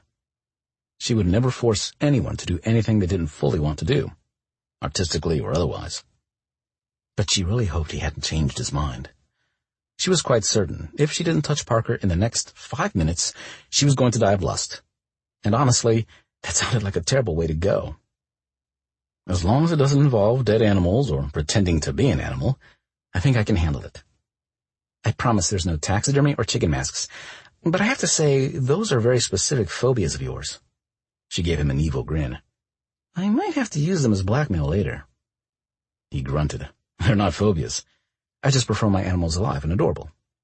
And I don't believe you'd ever stoop as low as to blackmail anyone. True, but she did love a good April Fool's joke. Perhaps Parker would be getting one of those squeaking rubber chickens in the mail this year. She pulled back the curtain, stepping through with Parker close behind her. The room was dim, lit by a small lamp she'd left on in the corner. This painting didn't need a lot of light, but they couldn't stumble around in total darkness. Parker glanced around, confusion filling his eyes as he turned his head toward her. "Where's your easel? Don't artists usually use an easel?" She nodded. "Sometimes, but I don't have one big enough for this canvas." "What canvas?" She pointed to the floor. His eyes followed her motion, head tilting before they widened as he took in that the white material on the floor was a canvas. "Okay. Are you going to have me lay down and trace my body?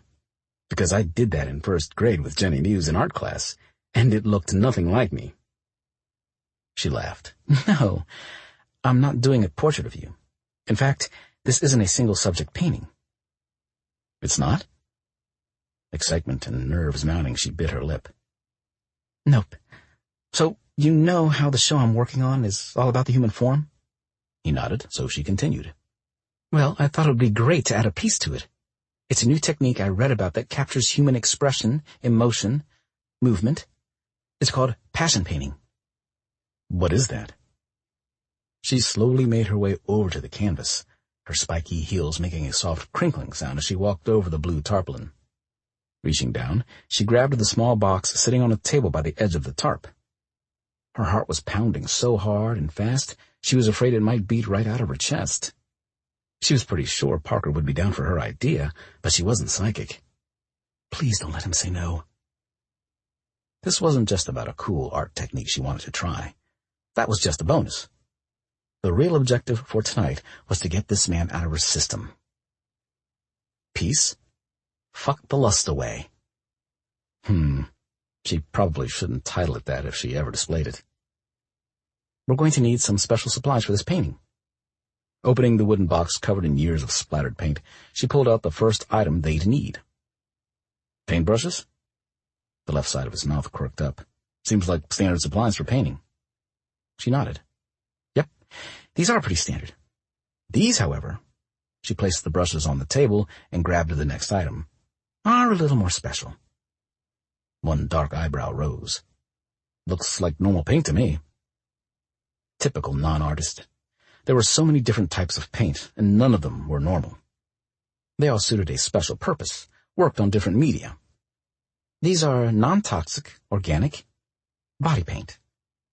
His eyes widened, lips curling in a devastatingly sexy smile. "Oh, are they now?" "Yes, perfectly safe to use on any part of the human body." His gaze heated as she placed the paints on the table, hand reaching back into the box. "More special supplies?" "Just one." She swallowed, hard, pulling out the last item they'd need. An entire strip of them. "Condoms," he growled. Tamsin saw his muscles tense. She could practically see the air around him vibrating. When his tongue came out to swipe against his lower lip, she nearly lost it right then and there. "Aren't you tired of fighting this, Parker?" "This?" She waved a hand back and forth between them. "This. Heat between us." "Sweetheart," he said in a low voice, "this isn't heat. This is full-blown fire." "Good," he agreed. "So, then, maybe. Don't you think we better put it out before it gets out of control?" The corner of his mouth curled up in a devilish smile. "You know, I was thinking the same exact thing earlier." The low rumble of his voice was working on her better than any foreplay she'd ever experienced. Seriously, if she could bottle that sound, she'd make a fortune in the sex toy industry. "Glad we seem to be on the same page." His smile dipped. "But our parents aren't involved in this. This is between you and me. It's temporary, just scratching an itch, so future family dinners won't be tense. No promises, no problems. They don't have to know about our dalliance." "Dalliance?" "Dalliance is a casual romantic or sexual relationship with someone. We both agreed we don't want anything serious. And if we try to ignore this attraction, it's only going to boil over until it explodes, probably at the wrong moment.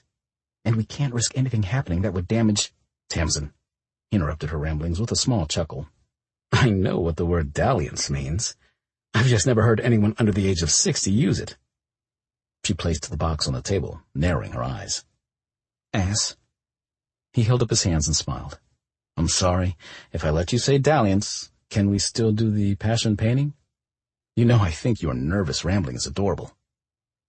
He thought she was adorable? Her heart started to sigh. No, bad heart. It was not involved in this. Fun parts only, no feelings. So you know what a passion painting is? I'm beginning to get the idea, but why don't you explain it, just in case? Slowly and in vivid detail. Laughter bubbled out of her. All her nerves started to dissipate. He had this way of setting her at ease that no one else did. He made her feel safe. A passion painting is when two or more people paint their partner's bodies and leave an expression of their joining on canvas. Meaning? One look at the knowing smirk on his face, and she knew he was going to make her say it. Well, that was fine with her. Tilting her chin up, she gave him her sultriest smile and explained in the basest terms possible. I paint you, you paint me. She motioned to the white material on the floor. And we have sex on top of this canvas. Chapter 14. It didn't get more vivid than that. Parker needed something to distract him, so he didn't rush over to Tamsin, rip all their clothes off, and sate his need that had been driving them both wild since the day they met. He wanted her, needed her, but he didn't want to rush this. Didn't want to ruin the effort she'd put into place. He'd been hoping tonight's little painting session would end in sex, but he never imagined it would start with it. Passion painting. He'd never heard of such a thing, but damned if he wasn't intrigued as hell. It sounded messy, raw, hot. With anyone else, he might have scoffed it off as silly, but with Tamsin, it was perfect. His body kept screaming at him to run at her side, lay her down on the floor, and satisfy them both until they couldn't move. But his brain reminded him that taking things slow was better. Savoring the moment he'd been anxiously waiting for would just extend the pleasure. So, he cleared his throat when the word came out rough and gravelly. How do we do this thing? Her lips quirked up in an impish smile. And here I thought you knew your way around a woman's body. He chuckled. I know how to fuck, sweetheart, believe me. And every woman's body is different. So, you just tell me what you like or don't like, and I promise you'll be melting all over that canvas. She bit her lip, a needy little moan escaping. I meant, he continued, taking a small step forward. How does the whole painting thing work? Well, first we have to be naked. He grinned, giving her a wink. Ladies first. Brawn before beauty, she countered. So she wanted to play it like that, huh? Okay. He agreed anyhow. She was far more beautiful than he was, than anyone he'd ever laid eyes on, truth be told. Something inside Tamsin glowed, lighting her up from the inside out. Great. Now he was becoming a sappy poet, waxing on about the beauty of the woman in front of him. What was she doing to him? Having her wicked way with him soon, he hoped. Maintaining eye contact, Parker grabbed the bottom of his t-shirt and lifted it over his head. The sharp intake of breath he heard from Tamsin made his ego soar. He knew he was in good shape. Had to be for his job, but appreciation from the woman he was about to sleep with never hurt a man's pride. How's this for a canvas for you? He waved a hand over his chest and stomach. Eyes focused directly on his abs, Tamsin shook her head. Better lose the pants, too. Letting out a low laugh, his right hand went to the button on his jeans, easing it open. He grasped the zipper and slowly pulled the tab down, prolonging the tension, and being careful of his painfully hard erection. Nothing would kill the mood like getting his dick caught in his zipper. He kicked off his shoes. Thank everything in the world he'd decided to wear his Chelsea boots today. Those suckers were easy to shuck on and off. He did not have the time or patience to handle shoelace ties right now. He removed his jeans and boxers in one fluid move, hooking his thumbs in his socks and tossing the entire pile of clothing to the side. A lot of people didn't think men were self-conscious when it came to their bodies, but that just wasn't true. Parker worked in a very physically demanding job that kept him in shape, but he had his insecurities like everyone else, especially considering the crew he worked with. He knew he wasn't as buff as O'Neill or as lean as Ward, so it sent a sigh of relief through him when Tamsin gasped, her eyes growing wide as she took him in, her gaze traveling over every inch of his body. "Like what you see?" "Shh." She raised a finger to her lips. "I'm capturing a mental image so I can sculpt you later and make a fortune selling art of the perfect man." His head tipped back as a loud boom of laughter spilled from his lips. "Thanks for the compliment, but I'm far from perfect." "Close enough." As much as he was enjoying her ogling him and saying pretty things that boosted his ego far more than it needed, they should get this show on the road before he embarrassed himself and disappointed her. "Your turn," he said with a low growl. Tamsin blinked, her eyes coming back into focus as they found his face once again. With a coy smile, her hands reached to the tie on the side of her dark green dress. She stepped out of some killer black heels, reducing her height by about 3 inches. He almost suggested she keep them on, but considering they were about to be rolling around on the floor, he didn't think it would be all that comfortable for her. And he wanted her comfortable and sated by the end of the night. He watched with rapt attention as her hands untied the knot at her hip, slowly. So damn slowly he thought he might explode. Was the woman trying to torture him? One look at the mischievous smile on her face, and he knew the answer was yes. Damn, he really liked her. Once the knot was undone, she eased the material apart, revealing the sexiest set of lacy black undergarments Parker had ever seen. There wasn't anything special about the matching bra and panty set, except they were on Tamsin, which automatically made them the sexiest thing he'd ever seen. She opened the dress, shrugging her shoulders and letting the material slip off her body and fall to the floor. Then she reached back to unclasp her bra in that magic way women did. A simple flick of the wrist and ta-da! Tatas. He wanted to laugh at his own joke, but he was too busy swallowing his own tongue at the sight of Tamsin's small, perfect breasts, the tips of her peaked nipples hard and pointing directly at him, seeking attention. Oh, he'd be giving them all the attention they deserved, and then some, very soon. Next, she slipped her fingers into the waist of her panties, dragging them down her legs in a painfully erotic dance he loved and lamented at the same time. This was the hottest foreplay he'd ever experienced, and they hadn't even touched yet.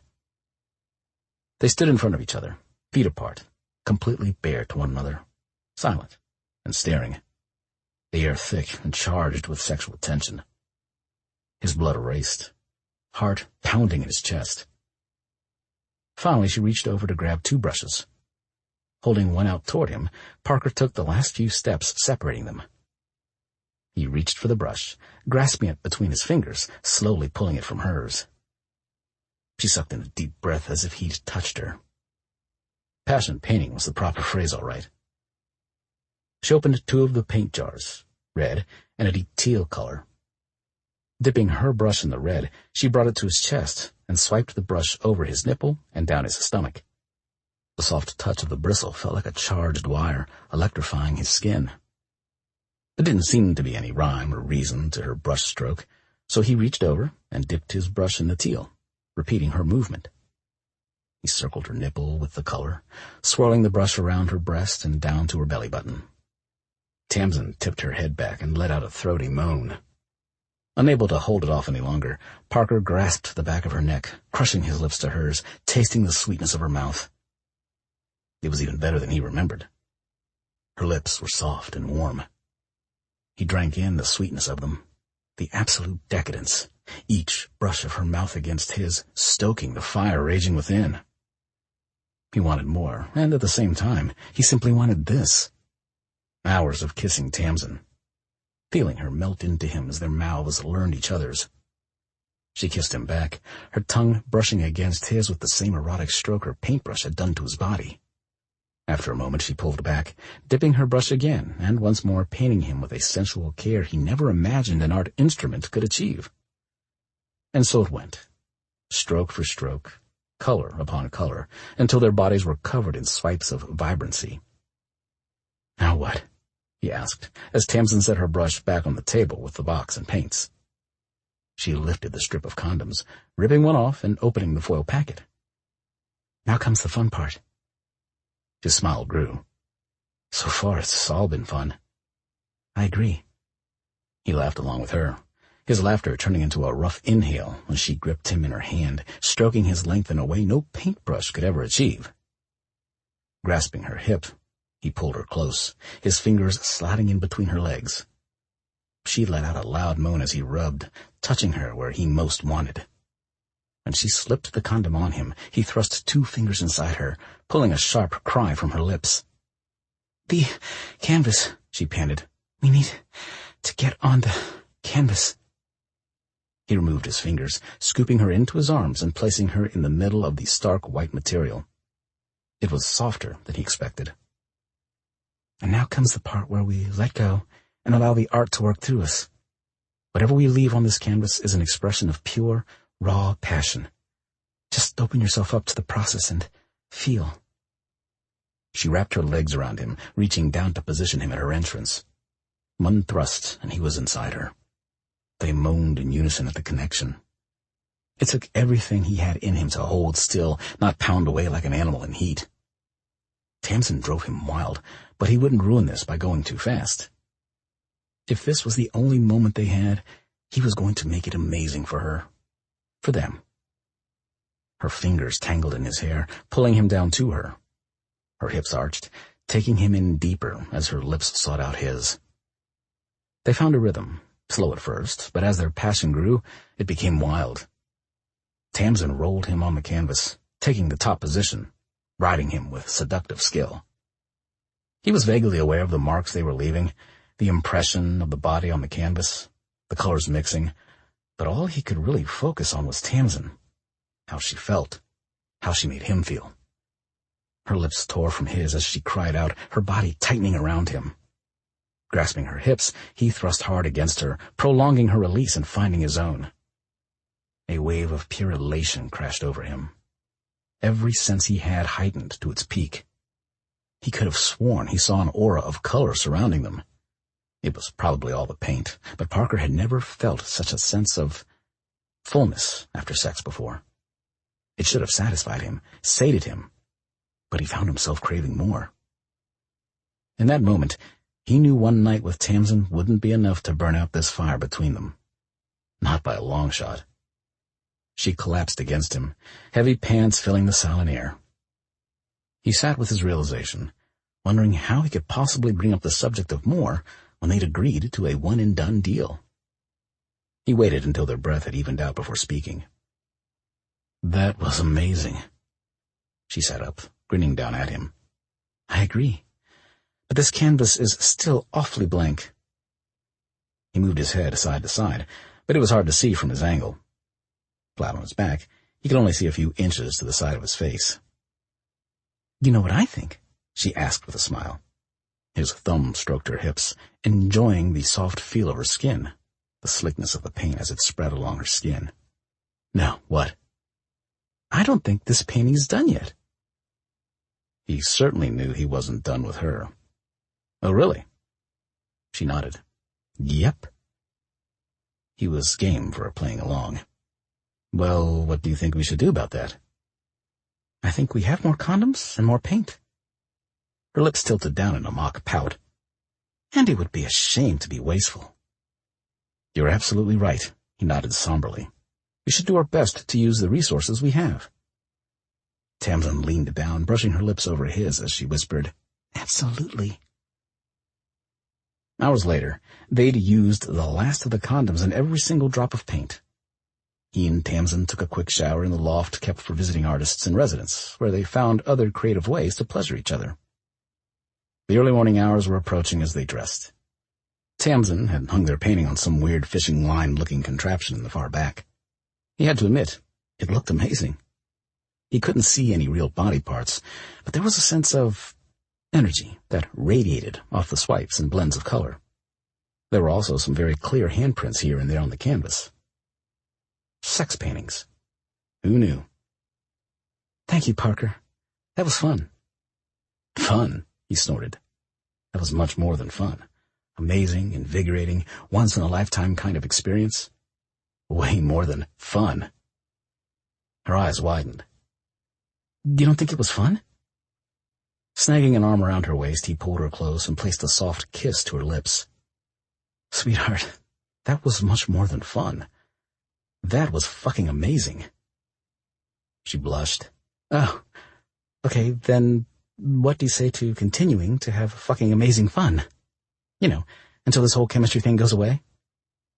He pulled back with a start, surprised she seemed to feel the same as he did. You don't think it's gone? She blinked. No. Do you? He stared at her, relief filling him. He'd been worried about her reaction if he suggested changing their deal, but she went and beat him to it. No. Her face morphed into a bright smile. Good. Then how about we keep this no promises, no problems liaison going, until we're bored? When she put it like that, it tasted sour on his tongue. Get bored? Of Tamsin? He didn't know if that was possible. But since neither of them was looking for anything serious, this deal she was proposing sounded like something only a fool would pass up. And Parker Kincaid was no fool. I'm in. Great. You've got my number. And you've got mine. She lifted up on her toes, placing a soft, sweet kiss to his lips. See you later, Parker. They walked out the back. After seeing her to her car and making sure she drove off okay, he headed to his own vehicle. Tonight had been nothing like he expected, and better than his wildest dreams. You can't keep having sex with her while investigating her father. He pushed the dark thought away. His involvement with Tamsin had nothing to do with him looking into her dad. Besides, they were just having fun. Right? Chapter 15. Tamsin eased her key into the apartment lock, turning over the mechanical device with as much silence as she could. Cora was a notoriously light sleeper, and she didn't want to disturb her roommate. Okay, she also didn't want her nosy friend waking up and asking a million questions. She was still basking in the glow of tonight. Or this morning, she supposed, considering it was nearing 4 a.m. She eased open the front door, breathing a sigh of relief when she heard nothing from the direction of Cora's room. The night had been more of a success than she'd hoped. Dream Parker had nothing on real Parker. The man had skills, but more importantly, he had instinct. He seemed to anticipate what she wanted, changing position and pace to bring her body to places of pleasure it had never been before. She hadn't had that many orgasms in one night in... ever. Slipping off her heels, she made her way into the kitchen, only to stop short with a screech at a tall, shadowy figure leaning against the kitchen counter. The kitchen light flipped on, and Tamsin's heart slipped out of her throat, where it had jumped to, and settled back in her chest. Cora, you nearly gave me a heart attack. What are you doing up so late? Her roommate's eyebrows rose high on her forehead. Technically, it's early. Very early. So early, in fact, one might question why you are just getting home. I asked you first. Mature? No, but she needed a moment to think of a response that wouldn't have Cora pumping her for details she wasn't sure she wanted to share yet. Cora waved a hand over the Winnie the Pooh scrubs she had on. I have a double shift today. Right. Hospital shifts were as hectic as restaurant shifts. More so because the hospital never closed. Tamsin admired her friends so much, working every day with such fragile lives. Whenever Cora lost a patient, it hit her so hard. Tamsin wondered if Parker felt the same sense of grief and guilt whenever he lost someone in a fire. She bet he did. Every frontline worker had such heavy responsibilities on their shoulders. She had no idea how they managed. All she did was serve food and make pretty things for people to look at. That wasn't true. Cora had told her time and time again that Tamsin's work was important. The world needed the arts to reflect and escape into when life got hard. Plus, she started a caring crochet group that met once a month to make hats, socks, and blankets for the hospitals and homeless shelters in the metro area. It wasn't saving lives, but it was something she could do to help. Did you make any coffee? She should be going to bed, but Tamsin was too wired to sleep. With fresh memories of Parker's amazing body in her mind, her sketchpad was calling her name. She wanted to get down as many of his sharp lines and toned muscles as possible. They made such an interesting contrast to his warm smile and the softness in his eyes. I did. Cora raised her cup, taking a sip and moving to stand in front of the coffee maker. And you can have a cup as soon as you tell me what had you staying so late at the gallery. I was working. On what? A piece for my project. Cora eyed her over the mug. With who? Don't you mean whom? Don't grammar police me. Spill. There's nothing to spill. She already did that. Spilled the paint all over Parker's delicious, naked flesh. Tamsin. How did her friend do that? Drag out her name so it took 7 syllables instead of 2. Knowing Cora wouldn't give up, and really needing a cup of delicious-smelling coffee, she broke. Okay, fine. I was with Parker, okay? We made a bet at trivia night, and since his team lost, I got to paint him. And oh boy, had she painted him. Cora smiled as if she knew the answer all along. So, being out all night was because you got some. I did not get some. She got it all, and then some. Cora snorted. Don't lie to me, hun. You have sex hair. Her hands flew up to her frizzy mane. After the shower, she'd towel-dried her hair, and since she didn't have any of her products to tame the half-curly, half-straight nightmare that was her ridiculous hair, it air-dried into something that resembled the bedhead of a toddler after a long nap. Busted. What time do you have to leave for work? 15 minutes. So start talking. She held out her hand. Coffee first? Cora moved about the kitchen, grabbing an extra mug and filling it with the freshly brewed coffee.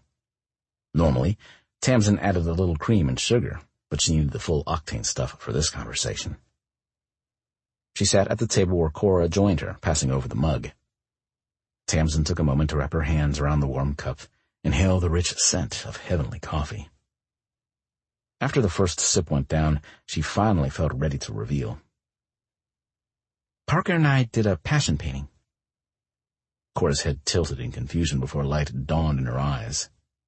Her mouth dropped open, and she leaned forward in her seat. Wait, you mean that article that you showed me? The one where people paint their bodies and have sex? She nodded. Yes. Wow. Cora sat back. How's the painting look? That's really what you want to know? How the painting looks? Her roommate shrugged. Is it a single imprint of 2 bodies barely moving? Or a wild swatch of colors mixing with each other in indistinguishable shapes and smears of human appendages? She lifted the mug to her lips and mumbled into it before taking a sip. The second one. Yes! Cora pumped a fist in the air. I knew he'd be good in bed. You can see it in their eyes. How much they focus. The eyes always give it away. Technically, we weren't in a bed, but yes, Parker is amazing. Amazing, huh? Cora smiled as she took a sip of her coffee. More than amazing. How did she describe what happened last night? The energy, the intensity, the raw emotion of it all. We connected on a level I didn't even know existed. The man found erogenous zones I didn't even know I had. Wow. So when are you seeing him again? Whenever the mood strikes us. Cora frowned. Wait, what? I thought you two connected. We did. She ran her finger around the rim of her mug. Sexually. We both agreed we weren't looking for any kind of relationship. This is just fun. No strings, no promises, no problems. Just scratching the itch until it's out of our system. Cora rolled her eyes with a delicate snort. Famous last words. Beg pardon? There is no such thing as no problems when it comes to sex. Sex always causes problems. That's why it's so fun. Problems are fun? No, but solving them can be. Cora reached over to place her hand on Tamsin's. Look, the problems aren't always big. Sometimes it's as simple as finding out you aren't right for someone or discovering you don't like a certain kink. But sometimes big problems happen, like one person falling in love and the other not. She laughed at the absurdity of what her friend was suggesting. Oh, sweetie, you don't have to worry about that. I have 0 time to add love to my schedule right now. Besides, you know I don't want to fall in love. No? Cora raised a brow. You don't want to risk losing the person you love? She snorted into her coffee, ignoring her friend's intense eye contact. Tim, Cora sighed. You know I love you, but in all the years I've known you, you have never gotten serious about a guy. And I get it. Losing your mom so young, it had to be tough. Not really. She barely remembered her mother. But sucked was growing up watching her dad. She knew how much he missed her mom. He tried to hide it from her, but she saw the pain. She felt it radiate off him. Waves of pain she feared might drown him. Thank goodness he finally found Victoria to pull him from the depths. But what if he hadn't? That's what she feared. Losing herself so much in someone, loving someone so deeply that their loss destroyed her, threatened to end her too. She would never fall that deeply. I don't plan on falling in love with Parker. And what if he falls in love with you? Now there was a situation that would happen after people landed on Mars. He had already told her what he thought of love and happily ever after. She highly doubted Parker would ever fall in love, least of all with her. Not an issue, trust me. Besides, we can't start any type of real relationship. Why not? Hello, our parents are getting married. There was an entire boatload of reasons a real relationship with Parker would be a bad idea due to that, but the biggest was, if we start dating and things go badly, can you imagine the awkward family dinners? No, thank you. Not to mention it would seriously affect my dad's relationship with Victoria. And she would never do anything to jeopardize her father's happiness, not after all he did for her. And what you're doing with Parker now isn't the same thing because it's just sex. Cora gave her a disbelieving look. Things can go badly with sex. But there's no emotions involved. If we're dating, there'd be feelings. But with sex only, it's just fun. Cora shook her head with a small laugh. That's the most ridiculous thing you've ever said. Hey! Sex doesn't always lead to feelings, her roommate continued. But it always has the possibility to. And if one of you develops feelings while the other doesn't, all I'm saying is be careful. Have your fun, but keep your wits about you. And at the first sign of something deeper for either of you, if it's not what you want, cut it off. Right away. For everyone's sake. Somebody sure was a cautious Cora today. Sweetie, I love you, but I promise I know what I'm doing. Everything will be fine. She'd just ignore the slight nosedive her stomach took as she spoke those words and the tiny sense of doom that filled her. Everything would be fine. They were just having fun. Tamsin had had a few flings, and they all ended well. Sure, things with Parker felt more. He made her feel comfortable. Even at her most accident-prone and embarrassed moments, he managed to set her at ease, as if those things weren't a failing, but an asset. And, yes, maybe he made her heart flutter. A little. But it was only because she wasn't used to people finding her disasters delightful. Nothing more.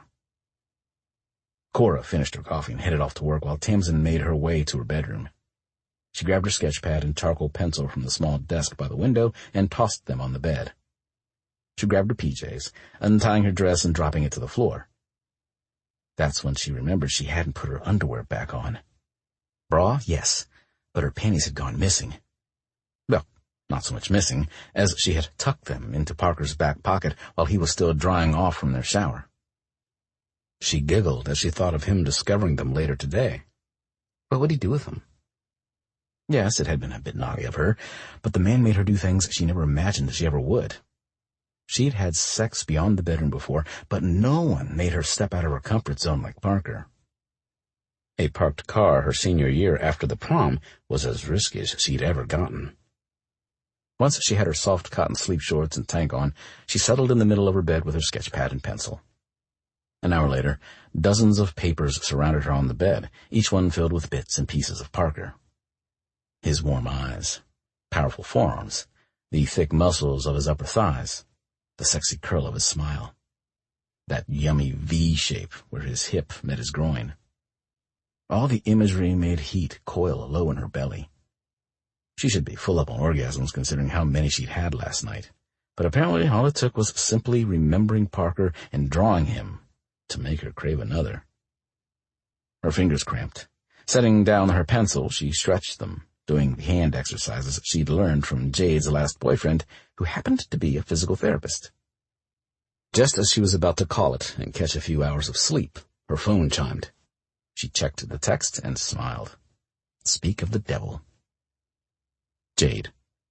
OMG, you slept with Parker? Jade. Deets. Now. She typed back. Tamsin. How did you find out? Jade. Cora texted me. Oh, of course she had. The problem with having close friends was that there were no secrets. Tamsin. What are you doing up at? She glanced at the time on her phone. Tamsin. 6 a.m.? Jade. Derby team workout is at 6:30. Now quit stalling. Details, woman. Tamsin laughed, her thumbs flying across the screen as she typed. Tamsin. We made a passion painting, and that's all I'm telling you, perv. If you need to get your rocks off, watch porn like everyone else. Jade. 1. I'm insulted you think I don't watch porn already. 2. Ew, I don't want to know for jollies, I just want to know if it was good. Tamsin. It was. Instead of words, she sent Jade 2 rows of the fire emoji. Jade. Hell yeah, get it, girl. She laughed when Jade sent back a gif of a dancing cat with exploding champagne behind it. Jade. You seeing him again? Biting her lips, she debated how much to reveal, but if Cora already texted her, there was no telling what Jade knew. Everything, probably. Tamsin. Hopefully. We're keeping it casual. Jade. I'd lock the sexy fireman down if it was me, but you do you. So Jade wasn't going to give her the be careful with your heart speech like Cora. At least, not yet. She knew Jade was just waiting for the right moment to get into the talky, feely portion of the discussion. Cora was always direct, whereas Jade liked to bide her time and pounce when the timing was perfect. She knew her friends were just looking out for her, but she had this. They didn't have to worry. Jade. I gotta hit the gym, but I'm on lunch shift. You? Tamsin. Dinner. Which was good, because she'd need a few hours of sleep to account for the lack of sleep last night. Totally worth it. Jade. Then I'll high-five you as I leave. Tamsin. See ya. She placed her phone in the charger base on her nightstand and put all the loose paper and sketch pad on the floor to deal with later. She slipped under the covers and settled her head against the pillow with a sigh. Sweet slumber. Here she came. Ding, ding. Or not. Slapping her hand against her phone, she pulled it from the cradle and went to turn it on silent until she saw the message. Parker. Found your underwear in my pocket. Grinning to herself, she typed back. Tamsin. Oh my, is that where they went? She sent the kissing wink face emoji. Parker. I hope you know these are mine now. Tamsin. Have an underwear fetish? Parker. Never used to think so, but you're opening me up to all kinds of new experiences, sweetheart. She could say the same about him. Parker. Are you free tonight? He was already ready for another round? Tamsin. Got the dinner shift. Won't be off until 11. Parker. Pick you up after work? She usually walked home if it was early enough, or drove if she had the night shift. But the idea of Parker picking her up and taking her back here where she had a nice soft bed? If she wasn't as exhausted as she was, she might consider asking him to drive over here right now. When had a man even made her crave this much? She couldn't remember. Tamsin. Such a gentleman. Parker. If I promise to not be a gentleman in your bedroom, does that mean I can pick you up after work? She barked out a half-laugh, half-needy moan into the silent bedroom. Tamsin. You better. Parker. See you tonight. Tamsin. Tonight. She replaced her phone in the base, rolling over to snuggle down deep into her bed, a large smile curling her lips as she closed her eyes.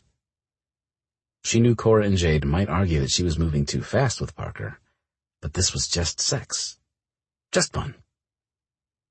But as she drifted off to sleep, a voice inside warned her she was getting in over her head.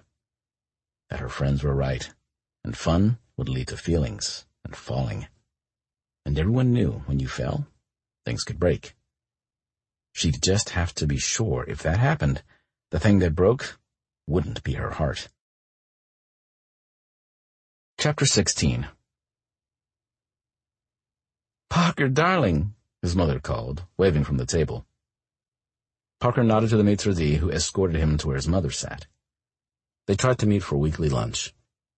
Lately, her schedule had been a bit more occupied by her fiancé. Parker told his mother he didn't mind extending the offer of lunch to Thomas. Spending more time with the man might give him a better read on the guy. But Thomas hadn't been able to attend today's lunch, which was probably a good thing, considering he wanted to talk to his mother about this whole wedding thing anyway. "Hello, Mother." He bent down to place a kiss on her cheek before taking the seat across from her. "Coffee?" She motioned to the silver decanter on the table. "Yes, please."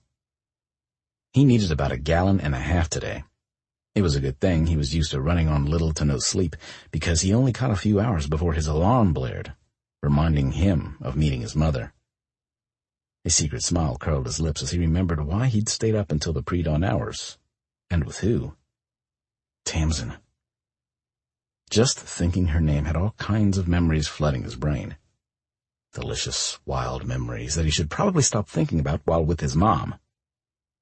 He smiled at his mother, noting that there wasn't a menu on the table. Not a surprise, since most of the staff knew they didn't need one. He and his mother had been meeting at Café Altier for lunch for 5 years now, ever since his mother helped the owner with the startup money she needed to open. Janine Alterier, owner and head chef, always cooked up something special every time they dined. "How is work going, dear?" His mother took a dainty sip from her cup. "Staying safe?" He smiled, answering the question she always asked him. "As safe as I can." I know. She waved a hand in the air. "And I'm very proud of you for choosing a career that's so selfless. But I'm your mother. I'd be worried if you were sitting at a desk all day. It's just what parents do." He would die of boredom if he had to work a 9 to 5 office gig. He loved the thrill of rushing headfirst into danger, the high from saving someone. He supposed that wasn't a very selfless motive. Of course, the lows of his job were worse than others. The people he couldn't save still haunted him some nights. He didn't consider himself a hero, but his mother probably would have called him that even if he was working as an accountant. She'd always been so supportive and proud of him. Like the time in 3rd grade when he won the spelling bee. She acted like he solved world hunger when he'd really just given the proper spelling for hatchling. "How'd the event go last night?" he asked his mother. "Did you receive enough donations?" He had been invited to another one of his mother's charity events last night. He gladly sent money their way, but he hated going to those stuffy parties. He always felt out of place. Yes, he had his own money, but he wasn't some big CEO or investor. He never had anything to talk about with the people at those parties. It wasn't like he could hang out with his mom all night. "It was successful. We reached our goal with an extra 5,000 on top. I do wish you could have come, dear. Margaret Burns was there." He barely held back a sneer. Now he was doubly glad he didn't go. His mother had been trying to pair him up with every single daughter of her socialite friends for years now. Some of them were okay, but Margaret Burns was a blue-blooded bully who looked down her nose at anyone she felt was beneath her. And according to Margaret, that meant everyone. She played the sweet face to his mother, but he'd seen the way she treated the service workers at events. Rule of thumb?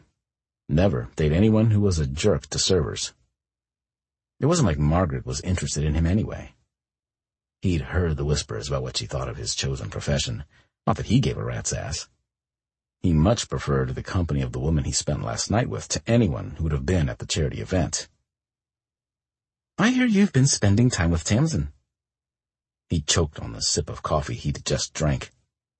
Had he said that out loud? Did someone see them and report back to her? Last night's activities written all over his face. He glanced down at his hand and arms to see if he'd missed any paint. Nope. Not a sexy paint swipe in sight. "Parker, dear, are you all right?" Clearing his throat, he set his coffee down and smiled. "Fine, Mother. Sorry, just a small tickle in my throat, I suppose." She had her worried mom face on, but thankfully she let it go. How is Tamsin? Or not. How would I know? Evasion. Good move. That didn't seem suspicious at all. Aren't you two planning our shower together? I assumed you'd been in contact with her recently. Oh, right. That. Of course his mom was talking about party planning, and not the other thing he was doing with Tamsin. It's going well. She suggested we use the art gallery she interns at for the party. I saw it last night. Among other things. Looks like a great venue. His mother smiled. An art gallery? That does sound lovely.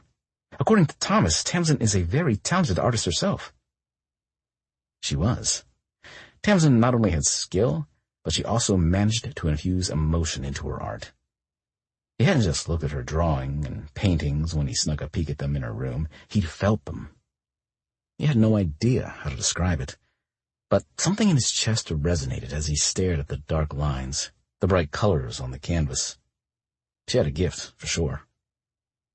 He also appreciated her more experimental art projects. Have you seen any of her artwork? Seen it, been it, done it.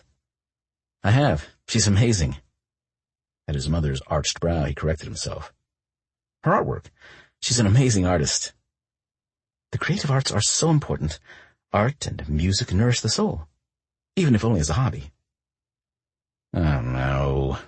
He knew where his mother was going with this. She could hint around it, get Tamsin to ask for her, but none of it would work. He was not picking his music back up. Ever. He was saved from further discussion by the server arriving with their food. Sweet smells of berry and sugar wafted up from the delicious-looking crepe on his plate. Red slices of strawberry filled the thin pastry, spilling out the sides. A dollop of fresh cream lay on top with an artful drizzle of chocolate sauce. He dug in, lifting a forkful to his mouth and closing his eyes as flavor exploded on his tongue. Mmm. His mother made an appreciative sound as she took her own bite. Janine makes the most divine dishes. He agreed. I wonder if we can hire her to cater the shower. I can talk to Tamsin about it. He still thought this party was ridiculous, but if his mother wanted Janine's delicious food there, he was all in for that plan. I am so pleased to hear you two are getting along. More than she knew. Thomas and I did so hope you children would become friends. For adults, Mother, not children. And he wouldn't necessarily call them friends. Friends with benefits, maybe, but his mother didn't need to know that, and neither did Tamsin's father. Well, we're just happy to see you both taking to each other so well. Not that I was too worried. With as wonderful as Thomas is, I knew his daughter would be something special, too. More than she knew. But Parker didn't want to think about him and Tamsin right now. Since she brought up the subject of Thomas, he had more pressing questions. Mother, are you sure? He trailed off, uncertain how to word his question without upsetting her. No one was allowed to hurt his mother, not even him. Am I sure of what, darling? He waited until she'd taken a bite of her meal to pose his question, carefully forming it to show his concern. Are you sure you're not rushing into this marriage? I mean, how well do you really know this guy? 6 months isn't really that long of a time. What if he's just trying to... At her stern look, he amended the accusation he was about to volley. I just don't want to see you hurt again. Placing her fork on the table, his mother reached across to place her hand over his. A warm and loving smile lit her eyes. My dear boy, I know how hard it was when your father left, and that my taste in men over the years may not have always turned out for the best. There was the understatement of the century. I know you worry, Parker, but you don't have to. That's my job. I'm the parent. Didn't mean he couldn't worry about her. Family worried. It's what you did for the ones you loved, whether they raised you or you raised them. He couldn't help it. I just think that maybe you should find out a little more about Thomas. Dig into his past a bit. See if he's keeping anything from you. A task he was already doing, but he wasn't going to tell her that. He was only going to reveal his investigation if the PI turned up something dirty. Parker Vincent Kincaid. Uh-oh. He got the full name. Every kid, no matter how old they were, knew when their mothers used all their names, it wasn't a good sign. She sat back in her seat, hands folded together and placed primly on the table. Yep, full-on lecture mode. I am not going to spy on my fiancé. Thomas loves me and I love him. Yes, we may not have known each other long, but when you get to be our age, you don't need time. Or have a lot of time to spare fluttering about with long-winded courtships. Don't say that. Now it was his turn to grasp her hand. You're going to be around for a long time. She was barely in her 60s. 60 was the new 40. She had another 30 years easy. No one knows how much time they have left on this earth. That's why when we find something as special as what Thomas and I have, you have to grab hold of it with both hands and dive in. Sometimes you just have to trust people, darling. I know you're the suspicious sort, but I promise if you just give people a chance, they might surprise you. Yeah, that wasn't his strong suit. A complaint lobbed at him by every former girlfriend. That and his inability to share his feelings. Whatever the hell that meant. He shared. Smiled when he was happy, frowned when he was upset. What more did they want? I get that, he said, but I just don't want you to be distracted by your emotions again. She frowned, mouth dropping open slightly. Parker. He reached over to take her hand, worried he'd upset her, but refusing to drop this so easily. Not when she could get hurt again. I'm sorry, Mother, but remember Charles and Magnus? Parker Kincaid, that is enough. Her voice was hushed, but firm as iron. He ducked his head, guilt sinking like a stone in his stomach. I'm sorry, Mother, I didn't mean to upset you. His mother pulled her hand back, picking up her coffee and taking a small sip before arching one eyebrow at him. He knew it wasn't kind to bring up the former men in her life who'd hurt her, but it killed him to think it might be happening again. He only wanted to protect her like she'd always done for him. They both let the matter drop, chatting instead about how various family members were doing, his mother's charities, his work. She told him about her and Thomas's plan to pick out a new home together. His mother was a bit of a real estate addict, moving homes every 5 years or so the news didn't surprise him. But was Thomas seeking out a new fancy home by marrying his mother? When they finished lunch, Parker knew he should go home and rest, but he found himself driving through the streets of Denver and parking right in front of 5280 Eats. He found a spot in the small, crowded lot and headed inside. He had to. If he didn't, they'd tow his car. That was the logic he was going with. Sure, he'd just eaten lunch, and Tamsin probably wasn't even working. So why was he here? An excellent question. One he really didn't have an answer to. But he needed one. And quick. As soon as he stepped through the front door, he bumped right into a soft, familiar body. Parker! Tamsin's wide eyes looked up at him. What are you doing here? He enjoyed one gentle stroke of his thumbs along the soft smoothness of her upper arms as he steadied her before dropping his hands and stepping back. I was having lunch with my mom, and she had some ideas for the catering, for the party, so I thought I'd swing by to see if you were free for a chat. A smile spread across her face. Really? You just thought you'd pop by? Even though there's this newfangled thing called texting? Busted. Leaning down close, he whispered in her ear. Okay. Maybe I just wanted to make sure you didn't miss any paint. She shivered, a soft sigh of warm breath hitting his cheek. And you thought you could inspect for this missing paint while I'm working? He laughed softly. Actually, I didn't even think you'd be here. But he'd hoped. I thought you had the dinner shift. She shrugged. Came in early. One of the servers called in sick, and since I'm trying to nab this manager position, I'm on call for all no-shows. That's rough. Such is the life of the service industry. Since you came in early, do you get to leave early? She nodded. Yeah, luckily. I found someone to come in tonight, so I don't have to work a double. What time do you get off? She bit her lips, speaking low so only he could hear. About half an hour after you pick me up from the end of my shift. Good answer, he growled. He wanted to pull her close and sate himself on those delicious lips he was already missing, but they were in public. I get off at 6. Sounds good. His phone chimed. Pulling it from his pocket, he read the notification. A new message from his PI. "Something wrong?" Tamsin asked. He glanced up, not realizing he was frowning, until she reached out and smoothed the wrinkle lines in his forehead with her fingers. Pasting on a smile, he shook his head. "Nope. I'll see you at 6. He could tell by her worried expression she didn't believe him, but she let it go with a nod. "Tamsin, just sat you at table," a voice from the hostess stand called. "Oh, gotta go. Bye." She rushed off, leaving Parker there, his phone feeling like it weighed 1,000 pounds in his grip. What was this heavy, uncomfortable feeling in the pit of his stomach?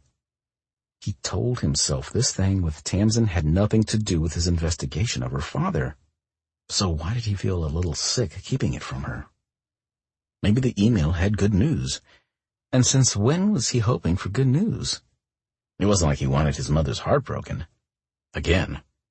But he'd hired the PI because he didn't trust Thomas. When had he suddenly started wishing that he could? He glanced across the restaurant to the charming woman who gave her customers a bright, engaging smile, even though he knew she had to be as exhausted as him. And it hit him. It was her. Tamsin. She made him do something he hadn't done in a long time. Hope. Chapter 17. "Okay, Tamsin, you're good to go." Prisha nodded to her when Tamsin dropped off her receipts to be counted. She was so glad her manager hadn't held the microwave incident against her. She'd been worried a misstep like that would have cost her any chance at the day shift manager promotion, or even worse, her entire job. But Prisha didn't blame her. The older woman claimed it could have happened to anyone, and then joked about how at least it brought some sexy firefighters to the restaurant. And speaking of sexy firefighters, Tamsin nodded to her boss and went to the small break room, where she dropped off her apron and grabbed her purse. "You out?" Jade asked, coming into the room. "Yep." "Well, that's good, because Hottie Hero is here and he looks awfully excited about something." Jade tapped a finger to her smiling red lips. "I wonder what it could be." Tamsin chose to remain silent, but couldn't keep the excited smile off her own face. She'd just been with him last night, but her body was already craving another round. "Bye, Jade," she waved to her friend. "Have fun tonight." Oh, she planned to. She made her way out into the restaurant to see Parker was in fact just beyond the host stand waiting for her. Her thighs clenched in anticipation, butterflies taking flight in her stomach as all the delicious memories from last night flooded her brain. "Hi there," he said as she approached him. "Hi." He moved to open the front door, motioning with his hand for her to precede him. "Shall we?" "Yes, please." Once outside, she tucked her arm into his and allowed him to steer her toward his car. He opened the passenger door for her, and she slid inside. Parker rounded the car and slipped into the driver's seat. "I know this is totally cliché, but your place or mine?" She giggled, unable to keep the glee inside. Well, my roommate has the overnight shift, and my place is 5 minutes away, so—" "Your place it is," he grinned, starting up the car. They made it to her place in record time, probably thanks to the hand she'd placed on Parker's thigh and kept slowly inching upward. Each inch earned her a low, sexy growl. She should be exhausted after last night's activities and a full day of work, but she wasn't. Parker sparked something in her. An energy, a high she'd only experienced when creating art. Technically, we did create art. She smiled at the memory of their painting. Tonight would be a lot less messy, but she had no doubt it would be just as fun. Parker pulled into her apartment's parking lot. She navigated him to guest parking, grateful there were spots available, but then was out of the car before he even turned off the engine. No chance for him to play chivalrous knight and open her door. She was aching for him. Chivalry could wait until after her first orgasm. She grabbed his hand and rushed up the stairs, unable to wait for the elevator. With the way Parker kept sensually stroking the back of her hand with his thumb, she doubted they would be able to keep their hands off each other in such an enclosed space. Since she didn't want to get kicked out of her place for indecent exposure in the elevators, stairs it was. She was breathing hard by the time they reached her apartment door, but it wasn't from the climb. No, it was all due to the man currently standing behind her, crowding her with his heady presence. His large hands gripped her hips as he pressed the thick ridge of his erection against her ass. She fumbled with her keys, almost dropping them as she attempted to slide them into the lock, distracted by the way Parker's mouth was working magic on her throat. Finally, she got the damn key in the lock and turned. They practically fell inside. Parker slammed the door behind him, turning them so her back was against the door and lifting. She gladly complied, wrapping her legs around his waist so every intimate inch was pressed together. "Damn it," he growled between drugging kisses. "We have too many clothes on." She agreed. Her hands moved down his broad shoulders, gripping his shirt, but before she could try and tug the thing off, he pulled them away from the door and started to move. "Parker!" Her arms went back around his neck as she held on. "Bedroom, now." He'd forgotten verbs. She tried not to delight in the knowledge that she'd reduced him to grunting monosyllabic phrases, but, who was she kidding? She loved it. He moved them into her room, gently laying her down on the bed. Naked. Now. There went those monosyllables again. But she was feeling rather playful tonight. Something about this man just made her so free. Free to be herself. Free to open up. It was a feeling she wasn't all that used to in her relationships. A lot of her past lovers had complained about her constant mishaps and accidents. Not Parker. He didn't think she was a walking disaster, even after witnessing more than a few of them. He accepted her just as she was. She had to admit, that acceptance was a high. One she was riding right now. One that gave her the courage to rise to her knees, look him straight in the eye and say, "No." One eyebrow quirked. His smile dipped a bit, but he didn't seem angry. "Change your mind, sweetheart?" "That's okay, we don't have to." "I didn't change my mind." Sweet guy had the complete wrong idea. "I just want to taste first." "What do you—" His question broke off in a very creative swear as she unzipped his pants and reached in to grab the hard shaft of his erection. "Fuck me, Tamsin." She hummed, enjoying the warm, velvety feel of him in her hand as she stroked him from base to tip. "I intend to." She leaned forward, glancing up at him through her lashes before saying, "After." Then she took him in her mouth. He shouted another curse, his hands slipping into her hair, not grabbing or pulling, but stroking, massaging her scalp as she worked him. She moaned deep in her throat at the prickly sensations his fingertips created. Who knew the scalp could be such an erogenous zone? Parker swore again at her moan. "Sweetheart, you gotta stop, or I'm not going to last long." Since she wasn't nearly done with him, she sat back, releasing him. His grin was wicked as he quickly shucked off his clothing and stood at the edge of her bed. "Now get naked. Please." So polite. She really should reward such good manners. With a devilish smile of her own, Tamsin removed her shirt and shimmied out of her work slacks. Her bra and panties soon followed. "Please tell me you have condoms in here," Parker said, his eyes glazed over with lust as he stared at her. She tilted her chin. "Bedside table." Without breaking his focus on her, Parker reached out and pulled the drawer open, his hand shifting around until he encountered something and pulled out a strip of foil packages. She chuckled as she noticed what he'd grabbed. "What?" he asked. "What's so—" She watched as he glanced to the items he held in his hand, his eyebrows raising. "What are these?" "They're paint samples from an online supplier I use. They send me new colors in small quantities so I can test them out to see if I want to buy full-size tubes." He blinked. "My God, I didn't put one on my dick. I'm guessing these aren't the body paint kind." She shook with laughter. "Nope." She really should find a better spot for those, but her place was so small, all her art supplies were smashed in wherever she could fit them.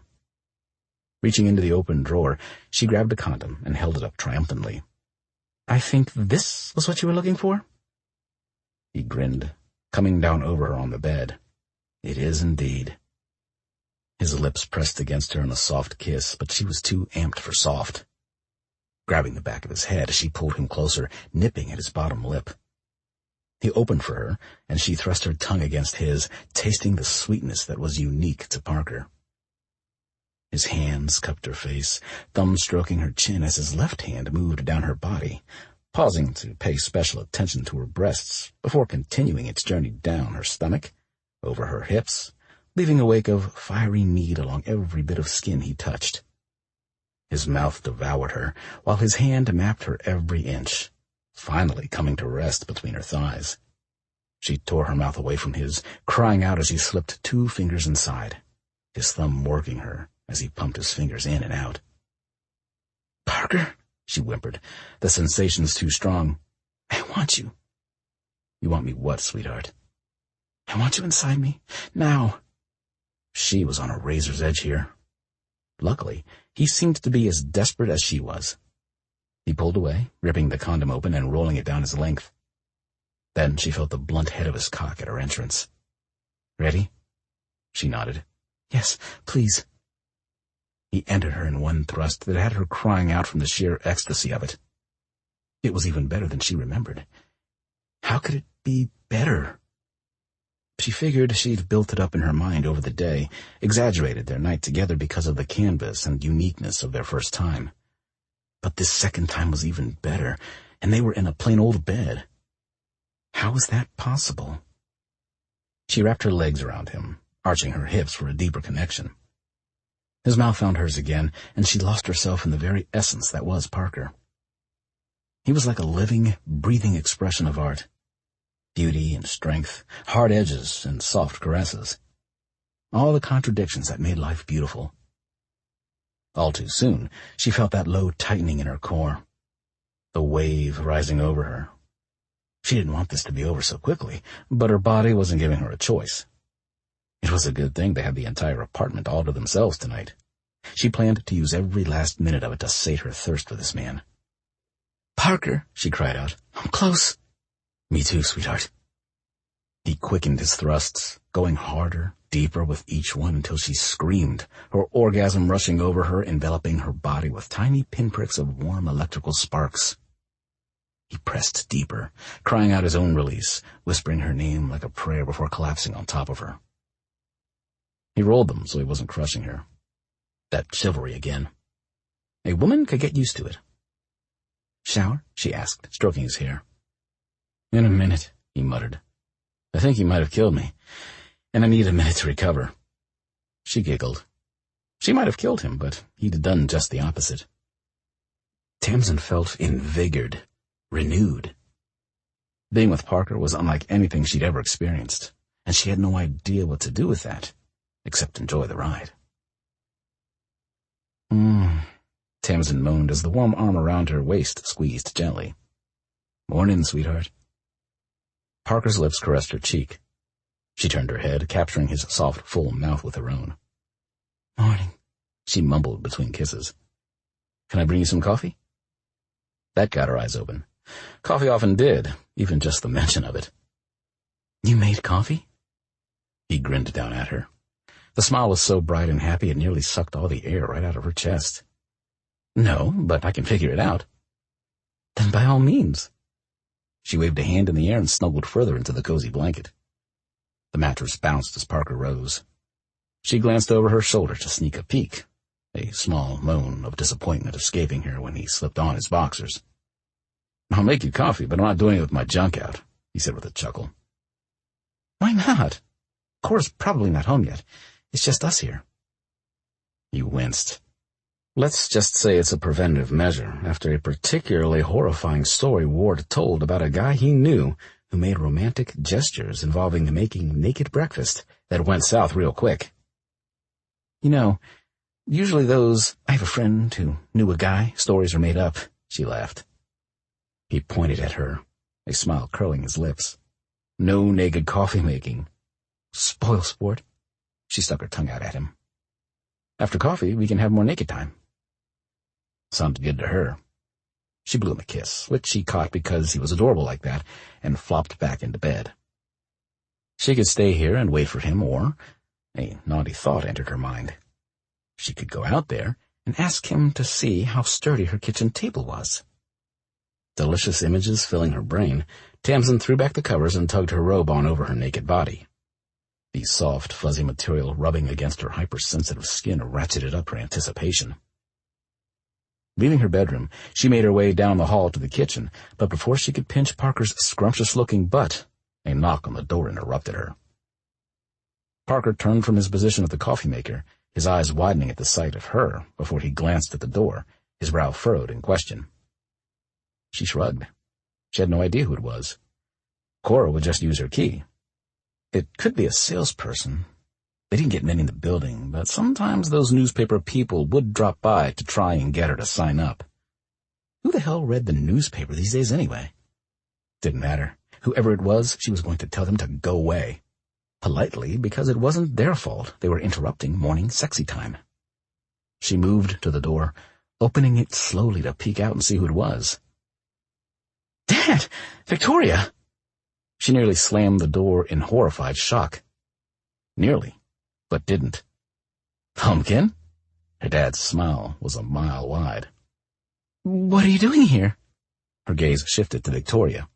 "Both of you." She did her best to keep the door open barely more than a crack, positioning her body in a way so they couldn't see into the kitchen area, where Victoria's nearly naked son was. Her heart raced, palms sweating as she hoped to everything in the universe that they couldn't see Parker. She wanted to turn around and make sure he wasn't visible, but that would just draw their attention. What the hell was she going to do? "We were just in the neighborhood," her dad said, "and Victoria wanted to drop by and get your opinion on the wedding colors." "As an artist, you know these things so much better than I do, dear," Victoria smiled. "I would love your professional opinion."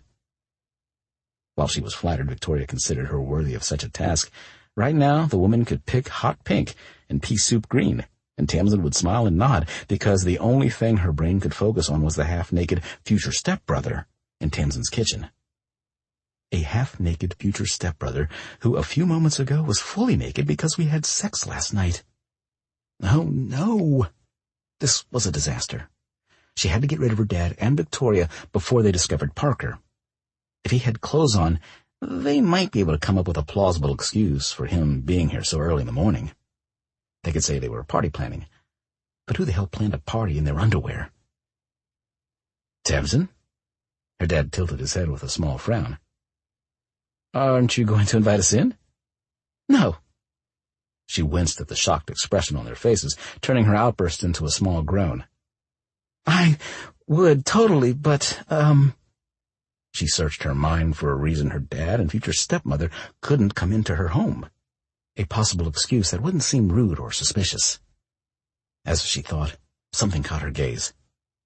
Out of the corner of her eye, she could see Parker, Army crawling on the ground in all his half-naked glory. Her pulse skyrocketed, and she moved her body even more into the open wedge of the door, doing her best to cover his escape back to the bedroom. She thought she spotted a small smirk on the man's face as he passed. The punk better not be enjoying this. She was seconds away from a freaking heart attack. "Tamsin, Pumpkin." Her father's voice held a note of suspicion. "What's going?" She opened her mouth and blurted out the first thing she could think of. "Cora's sick." "Cora?" Victoria asked. "Her roommate," her dad answered, patting his fiancée's hand. "Oh, dear. Is there anything we can do? Should we call a doctor?" No, you don't have to do that. Cora's a nurse, and it's just some stomach bug, so no big deal. She must have eaten something bad at the hospital or picked up something from a patient or visitor. She was up all night blowing chunks, and then it started coming out the back end. She seems better this morning, but I don't want to risk your health, so maybe we can do the color thing another time? I would hate to have you get sick, especially if it was my fault. And you know what they say about people who live in the same spaces. If one gets it, the other will. So I'm sure if it's a viral bug, I'll be kissing the porcelain throne tonight myself, so... "We get the idea, Pumpkin," her dad interrupted her rambling.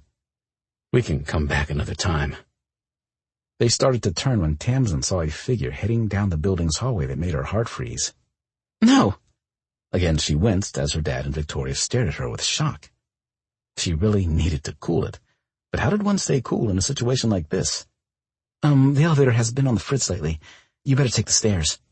She pointed down the hallway to the left. As they glanced, she frantically and silently motioned to Cora, who was currently heading down the other end of the hallway. Cora noticed her wave and gave her a puzzled look, but thankfully her friend sensed something was up and turned back, disappearing around the corner.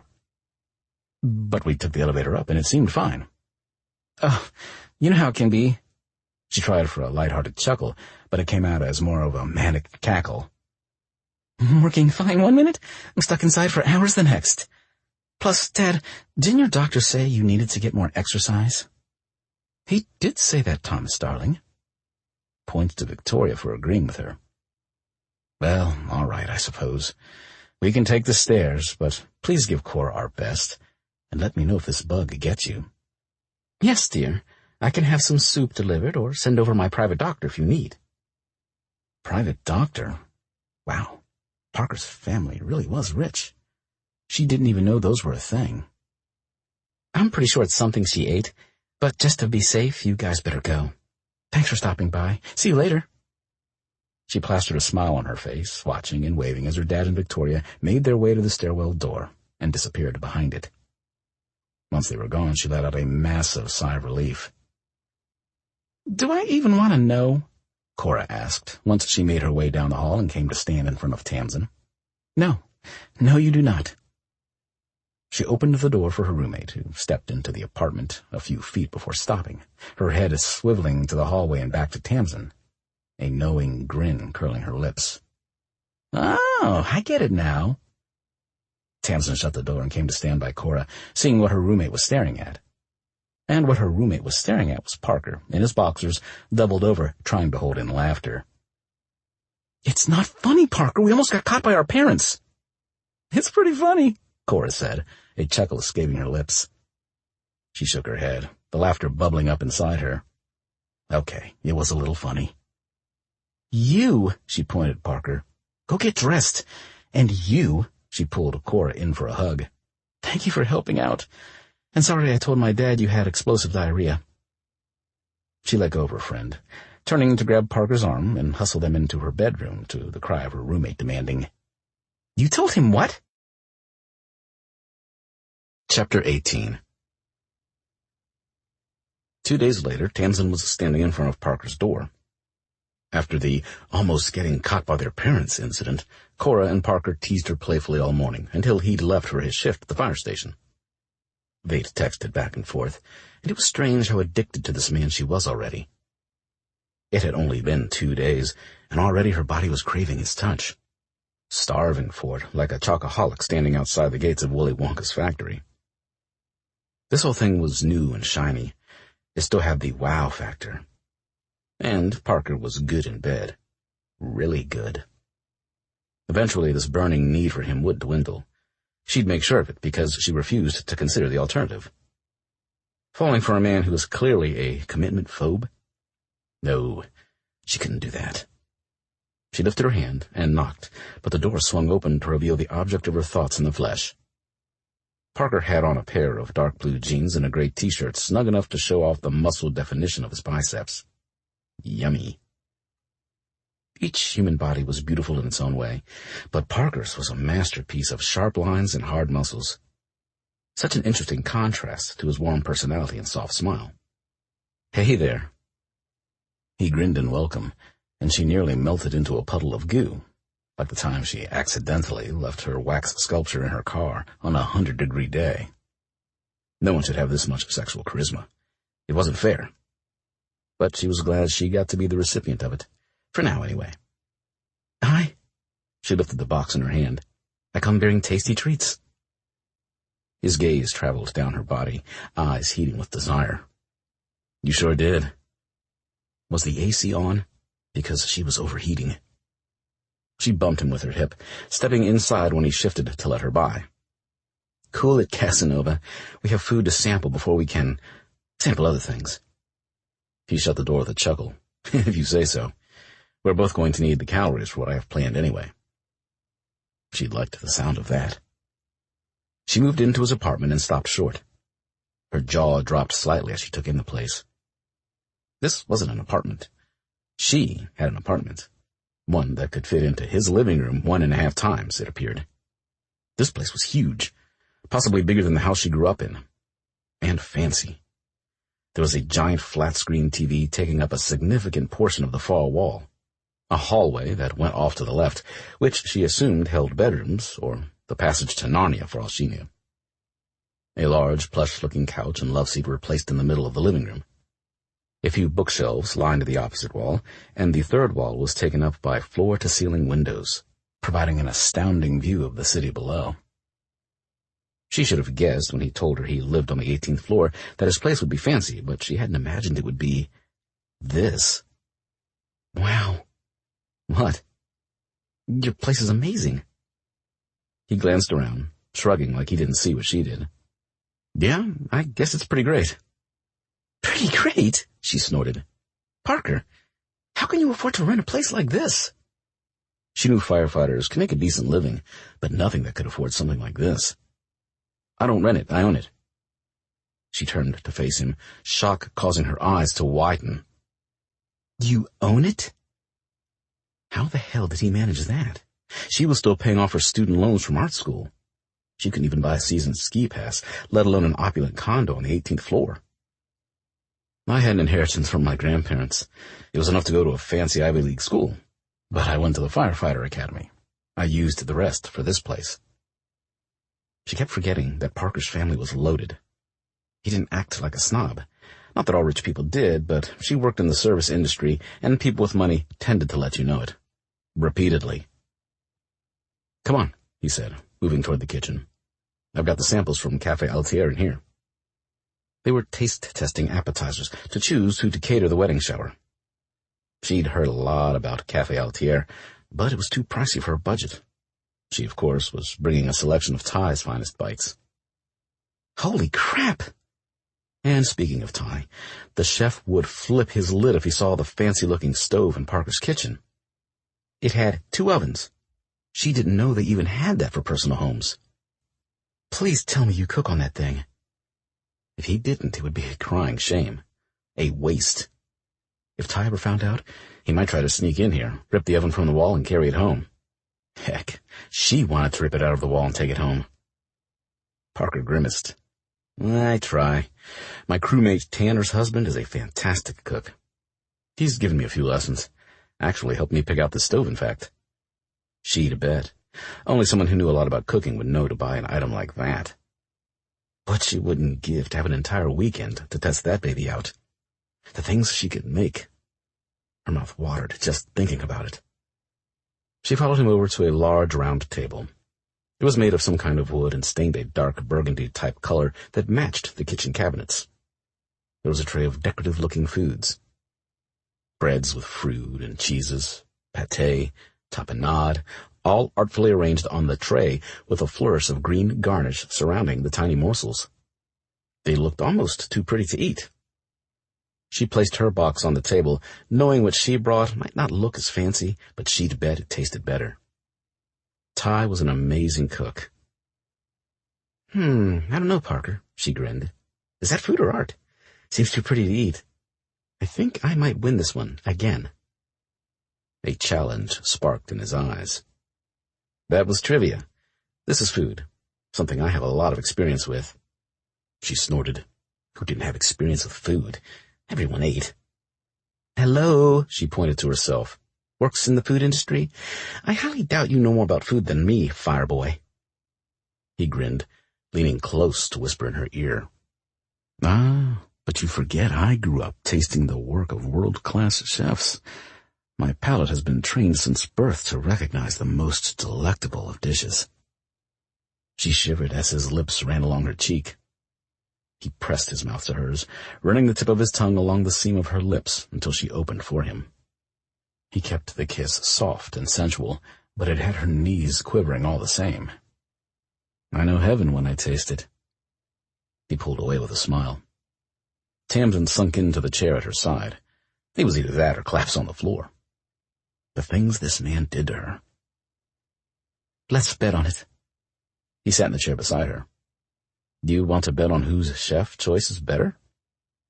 Whose food is better, but yes. Feeling the need for some playful payback, she placed her hand on his thigh and stroked upward as she spoke. As you said, you've lost twice now. I have to give you some opportunity to reclaim your manhood, even though I know I'm going to win. He growled low in his throat as the tips of her fingers lightly stroked him through his jeans. My manhood is hardly in jeopardy. How about if I win, we have sex in the living room, and if you win, we have sex in the bedroom? She laughed. Sounds like we're having sex either way. Exactly. Win-win. She couldn't argue with that, even if she wanted to. Deal. Parker lamented the loss of Tamsin's talented fingers as she slid them away from his body. But since he knew it was only minutes until and every delectable inch of Tamsin's naked flesh was pressed up against his, he tamped down his disappointment. Okay, what you got? She smiled, opening the large cake box she'd brought in. Mouth-watering smells rose from the box. He peeked inside and nearly swallowed his own tongue. Are those pigs in a blanket? Yep. She pulled out the small parchment paper holding 4 tiny sausages wrapped up in bread baked to golden perfection. My dad's favorite. Mine too. Here, try one. She held it up to his lips. He accepted the appetizer, nipping her fingers playfully, then closed his eyes to enjoy the savory morsel. The chef managed to add the perfect amount of butter to the roll surrounding the dog. He'd loved pigs in a blanket ever since he went to sleepaway camp in the 4th grade. No fancy meals there, but somehow those tiny sausages wrapped in doughy goodness had been the best thing he'd ever eaten. Maybe because he could eat them with his hands without anyone admonishing him for improper table manners. That they were Thomas's favorite food, too, was... He didn't know what it was, but the pit was back in his gut. The more time he spent around Tamsin, the worse he felt about this whole PI thing. His mom would be pissed if she found out, and Tamsin would be crushed. But he couldn't stop the investigation now. Frank's last message said he still had a few things to look into. The longer this took, the more Parker felt like he was doing something wrong. He was only trying to protect his mother, so why did it feel like he was betraying everyone? Is something wrong? He realized he'd stopped eating and was staring down at the table. Swallowing the last bit of food, which didn't taste as delicious as it had 10 seconds ago, he smiled. Yep, just realizing I might be losing again. Seems to be a pattern around you. A blush rose on her cheeks. Yeah, well, it seems only fair considering my pattern around you involves getting myself into the most embarrassing situations possible. He laughed. Okay, your turn. Reaching for the tray, he grabbed one of his favorites, goat cheese and tart apple on a sliced baguette. He held it out like Tamsin had done for him. She took a small bite, her lips brushing against the tips of his fingers as she left half the appetizer in their grip. She moaned, falling back against her chair. That's amazing. No, what was amazing was how they were both still sitting at the table with their clothes on. Since she walked in the door, Parker had been damn near aching for her. Her sexy little moans turned him from hard to damn steel. He stood, grabbing her hand and pulling her up to him. He led her out of the kitchen and down the hall toward his bedroom. But we haven't declared a winner. We haven't even tasted all the samples yet. I don't care. You win. She laughed. Do I win because you think my chef is better, or because you want sex? Does it matter? Chapter 19. Turned out it didn't matter as Parker hauled her up, tossing her over his shoulder in a fireman's hold. Hey! She squeaked out with a small giggle. The giggle turned into a moan when his palm came up to lightly smack her ass. He rushed down the hall to his bedroom. Once inside, he tossed her on the bed, and she bounced slightly, sighing as he came above her, his arms bracing above her head on either side. She could get used to this sight. Hi, she said, unable to think of anything else. He grinned like a kid on the first day of summer as he stared down at her. Hi there. So you admit defeat? I admit that all the food was amazing, but if I don't get the chance to taste you in the next 5 seconds, I might just die of starvation. Wow. Well, she couldn't have a starving man on her conscience now, could she? Lifting her head slightly, she nipped at his bottom lip, soothing the small sting with a soft kiss as she whispered against his mouth. Feast away. He growled, the deep sound vibrating around her, making every nerve in her body tingle. His mouth pressed down on hers, pushing her back onto the soft pillow. She wrapped her legs around his waist, arching her hips, seeking a release for the heavy throbbing between her thighs. Parker pulled away. She reached for him, whimpering because she was starving too, and the only thing that could sate her hunger was him. "When I said I wanted to taste you, sweetheart," he grasped both her hands in one of his and raised her arms above her head, staring down at her, "I meant I want to taste all of you." A shiver of needy anticipation racked her body. "Then by all means." His hands moved down her arms slowly. So slowly she thought the weight would kill her. When he reached her shoulders, he moved his palms across her collarbone and down over her breasts. He cupped them in his hands, squeezing gently through her shirt and bra. Her nipples hardened behind the silk, begging for the same attention, but he moved away. She was about to complain until she felt him grip the bottom of her shirt and tug. Sitting up slightly, she helped him pull off her shirt and bra. "Beautiful," he murmured a moment before his mouth came down to capture one tight bud between his lips. Tamsin cried out, a rush of euphoria bursting inside her. She fell back to the bed, Parker following, never breaking the connection of his lips to her skin. He took his time, showing great care and attention to one breast before switching to the other. Her breath came out in short, frantic pants. She thought she might pass out due to the overwhelming sensations overtaking her body. After many agonizingly bliss-filled minutes, he left her breasts, kissing his way down her stomach and over her hips. "Parker? I said I wanted to taste it all, Tamsin." His words vibrated against her as he nuzzled her through her leggings. His fingers slid into the top of the elastic waistband, tugging slightly. Her body was a mass of quivering nerves. She could barely move, let alone sit up to take her pants off. Luckily for her, her sexy firefighter knew just what to do. He gripped the fabric, peeling it down her legs along with her panties and tossing it to the floor. She felt his gentle touch on the inside of her thighs, then his head bent to her core. The first swipe of his tongue made her cry out, desperate for more. "Yep, just as I thought," he chuckled. "You, sweetheart, are the most delicious thing here tonight." She started to say thank you, but her words were lost as Parker proved true to his word and feasted on her, his tongue and fingers doing wickedly naughty things that had her crying out minutes later when the orgasm rushed over her. She sucked in a deep breath, her soul floating back down to her body. She was pretty sure he'd sent it straight into the stratosphere.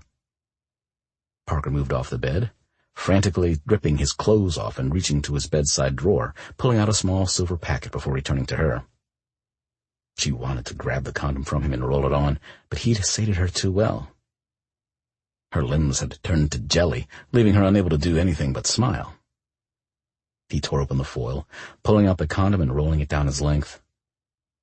Her eyes widened at the sight, heart racing again, fingers itching to reach out and stroke his impressive erection. Okay, maybe she had enough energy to do a few things. "Do you want me, Tamsin?" he asked.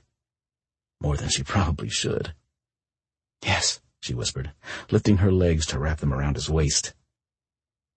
He moved down, positioning himself at her entrance. She was still sensitive from her previous orgasm, and when he pushed inside, she cried out as sensations overwhelmed her. Parker paused, glancing down at her with concern. "Shit, did I hurt you?" "No." Quite the opposite, in fact. She'd never felt so euphoric in her whole life. "More, Parker," she said, arching her hips up to take him in deeper. "More." His lips crashed down on hers as he plunged into her, seating himself fully. He set a fast pace, seemingly as desperate as she was. He'd said he wanted to taste all of her, and she felt consumed by him. Her body vibrated, in tune with his as they moved together. It was amazing, but not enough.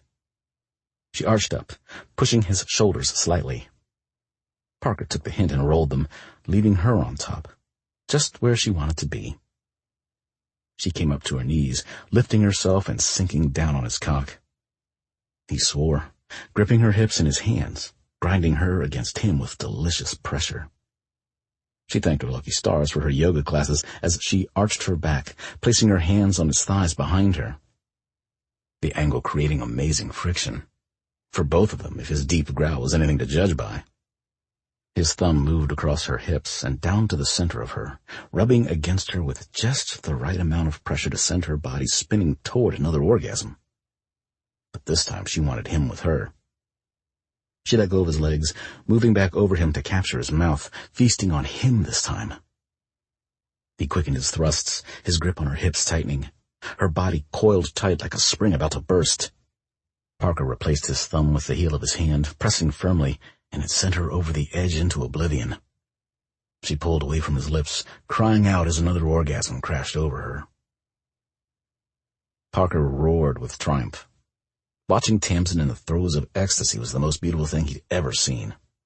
The fact that he was the one to help her get there made him feel like a damn superhero. He felt his own body tighten with impending release, and he held her to him, reveling in the wonder that was Tamsin Hayes as he lost himself inside her. She collapsed on top of him, and he tugged her close, tucking her into his side, her dark hair tickling his chin as she laid her head on his chest. "Well, I am thoroughly exhausted. You were right about needing the calories." She glanced up at him. "Should we go finish the rest of the samples?" "In a minute. I don't think I can move just yet." She gave a soft laugh. He loved her laughs, the soft ones, the loud ones. She had such passion and joy for life, even with all the chaos of working 2 jobs and creating her art. It never seemed to faze her. He had to admit he admired her strength a whole hell of a lot. "Hey, what's that?" Tamsin sat up, pointing to something in the corner of his open closet. "Is that a guitar?" His gaze followed to where she pointed. The euphoric high he'd been riding since Tamsin had ridden him died when he spotted the object of her query. How had she even seen it?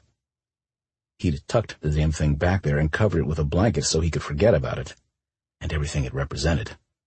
At some point, the blanket must have fallen off, because the bright red and orange Les Paul guitar shined from the corner of the dark closet, a mocking reminder of what happened when he placed his trust in people. She turned back to face him with a hesitant smile. "So, is that the guitar you don't play anymore?" Jaw clenched, he avoided looking at her, or the cursed instrument, staring instead at the ceiling. "Yeah." He really should just donate the damn thing, but for some reason he couldn't bring himself to part with it. "I'm sorry." Her soft voice drifted down to him. "I didn't mean to pry." Shit. Now he felt like an ass. He hadn't meant to snap. "It was my dad's," he offered as an excuse. "Oh." She said that like she understood. But she didn't. He knew she wouldn't dig deeper, but for some reason Parker found himself wanting to open up. "He gave it to me on my 7th birthday, told me he was going to teach me to play." "Did he?" He nodded. One of the few promises his old man ever kept. We practiced a couple nights a week. We'd break out the guitars at family gatherings, on Mother's Day, that kind of thing. He even sent me to one of those rock star camps for 3 summers during middle school. My mother would film every single performance. I think she still has the videos somewhere. That sounds nice. It had been, then everything went to hell. When my dad left us, I asked if we would still play guitar every week. Embarrassment and pain still burned him, remembering the patronizing look in his father's eyes when he asked that question. Tamsin lay down next to him again, placing a hand on his chest, seeming to sense his need for her touch. "What did he say?"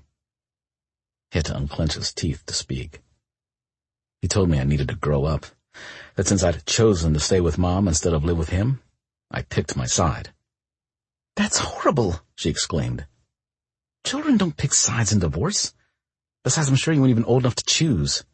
Don't the courts do that or something?" "Yeah, and the lawyers. The judge asked his preference, and he hated having to pick, but his mother had seemed so devastated by his dad leaving. She needed him. He couldn't leave her then, and he wouldn't abandon her now." "So you haven't played at all since?" He shook his head. If it was something you loved, she hesitated. Don't you think giving it up gives more power to your father? Music is very healing for the soul. Maybe if you started playing again, you could let go of... There's nothing to let go of. I'm fine. She arched one dark eyebrow at his sharp tone. Shit. Now he was just being an ass. He didn't understand why she cared so much about this. He played music once. He didn't anymore. No big deal. It wasn't like he ever dreamed of being a rock star or anything. Sure, he'd loved it. Once, but it wasn't his life or anything. I'm sorry, I didn't mean to snap. I don't play anymore. It's tainted now. She stared at him for a moment with a tiny frown before laying her head on his chest. Okay, I understand. She kissed his chest right above his heart. I shouldn't have brought it up. He kissed the top of her head. She didn't know. But she did now, because he'd shared with her. Shared something he'd never told anyone else. The weird thing was a part of him felt lighter, as if somehow telling Tamsin had lifted some dark spot off his soul he'd been carrying around for years. He trusted her with something he'd never shared with anyone, because Parker generally didn't trust people. But he found himself trusting her. Chapter 20. Parker finished replacing the sheets on his bunk. He had 2 more hours left on his shift, then he was off for the next 48. He liked his downtime as much as the next person, but lately he'd been enjoying it a lot more, and he knew why. Tamsin. He still couldn't quite believe he'd shared all the stuff about his dad with her the other night. He never talked about his dad. With anyone. Even his crew at the station knew next to nothing about Parker's old man. But Tamsin? She made him feel comfortable. Safe. He could share things with her without fear of judgment. Hey, dude. He turned to see Ward standing in the doorway of the bunk room. You off shift soon? Parker nodded. Yeah, a few more hours, then I'm out of here. And off to see your special lady? Ward waggled his eyebrows. Special lady? Parker snorted. Channeling your inner 80-year-old today, man? No, I'm channeling my inner I don't want Diaz on my ass for saying woman today. He laughed, knowing Ward would eventually say something that would annoy Diaz. It was a day that ended in Y, meaning the probability was high. So, Ward continued, you and Tamsin? Parker crossed his arms over his chest, staring at his friend and crewmate. Tamsin and I what? Ward held up his hands. Don't get pissy, dude. I'm just saying you talk about her a lot, text her a lot. Seem happier since you met her. Did he? He rubbed at the warm spot on his chest. The one that had started as a small spark the first moment he set eyes on her, sitting in her apartment with a thick white plaster cast stuck to her. It had grown, getting warmer with each interaction, each silly blunder he witnessed. She might think they were disasters, but to him, being around Tamsin was an adventure. Never boring, that was for sure. Hey, O'Neill, Ward called, as the man passed by the door. What's your opinion of Tamsin and Parker? O'Neill stopped and glanced between the two men. Didn't know I was supposed to have an opinion, but I like her. She's nice. A little accident-prone, but a cool person. I didn't know you guys were a thing. We're not. At least not openly. But this was the station, and gossip spread faster than a forest fire in the middle of June. And why the hell are we talking about my love life? Don't you all have better things to... A loud siren screeched through the air, cutting off the rest of his tirade. His body tensed, recognizing the call to action. Ward and O'Neill turned and rushed out of the room, Parker hot on their heels. He followed his crewmates racing to the bay where the trucks were. Office fire on 18th and Larimar, Chief Jeffords shouted as everyone raced over to their bunk gear. People stuck inside. Parker jumped into his boots, pulling up the straps on his turnout trousers before slipping on his turnout jacket. He grabbed his helmet and tank, heart racing with anticipation and a pinch of fear. It was always this way, no matter how many fires he responded to. There was always the thrill of excitement, the rush of adrenaline, the high they each rode from doing a dangerous but necessary job. He felt like a superhero, but he also knew the risks. Fire was deadly, and he didn't care how much training or caution you used around it. Given the opportunity, it would burn you alive. It was best to approach his job with cautious enthusiasm. He hopped into the truck with his crew, Turner at the wheel. The sirens blipped on, their loud appeal warning drivers of the emergency as they headed out of the station and onto the streets of Denver. The damn one-way streets in the city were always a pain in the ass, but Turner had been driving the rig long enough to know exactly how to get them where they needed to go. In less than 5 minutes from when the call came in, the truck was pulling up to the scene. Smoke billowed out of the windows of a tall office building. "Do we know what floor the fire is on?" "Third floor," Turner said from his position in the driver's seat. "It's not spreading yet. Ladder 41 is already on the scene. They got most of the people out, but there's still half a dozen in there." The stations in Denver often worked together on the bigger calls, and from the flames Parker could see flicking out the windows on the third floor, this had the potential to be a very bad call. "Let's go," Diaz called as she hopped out of the truck. Parker followed her as they all hustled into the building. The first floor had already been cleared. They hurried over to the stairwell, his muscles protesting a bit as he hauled himself up the stairs at a fast clip. Running with 45 pounds of gear on wasn't easy, but they trained for this exact situation. He told his body to suck it up and do its job. When they reached the third floor door, he moved to it, glancing down at the bottom. No smoke or flames billowed out from underneath. Satisfied they wouldn't be opening the door to a wall of flames, he carefully moved in, his crewmates following close behind him. Visibility immediately plummeted as the hazy wall of smoke surrounded them. Parker's heart raced, his gaze scanning his surroundings, clocking every important detail. They were in an open-concept office-type room, huge with 0 walls or doors, great for spotting people. Also great for fires to spread. Fire needed lots of room to grow, plenty of oxygen, and this room was filled with it.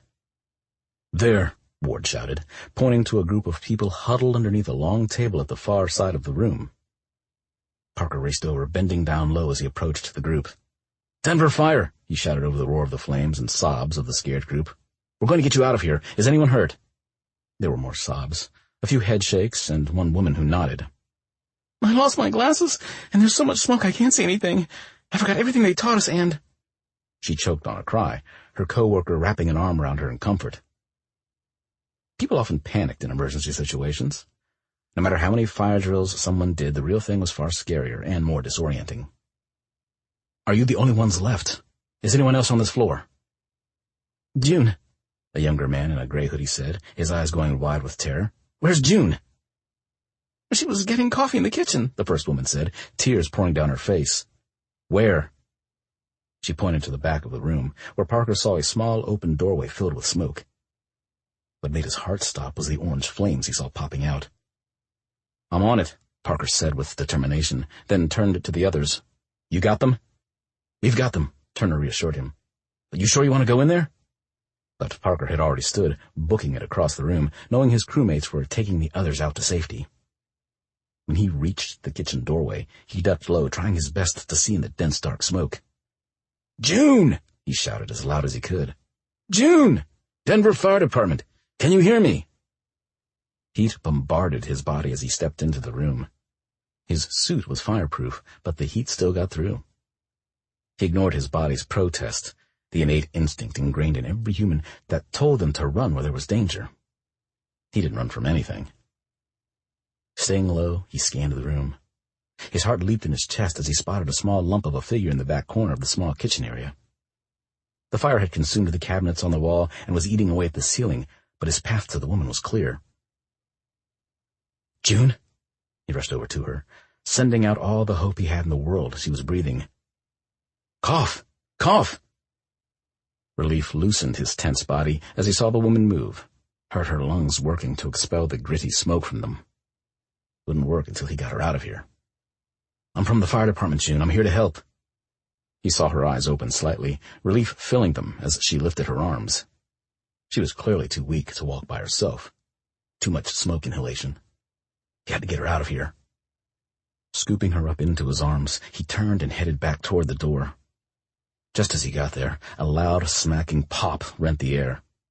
Debris tumbled down in front of him as pieces of the ceiling collapsed in the doorway. "Fuck!" A large metal beam had fallen right in his path, blocking the exit. "Kincaid!" He heard the shouts of his crewmates. They must have come back after getting all the people out. "O'Neill? Yeah, we're here. I found June. She's taken in a lot of smoke and needs to get out of here. Can you fit through the space down there?" Carefully, Parker maneuvered the woman in his arms. He saw O'Neill through a small space near the floor, between the beam and the doorway. Big enough to pass a woman in casual business attire through. Not big enough for a firefighter in full bunk gear. Didn't matter. He had his priorities. Get the victim to safety, worry about himself later. "I can pass her through." "Okay." Gently, he maneuvered June through the small space into the steady arms of his crewmate. Once O'Neill had her in hand, he turned and hustled back toward the stairs. "Kincaid!" Ward shouted as the fire roared around them. "We're gonna get you out of there." The shattering of glass sounded, meaning the fire was superheating the windows and exploding them. Things were going foobar real quick. "Guys, get the hell out!" He didn't want his friends getting injured or worse, dying, all because his ass was stuck. He'd find a way to escape, but he was not risking them. "Fuck no, dude," Ward replied. "We're not leaving you," Diaz agreed. "It's too dangerous." "Danger's my middle name," Ward laughed, as he inspected the beam, searching for a solution to get Parker out. "Actually, it's Peter, but—" "For shit's sake, Ward, now is not the time," Diaz yelled. A smile curled Parker's lips. Even in a deadly situation with flames all around them, his friends could manage to make him laugh. "Kincaid," Ward's tone dropped the joviality. "Do you think you can squeeze through if we give you a few more inches?" He glanced at the small space he'd just passed June through. "Maybe. I'll have to take my tank off." "Do it," Diaz commanded. He unstrapped his tank, shoving it through the hole to the other side. His helmet would be a pain to get through, but no way was he taking that off. "Ready," he called to them. "Okay, Diaz, on 3. His vision was obstructed by the beam and all the smoke, but he could just make out his friends positioning themselves to lift the massive ceiling beam. Something physiologically they shouldn't be able to do, but he knew in situations like this, adrenaline could give people superhuman strength. He just hoped this was one of those times. 1, 2, 3. Parker heard the grunting from Ward and Diaz as they pressed hard against the beam. The large obstruction started to shift, moving slightly. Centimeter by centimeter they lifted until Parker saw his shot. He dove through, squeezing his body, made thicker by all the gear he had on, with all his might. Once he was fully through, he shouted, "Clear!" His friends dropped the beam with a shattering crash. "Let's get the hell out of here," Diaz said. He nodded his agreement, grabbing his tank, and raced with them toward the stairwell door. Outside the building was pure chaos. Ladder 41 was busy dragging a hose up their aerial. He heard Turner shout, "All clear!" before a heavy stream of water leapt from the hose and into the third floor where the flames raged. Ambulances were parked on the street, some tending to people, others driving away with the more serious injuries. "How's June?" he asked when O'Neill walked up to him. "She's going to be okay. The EMTs got her on oxygen and took her over to County Health along with a few others." He breathed out a sigh of relief, the tension in his body draining. Losing a person on a call was an inevitability in his line of work, but that didn't mean it didn't gut him. Haunt him in the dark of the night with what-ifs. Ladder 41 had the fire under control now. It would only take a few more minutes to have it out completely. Parker made his way among the people, offering what help he could along with his crewmates. Once the scene had been cleared, they all piled back into the truck and headed back to the station. "Hey, thanks," he muttered to Diaz and Ward once they were all on their way. "For, not leaving me back there." "Dude," Ward scoffed. "Never leave crew behind, you know that." He did, but in the heat of the moment, no pun intended, all he'd been able to think about was his friend's safety, not his own. "We've always got your back," Diaz nodded. "You can trust us." He could trust them, and he did. You had to trust your crew when you worked a job as dangerous as they did. Intellectually, he knew that. While emotionally, yeah, he knew he still had to work on that area of his life. Trust hadn't come easy to him since his dad left. But lately, he was discovering that he did trust some of the people in his life, in different ways. He trusted his crew to have his back.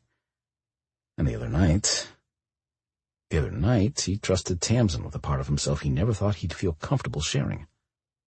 He wasn't sure what that meant exactly, but he knew it was significant. I should probably call off the damn investigation. He started at the thought, mulling it over in his mind as they navigated the streets of Denver back to the station. He'd hired his PI because he wanted to protect his mother, because he didn't trust her new fiancé. But now, after getting to know Thomas a little and getting to know Tamsin a lot, he was starting to wonder if he could let his guard down, start trying to believe the best in people. And if he did that, what would it mean for him and Tamsin? What if he truly opened himself up to her? Could they make a real go of this thing between them? Did he even want to? He sucked in a sharp breath, shocked to his core when he looked deep inside and realized that, yeah, he kind of did. But the real question was, did she? Chapter 21. "Do we have any more cookies?" Cora asked from the kitchen.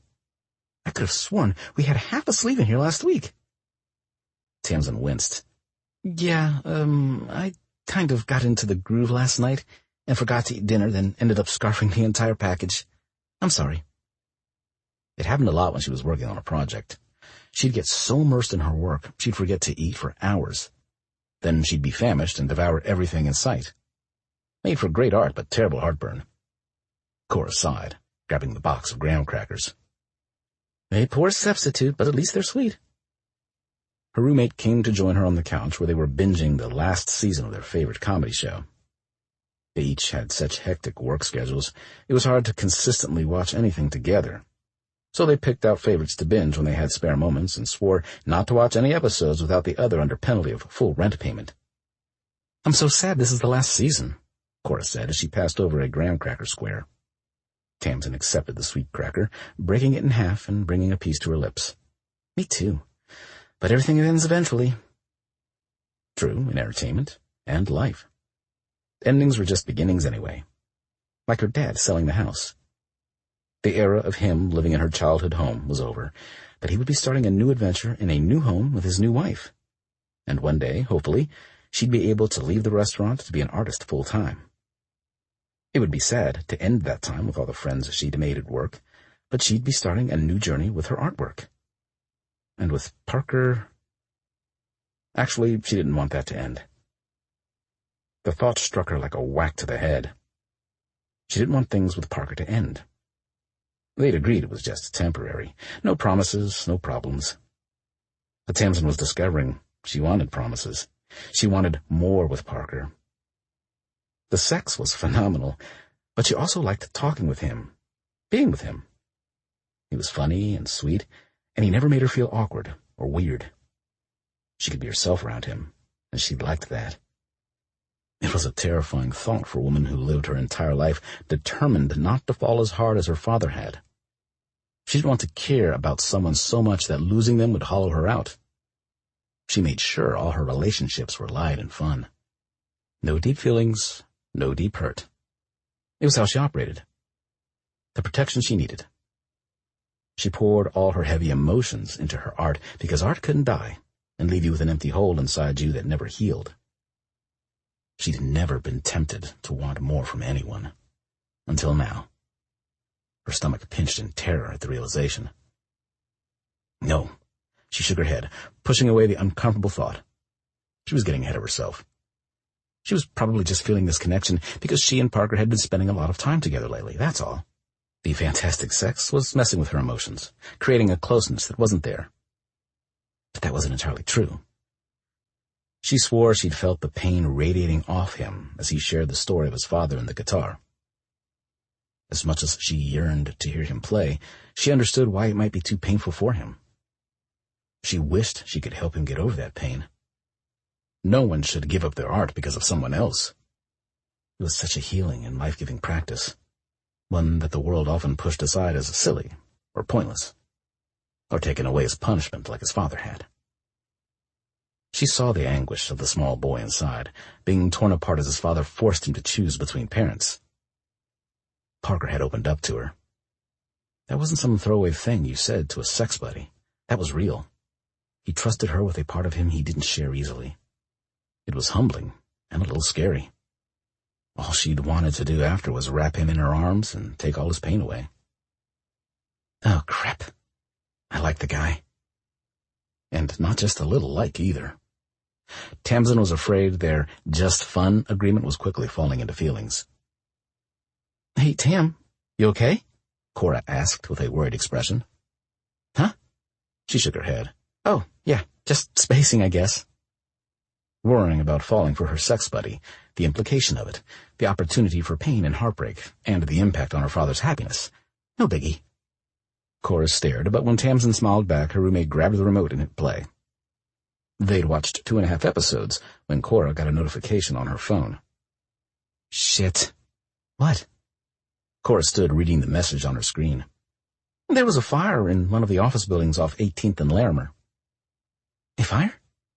Her heart jumped up into her throat. Yeah, 15 people were sent to county health. Carlos is asking for backup because 2 nurses called out sick today. Since I had the art training, they called me in. If her boss was asking her to come in on her day off, Tamsin knew it was bad. But since she heard the word fire, the blood had been pounding so loud in her ears she couldn't think properly. Her fingers were flying over her phone, shooting off a text before she'd even realized it. What station responded? Cora glanced up from her phone, sympathy filling her eyes. I don't know, but I'm sure even if Parker was at that fire, he's fine. She knew that. It was his job to save people from burning buildings and other dangerous situations. Didn't mean she wasn't terrified. Her rational brain and her erratic emotions were at odds right now, and the emotions were winning. Were any of the burn victims firefighters? Oh, sweetie, Cora frowned. You know I can't tell you that, even if I knew. She did. But again, logic out the window.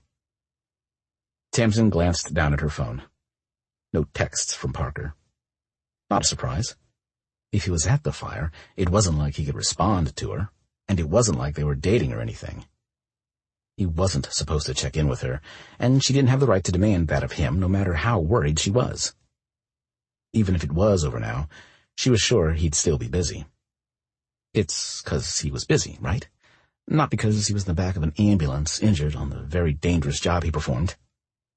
Her chest tightened. A vice of worry and pain gripped her, stealing her breath as a million horrible scenarios entered her mind. See, this is why she didn't get involved. This fear, this horrible pain. She hated it. But there was nothing she could do about it now. She'd fallen. She cared. She couldn't pretend Parker was nothing to her, and she needed to make sure he was okay. I have to go, Cora said. They need me. Yes, of course. She grabbed her friend in a tight hug. Go help. Cora needed to tend to the wounded, make sure those people were okay. And Tamsin needed to check on Parker, make sure he was okay, tend to anything he needed. Even if he wasn't hurt, she knew a call like this would be hard on him. She grabbed her purse, following Cora out the door to the parking garage. She shot off a text to Parker as she sat in her car, but her nerves wouldn't permit her to wait. She drove as fast as speed limits allowed to Station 42. Parking in the small lot, she got out and rushed into the front of the building. Tamsin! She glanced up to see O'Neill walking toward her. Judging by the slicked back hair and the fresh clothing, she'd say he just got out of the shower.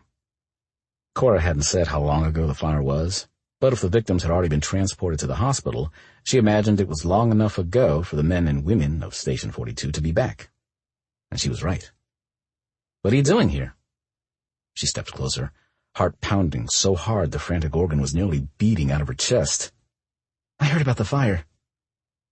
His eyes softened. He's okay. She let out a huge sigh of relief, blinking back tears, the vice easing slightly. She knew only seeing Parker's face, whole and unharmed, would release it entirely. O'Neill placed a gentle hand on her shoulder. It's his job, Tamsin. He's good at it. We all are. She knew that. She also knew she couldn't help the clawing worry twisting up her stomach at the thought of Parker being hurt. How could you be so proud of someone and so terrified for them at the same time? Can I see? She had to choke back a sob, clearing her throat and trying again. Where is he? O'Neill smiled. It's good to have people who care. Sometimes the calls, people tend to see us as heroes, but it gets to us too. His smile fell. We do the job, but we also feel the suffering. Helps to have someone after, just to be there. She could could be that for Parker. Whatever he needed, she could do it. She just needed to see him. "He's at home," O'Neill said.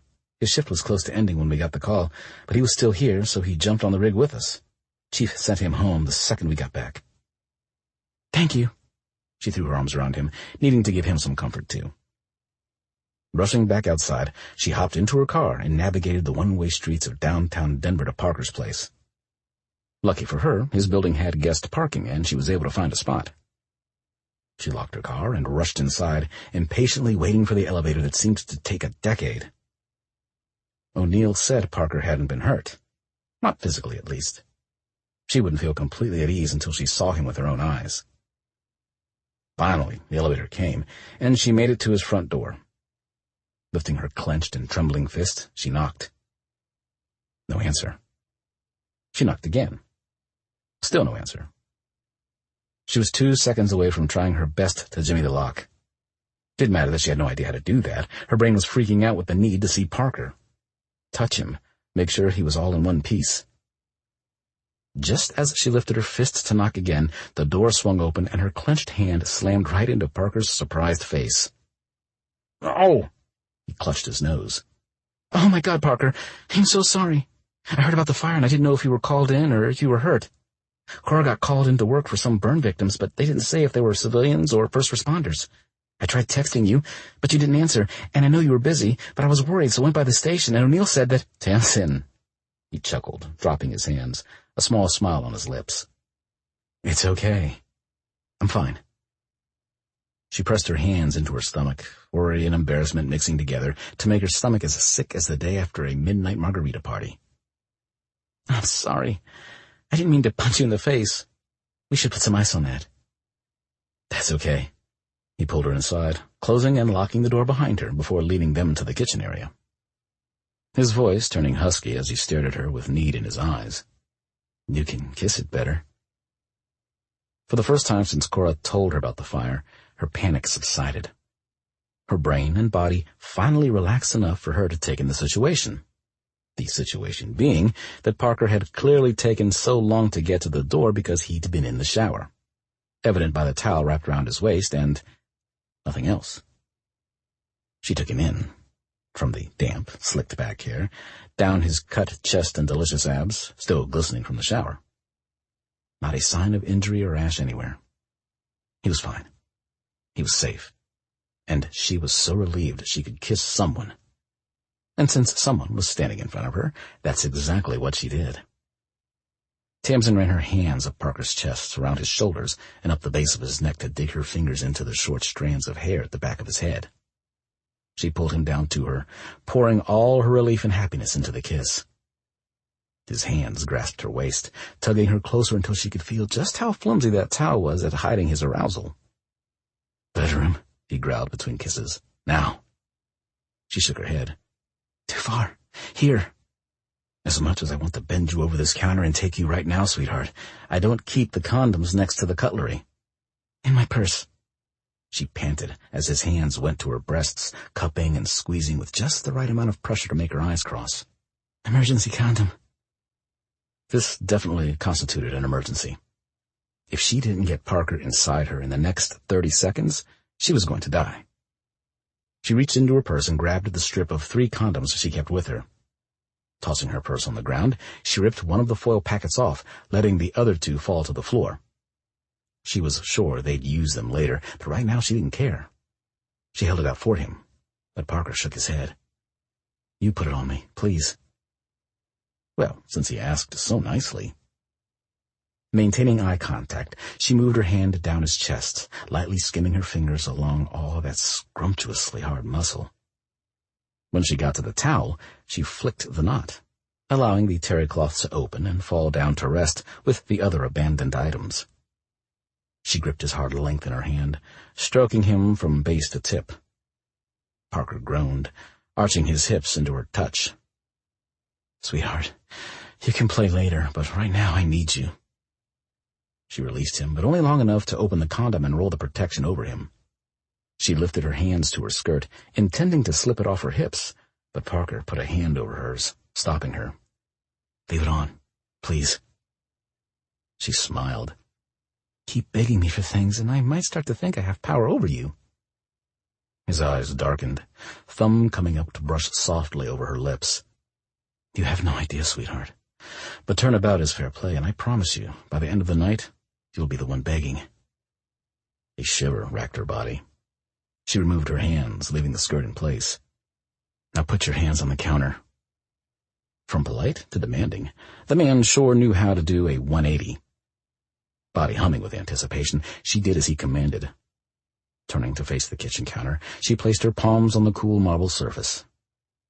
For a moment, or a millennium, she couldn't tell, she stood like that, waiting. Every part of her ached for Parker's touch, but it didn't come. What the hell was he doing back there? Finally, she felt the warmth of his body against her back, the brush of his lips against her ear. Why did you come here tonight, Tamsin? What? He was asking questions? Now? Why, for crap's sake? I was worried. About me? Of course. Sure, they weren't technically in a relationship, but that didn't mean she didn't care about him. Far more than she should, actually. I knew even if you hadn't been hurt, you'd be hurting. Because he shared with her a little of how hard his job hit him at times. She didn't want him suffering through that alone. She felt her skirt slowly being pulled up her legs as he gathered the material in his hands. Sounds like you care about me, sweetheart. I do. Her words turned into a moan when one large palm skimmed up her thigh. Tamsin cried out when his palm covered her center, pressing against her through her panties.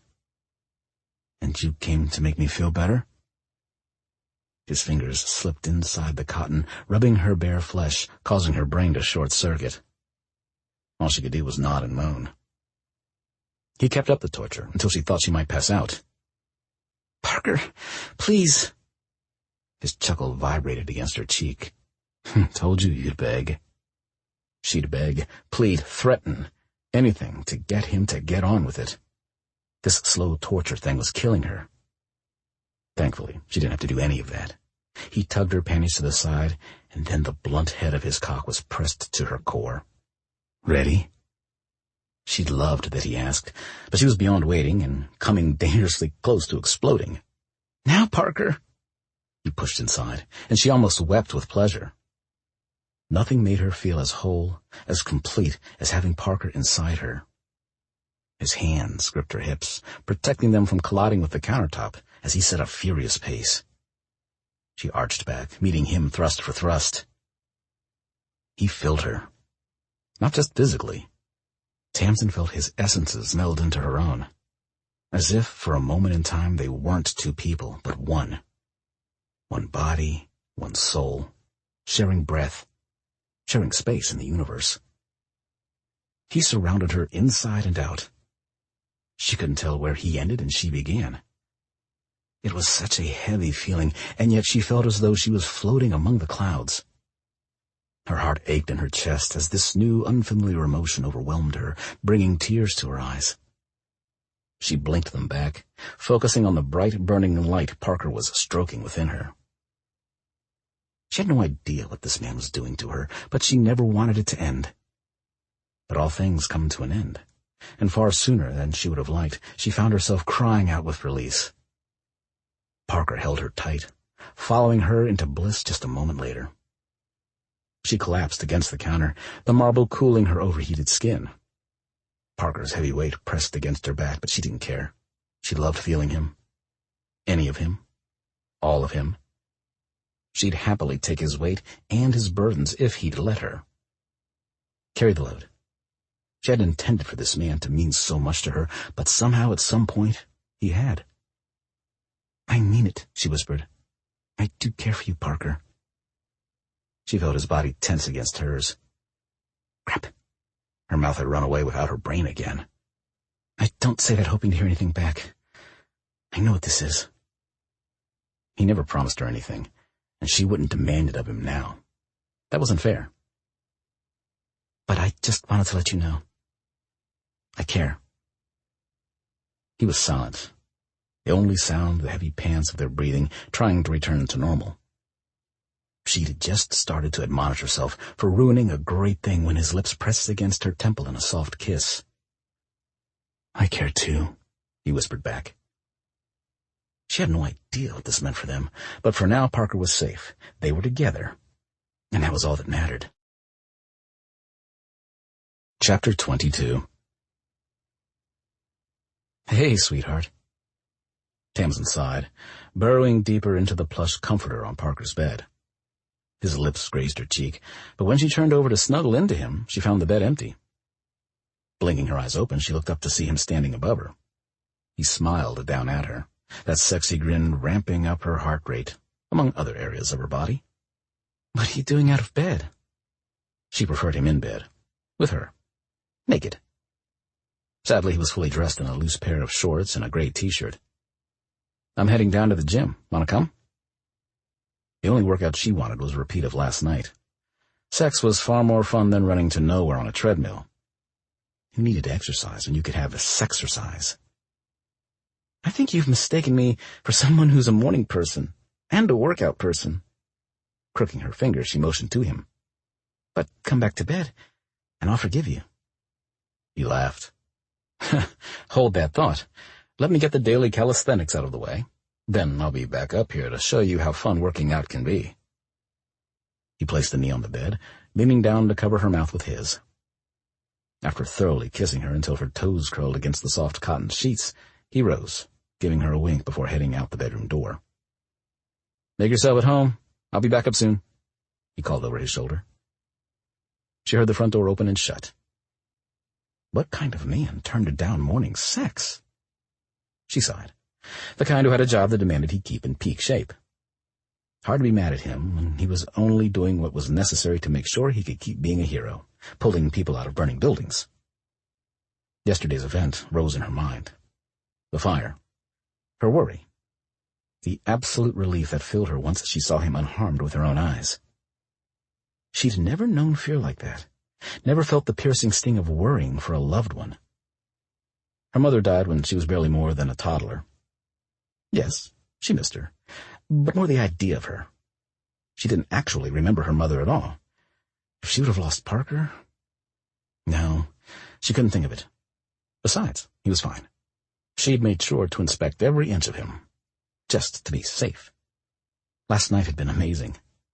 Not just the sex, though she was sure they'd set some kind of sex record for most joint orgasms in a single night. She'd admitted to Parker that she cared about him, and he'd returned to the sentiment. Were they in a relationship now? Could they be in a relationship? They were both consenting adults. Navigating a relationship that wouldn't impact their parents' marriage might be tricky, but if there were genuine feelings there, didn't they owe it to themselves to explore it? She knew her father would want her to be happy, same as she wanted for him.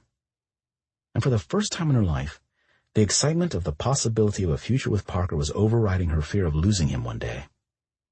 She was still terrified of the possibility, but she finally understood why her dad always said marrying her mother was the best thing he ever did, even after he lost her. Those years they had together were worth more than all the painful ones that followed. She was getting ahead of herself again. All this needed to be talked out with Parker, the silly man who was currently downstairs pumping iron when he could be pumping her. Oh well, this gave her time to freshen up anyway. She hopped out of bed and headed to the bathroom, deciding against a shower or getting dressed. No sense in either, since she planned on sharing a shower with Parker when he got back from his workout. A shower and more. She grabbed the plush-looking robe hanging on the back of the door and put it on. It swamped her, Parker's scent drifting off the fuzzy terrycloth material. She brought the collar up to her nose and inhaled deeply. Calm settled over her body. Now that she'd taken care of business and was covered, it was time for coffee. She should probably check her email, too. The manager job at work was being announced today. Day manager wasn't her dream job, but it did come with better pay and a steadier schedule. That would allow her more flexibility to work on her art and hopefully make a bigger dent in her seemingly unending student loan payments. After starting up the coffee pot, she went on a search for her purse. She found it under the table where she must have flung it after grabbing the condoms. She pulled out her phone only to curse. Damn it! Dead. And of course her charger was at home. Phone in hand, she moved around the condo in search of a phone charger. Nothing in the kitchen, living room, or bedroom. She made her way down the hallway, peeking her head into the other rooms. Bathroom. Guest room. Bingo! Office. If any place had a charger, this would be it. The office was decent-sized, about the size of her bedroom, but less cramped with stuff. All he had in here was a shelf full of books ranging from comics to nonfiction, some sports equipment in the corner, and a large oak desk set against the far wall. She headed to the desk, pulling the drawers open in her search. Crap! No cord. But there was a laptop sitting on the desk. She was sure Parker wouldn't mind if she used it to check her email. Patience had never been her strong suit, and she was anxious to hear about the promotion. And he had said to make herself at home. She pulled out the leather office chair and sat, flipping open the laptop. The screen came to life immediately. She pulled up the internet browser. The home page opened to his email. She started to move the cursor to the top to log him out when something caught her eye. A subject heading and a name. Report on Thomas Hayes. Her fingers froze on the trackpad. She read it again, but the words didn't change. Report on Thomas Hayes. Report? On her dad? What did that mean? Maybe it was another Thomas Hayes. Heart pounding, she moved the cursor back down to click on the email, opening it. Nope. It was definitely about her father. Her eyes scanned the report, stomach clenching with each line she read. Check everything. I want to know if he got even so much as a parking ticket. Dig into his financials, all of them, especially if he has any suspicious insurance policies. Leave no stone unturned. I want every bit of dirt. Bile rose in her throat, anger and shame covering every inch of her. Parker had hired some PI to investigate her father, his finances, job history, criminal record, which consisted of a few parking violations and one speeding ticket.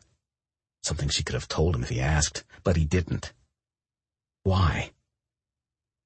Suddenly, she felt suffocated. The fluffy, comforting robe she had on now felt like heavy, cold steel covered in thorns. She pushed back from the desk, rushing back to the bedroom, stripping the offending garment from her body as she went. Her clothes were scattered all over Parker's floor, a testament to her foolishness. How could she have slept with a man, cared for this man, when he'd been lying to her the whole time? She had my father investigated. What about me? She wasn't sure she wanted to know the answer to that question. Right now, all she wanted to do was get dressed and get out of here before Parker came back. Honey, I'm home. Shit. The sound of Parker's chuckle and the closing of the door echoed like a doomsday bell in her ears. Quickly, she finished dressing. She reached the hallway, taking a deep breath before lifting her chin high and heading out into the living room to face the lying, sneaky sack of crap. Thanks for making coffee. Parker lifted a cup, smiling as she came into the room, but his smile soon dimmed. He placed the mug on the counter and rushed to her. What's wrong? When he reached out to her, she leapt back, practically tripping over her own feet. She couldn't stand his touch right now, not with the sting of betrayal so fresh. Tamsin. His brow furrowed, lips turning down as he stared at her, brown eyes filled with concern. Good. His ass better be worried. Her thoughts and emotions were all jumbled up in her head, but she would not break down in front of him. She opened her mouth, but pain choked back the words. Taking a deep breath, she tried again. Her voice came out harsh and scratchy, but she managed to speak the awful truth she'd uncovered. Why did you have my father investigated? He blinked, silent for a solid minute as her words landed. Recognition finally filled his expression. If she was being hopeful, she'd say there was a tiny bit of guilt in there, too. But she was too heartbroken to have much hope. My father, Parker. Why did you have him investigated? He crossed his arms over his chest, his voice defensive as he responded. How do you know about that? Do not answer my question with another question. Her eyes glossed over, but she blinked back the tears. He didn't deserve her tears. My phone died, so I went looking to see if you had a charger. I saw the computer in your office and thought I could use it to check my email. But it brought up yours, and I saw the email from your PI, and I—" She sucked in a shallow breath. Hyperventilating, unable to catch a breath. She could barely control her tears, but not her rambling, and now not even her breathing. "Tamsin, breathe." He placed one large palm on her chest. "Don't touch me!" she shouted, pulling away. Last night his touch had been the only thing she wanted. It made her feel desired, fulfilled, cared for. Now it was tainted. She glanced up at him, unable to stop the tears this time as they rolled down her cheeks. "How could you, Parker?" His jaw clenched. He stepped back from her with a pained expression. "I was protecting my mother." "How?" Protect her from what? He wasn't making sense. "My mother doesn't have the best judgment when it comes to the men in her life." Ouch. Tamsin was offended on behalf of his mother and her father. "My dad treated her like shit, always wanted her to be someone she wasn't, and when she didn't cater to his demands, he left her. Then she started dating these men who told her everything she wanted to hear, but only so they could get access to her bank account. My mom is all about helping people, but sometimes she helps the wrong person." Umbrage burned in her gut. "And you think my dad is the wrong type of person?" "No." He ran a hand over his head, tugging at the dark brown strands of hair matted down from his workout. "Men have tried to marry her for her fortune in the past. The last one even got her a month away from the altar before my PI discovered the scam he had planned to take her for half of what she has. I was just making sure your dad... I didn't want my mom hurt again." She got that. She really did, but what she didn't understand was how he could investigate her father without telling anyone. Without telling her. He could have just asked. She would have told him whatever he wanted to know. It wasn't like her dad had any secrets. He wasn't a con man or a secret spy. Her dad was the best man she knew. He took care of her on his own her entire life. He provided for her, read bedtime stories to her. He took a class on menstruation just so he'd have the knowledge to help her when that time came, because she didn't have a mom for that kind of stuff. How could Parker think a man like that would take advantage of anyone? And why the hell didn't he talk to her about his worries? She thought they cared about each other, that they had something real. Sickness turned her stomach as a thought entered her mind. "Oh my God. Is all this?" She pointed back and forth between them. "Was all this just some way to find out more? Get me in bed? Get my defenses down to worm information about my father out of me?" "How could you even ask that?" He frowned. "Oh, now, he was the offended one?" "No." "I don't know, Parker. Apparently I don't know anything about you." She tried to brush past him, but he grabbed her wrist. Not tightly, and damn it, his touch still made her burn. It shouldn't. It should disgust her. But it didn't. "You know me, Tamsin." He sucked in a sharp breath, his voice soft and censured. "Better than a lot of people." She glanced up into his golden eyes, taking small solace in the pain she saw there. Good. He should feel bad, because right now her heart felt like it was cracking into 1,000,000 pieces. "I thought I did, but now—" "Seriously?" His eyes hardened. "You go snooping around, find something you don't like, and suddenly I'm the bad guy here?" She pulled out of his grasp. "I didn't snoop. I told you I was looking for a charger. I opened a browser window, and his name popped up right there on the computer screen." Grabbing her purse, she moved past him, careful not to make any contact with him. If she touched him right now, she'd either kiss him or punch him, or both. She hated that her body still craved him. After what he did, she should hate him. "Tamsin, please." She turned at the pleading in his voice. "I was just trying to protect my mother." A tiny bit of understanding poked through her cloud of pain and betrayal.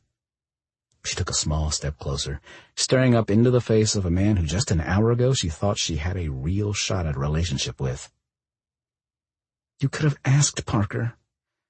You could have talked to me. I would have told you the truth." One dark eyebrow rose. "Would you have?" Her heart broke a little more. Of course he would think she'd lie for her father, not that there was anything to lie about. A sigh escaped her. How sad it must be for you to distrust everyone so thoroughly. Not everyone is out to take advantage of people. My dad doesn't give a flying fuck about your mom's money, and I know as his daughter, my word is shit to you.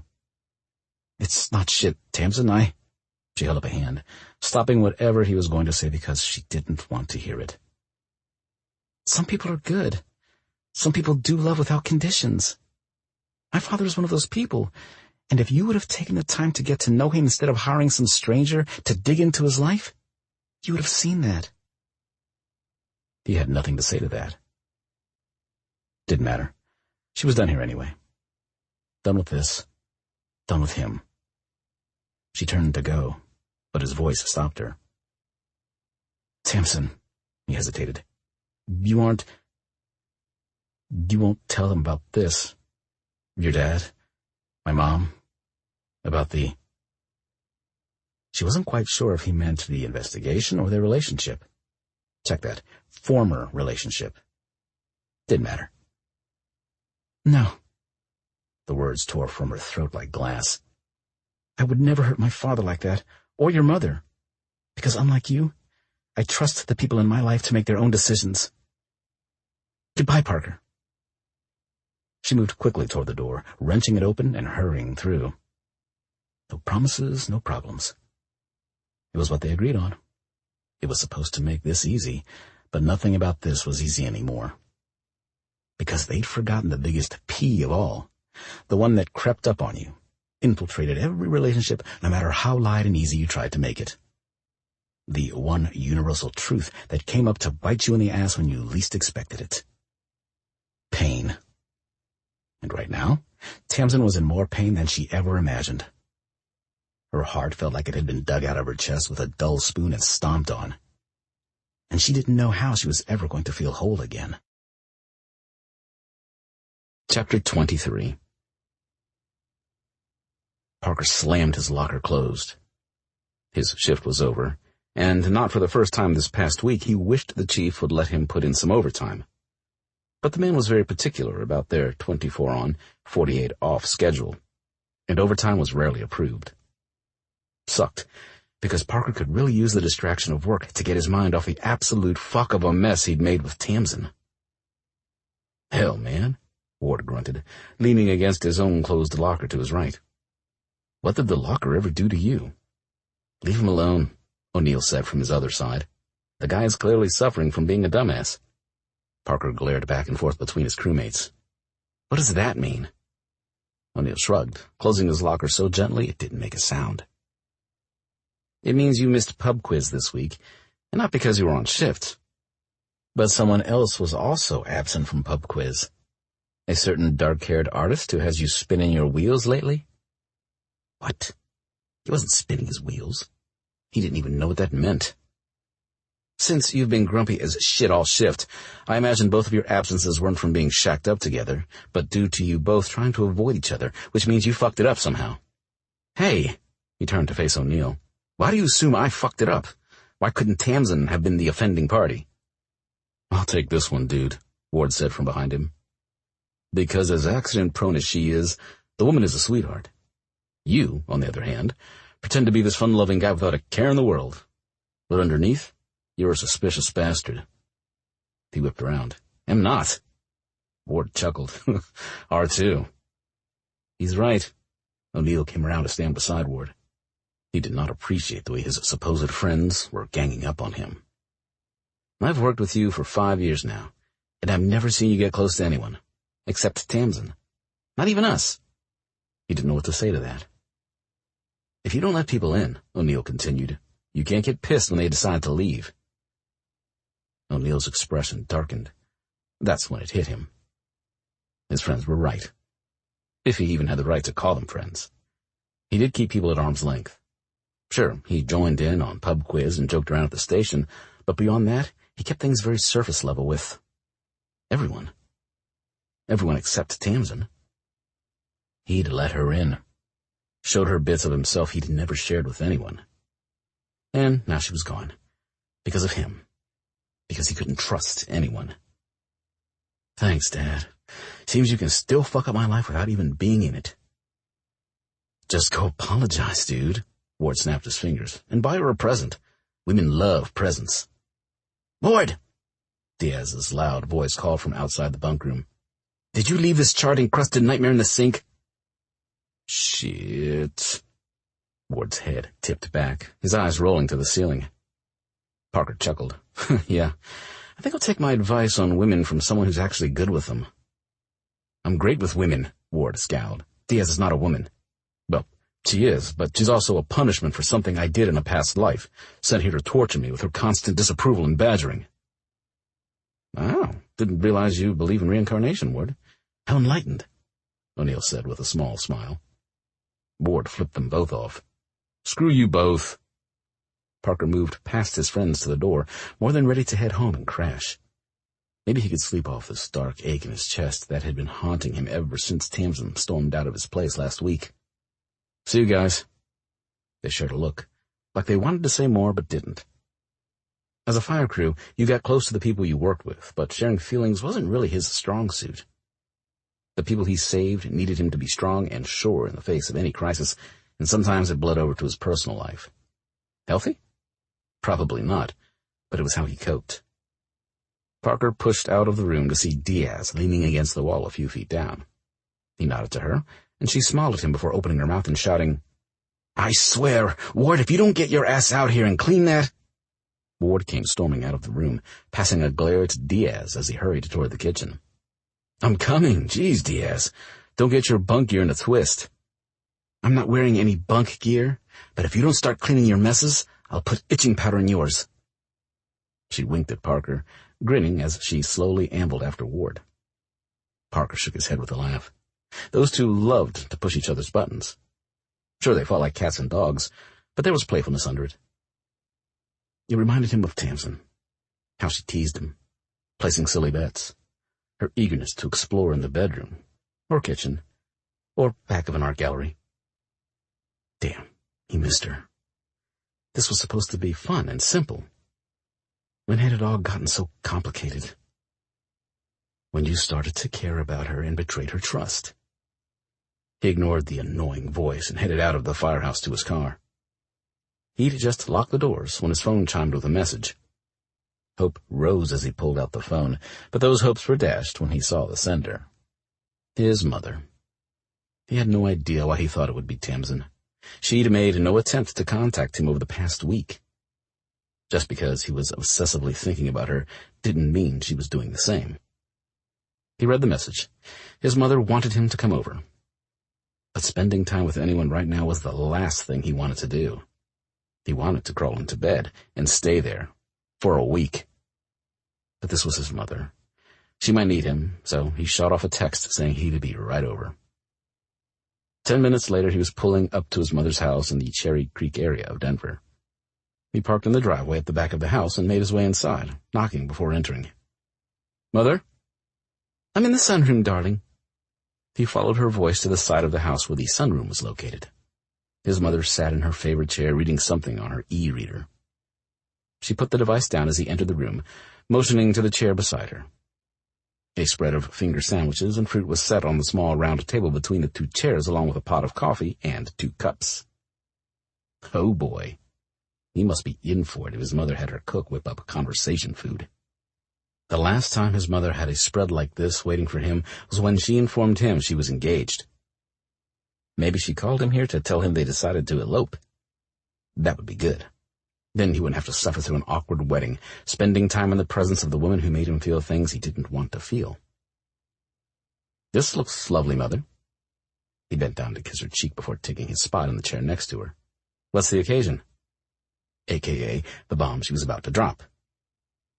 His mother took her time pouring him a cup of coffee and handing it over before answering. I hear you and Tamsin have had a lover's quarrel. He paused with the cup halfway to his mouth, grateful he hadn't taken a sip yet, or he would have spewed it all over the sandwiches.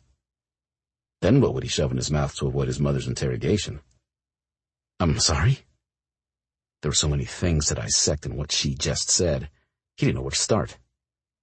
You and Tamsin? Her head tilted to the side slightly. I've been informed there was some sort of falling out. By who? Thomas.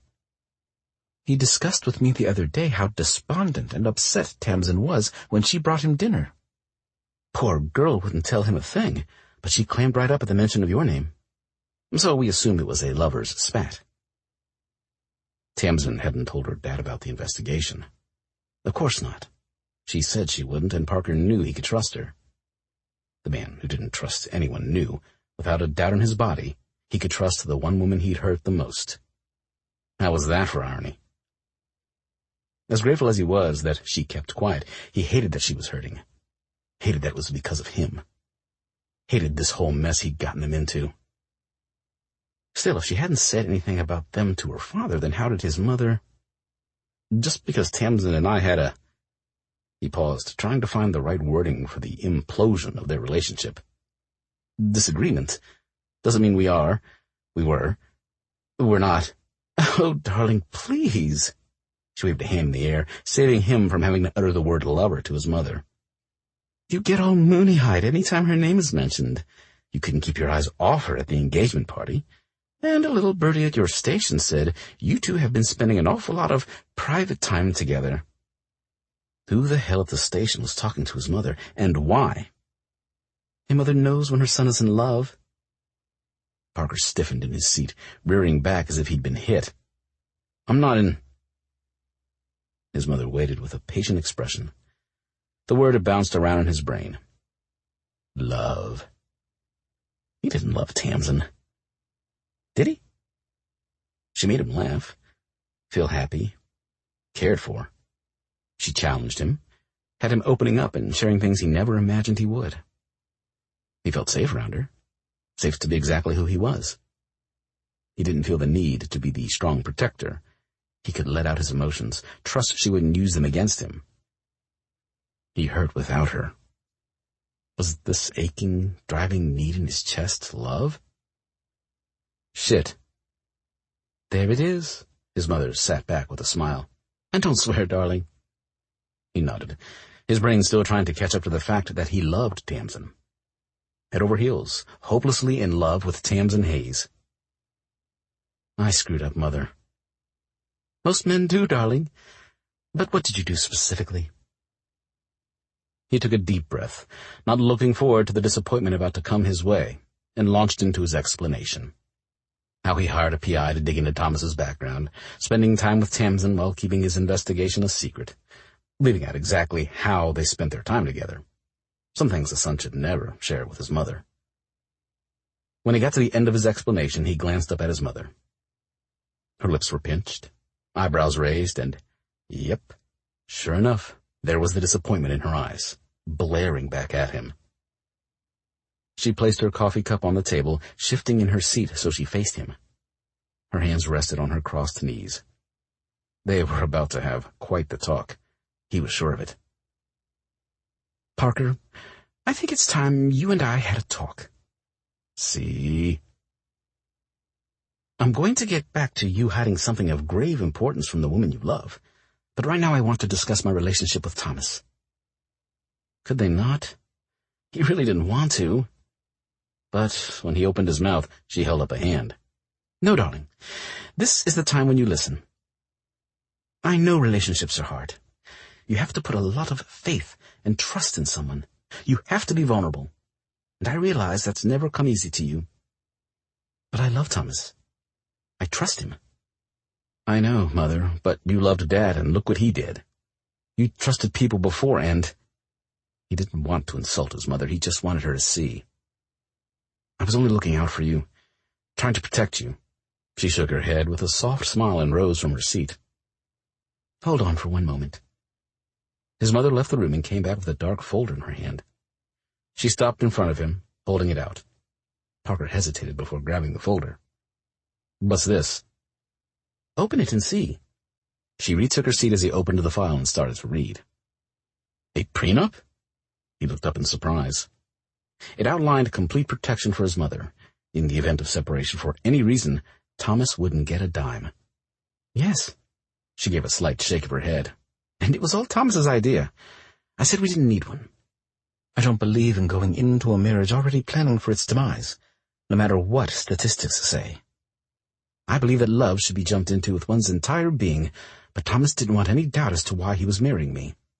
He loves me for me. He doesn't care about my money. She reached forward, grasping his hand in hers. Your father and I, our marriage was something we thought we should do. We both came from prominent families, moved in the same circles, got along well enough. It wasn't always terrible with your father, but we didn't support each other. We didn't trust each other, and without trust there can be no love. I trust Thomas, and he trusts me. I don't regret the mistakes in my past. Life can't exist without pain, or we'd never grow. But he must be growing a ton, because he'd never been in this much pain in his life. Not when he gave up his music, not even when his dad left. The bad parts of our life only stay with us if we let them. It's time to let go of all that pain and mistrust, darling, and stop sticking your nose in my business. I love you very much, but I am your mother. I know more about the world than you might think. He was coming to realize that. He was also realizing he'd overstepped his bounds. Tamsin had been right. He should have just asked her about her dad, working to get to know Thomas more closely. He could have handled this whole situation a lot better if he'd acted with trust instead of fear and suspicion. He needed to make this right. He needed to apologize. But most importantly, he needed to find some way to show Tamsin he trusted her, that he loved her. He just hoped it wasn't too late. Chapter 24. Tamsin, Cora called out from beyond the bedroom door. Someone is here to see you. Tamsin put down her brush. She shouldn't be painting right now anyway. The only things she'd been creating the past week were dark and painful. She bled out on the canvas, and it wasn't pretty. Some people might like that art is pain type stuff, but she liked being uplifting with her art. Challenging. The red canvas in front of her, slashed with black, jagged lines of a woman weeping, had been cathartic to get out, but staring at it now, it just made her sad. Not her usual brand, but she hadn't felt like herself since that awful fight with Parker. After her initial reaction to her discovery, she'd begun to understand he was only trying to protect his mother. She'd do anything to protect her father, including not revealing what a jackass his future stepson was. She could forgive all that. What she couldn't get past was his lies to her. Everyone had shit from their childhood to get over, but who lived their life so distrustful of other people? She thought they'd had something together. Sure, it started out all fun and no promises, but it changed. They cared for each other. Or at least she thought they had. Maybe she'd been fooling herself. Maybe Parker had said he cared because she did, and he didn't want to make it awkward. What the hell did she know? Nothing when it came to that man, it seemed. She should have stuck to her rule of light and fun. This loss thing sucked. Sure, Parker hadn't died on her, but the hole in her heart was still there. His absence from her life was an ache, even if he was still walking around. The pain of knowing they could have had a shot if he'd learned to let go and trust. She picked up her brush and stabbed another sharp red slash across the chest of the weeping woman before throwing it back down in disgust. Ugh, she really needed to stop thinking about it. And him. Hey, Pumpkin. She swiveled on her stool at the childhood nickname. Dad? What are you doing here? A teeny tiny part of her had been hoping her visitor was Parker, coming to apologize and beg her for another chance. But it had been over a week since she stormed out of his condo. Every day that tiny hope got smaller and smaller. I came to talk to you about Parker. At the mention of the man who wouldn't leave her mind after breaking her heart, she made a low sound deep in her throat. And that's my cue. Bye, Mr. Hayes. Cora turned from the open doorway and started down the hall, tossing over her shoulder as she left. My offer still stands to punch him in the nuts, Tam. Just say the word. Her awesome friend had been making the tempting offer all week, ever since she pulled the whole story out of Tamsin after a night of crying and margaritas. As mad as she was at Parker, she didn't want him hurt. She just wished he could see that people actually cared. They could be trusted. Not everyone was playing an angle. Oh my. Her father made his way into her bedroom, gaze focused on the canvas behind her. That's a bit darker than your usual work. She felt surrounded in darkness lately. Heartbreak sucked. Screw everyone who said it made for masterpieces. The piece behind her might be full of emotion, but every time she looked at it, all she felt was despair. Art was supposed to be uplifting, healing. Grabbing the drop cloth by her feet, she tossed it over the canvas. It would smear the still-wet paint, but she didn't care. She'd poured out her sorrow, and she didn't intend to keep the thing around to be reminded. This piece was going straight in the trash the second her dad left. Does this new direction in your artwork have anything to do with Parker? She tried to relax her clenched jaw. Why would it? Her father gave her a look that said she was full of bull. Oh, maybe because every time I've mentioned his name recently, you tense up. Get kind of growly. I do not growl. You do, Pumpkin. Just a little. He stepped closer, placing a comforting hand on her shoulder. Or it could be because you had a major fight that ended with you two not speaking to each other anymore? Tamsin started, nearly falling off her stool. She glanced up at her father with shock. You know? How do you know? What do you know? Oh, God, does Victoria know? She grabbed her father's hand in hers. Did you two have a fight about it? Is everything okay? Is the wedding off? Crap, I was afraid of this. You don't need to worry. It was a ridiculous fight about... Well, never mind what it was about. It's over now anyway. You don't have to pick sides. I'm fine. Parker's fine. We might not be friends anymore, but we can be adults about this and... Tamsin. Her father pulled her up into a fierce hug. It's okay. Vicky and I aren't in an argument. There's no side picking. The wedding is still on, and I can answer all your questions if you'll just sit there and listen. I promise everything is okay.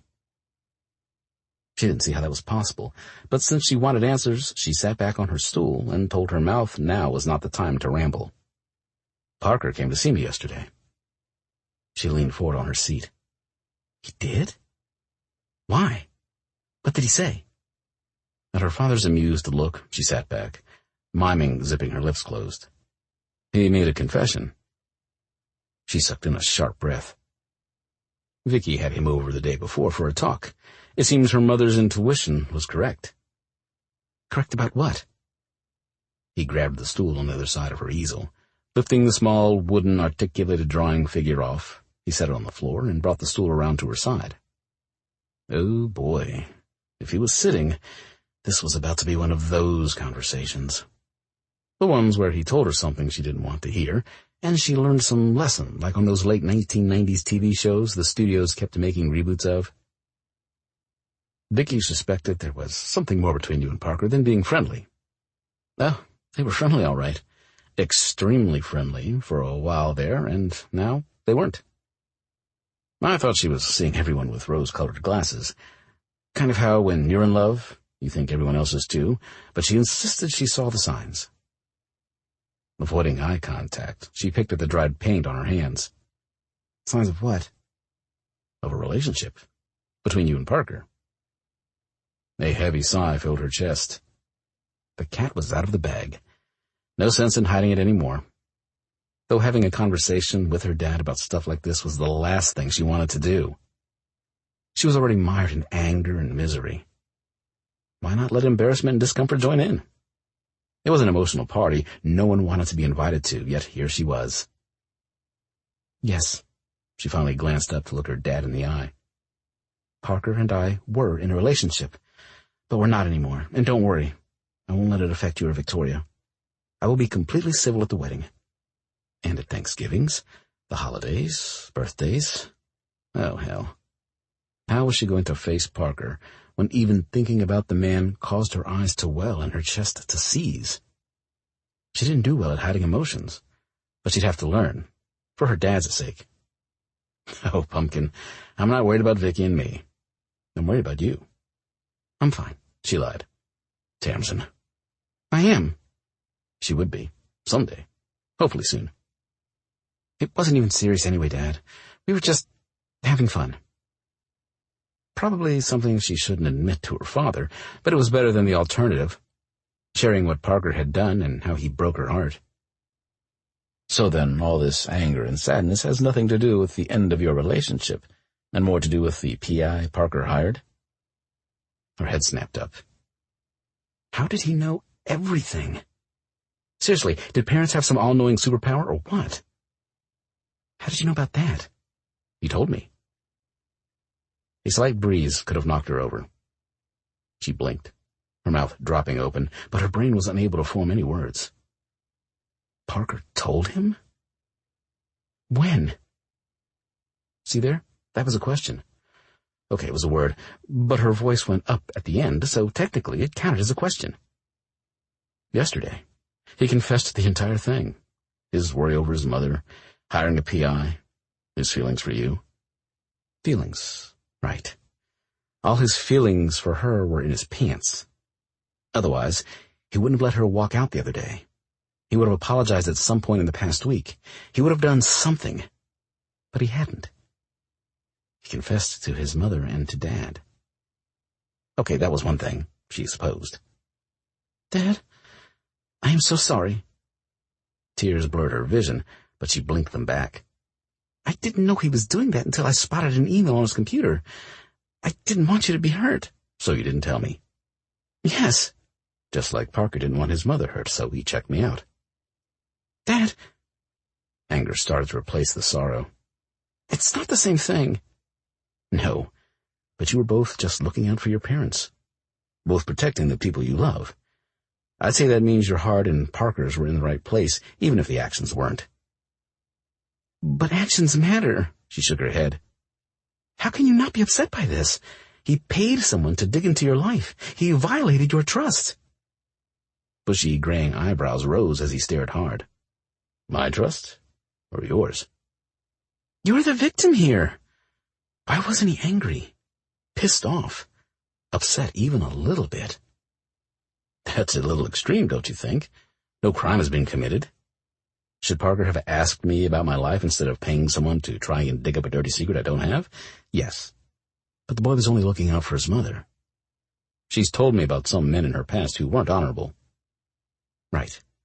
But her father wasn't like that. But how could Parker know that? Her father's words made her realize she'd spoken out loud. It still wasn't right. No, it wasn't. He sees that now, and he acted like an adult, came and told me everything, and apologized. Oh, goody. Her dad got an apology. Guess everything was fine and dandy now. They could all move on and be one big happy family. I'm glad he apologized to you. His head tilted. But he didn't to you. She scoffed, unsure as to why she was burying her feelings from her dad. She never hid anything from him. Not until she'd met Parker, that was. Why would he need to apologize to me? You're the one he was investigating. Yes, her father nodded. And you're the one he was having a relationship with. The one he lied to. He didn't lie, but he didn't tell you what he was doing, and that hurt. Damn her dad for always being right and knowing her better than anyone.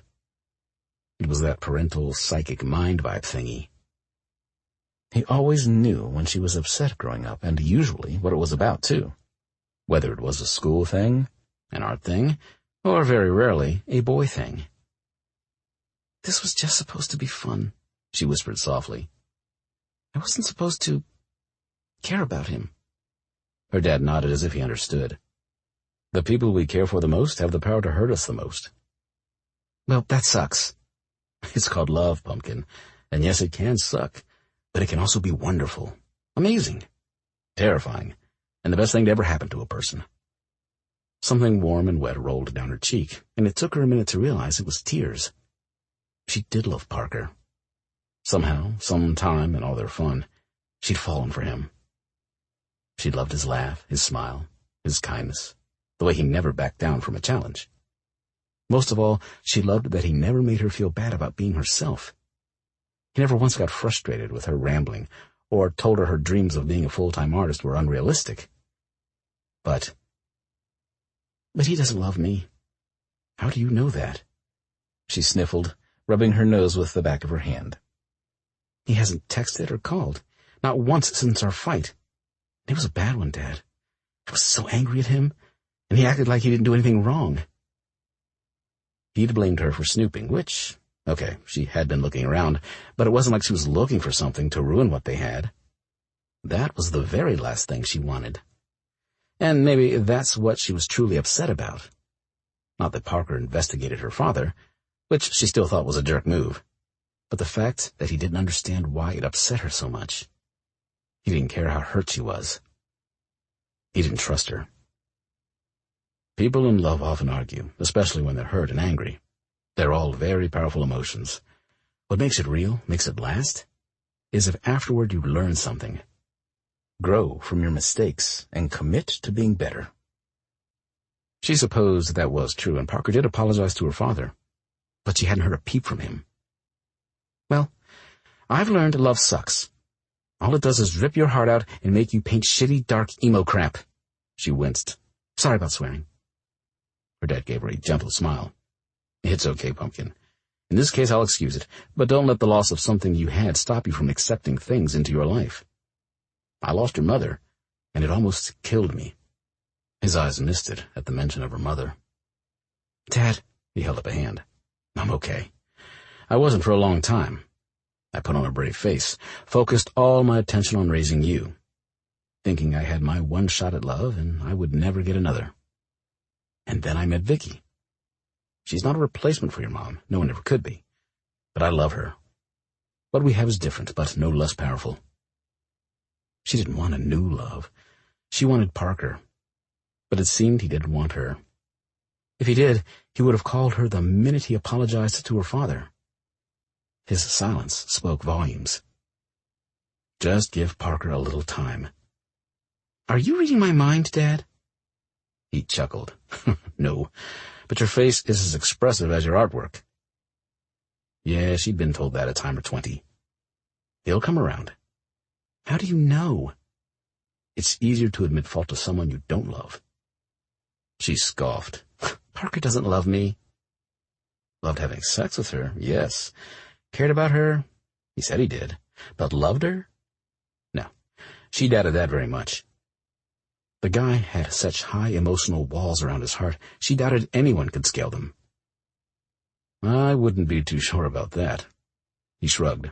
But what do I know? I'm just an old romantic with stars in my eyes. She laughed softly. Lucky Victoria. We're both lucky. He winked, rising from his stool. And speaking of, I better run off now. We have a dinner date tonight. She stood and walked into her father's opened arms. Dad hugs were the best.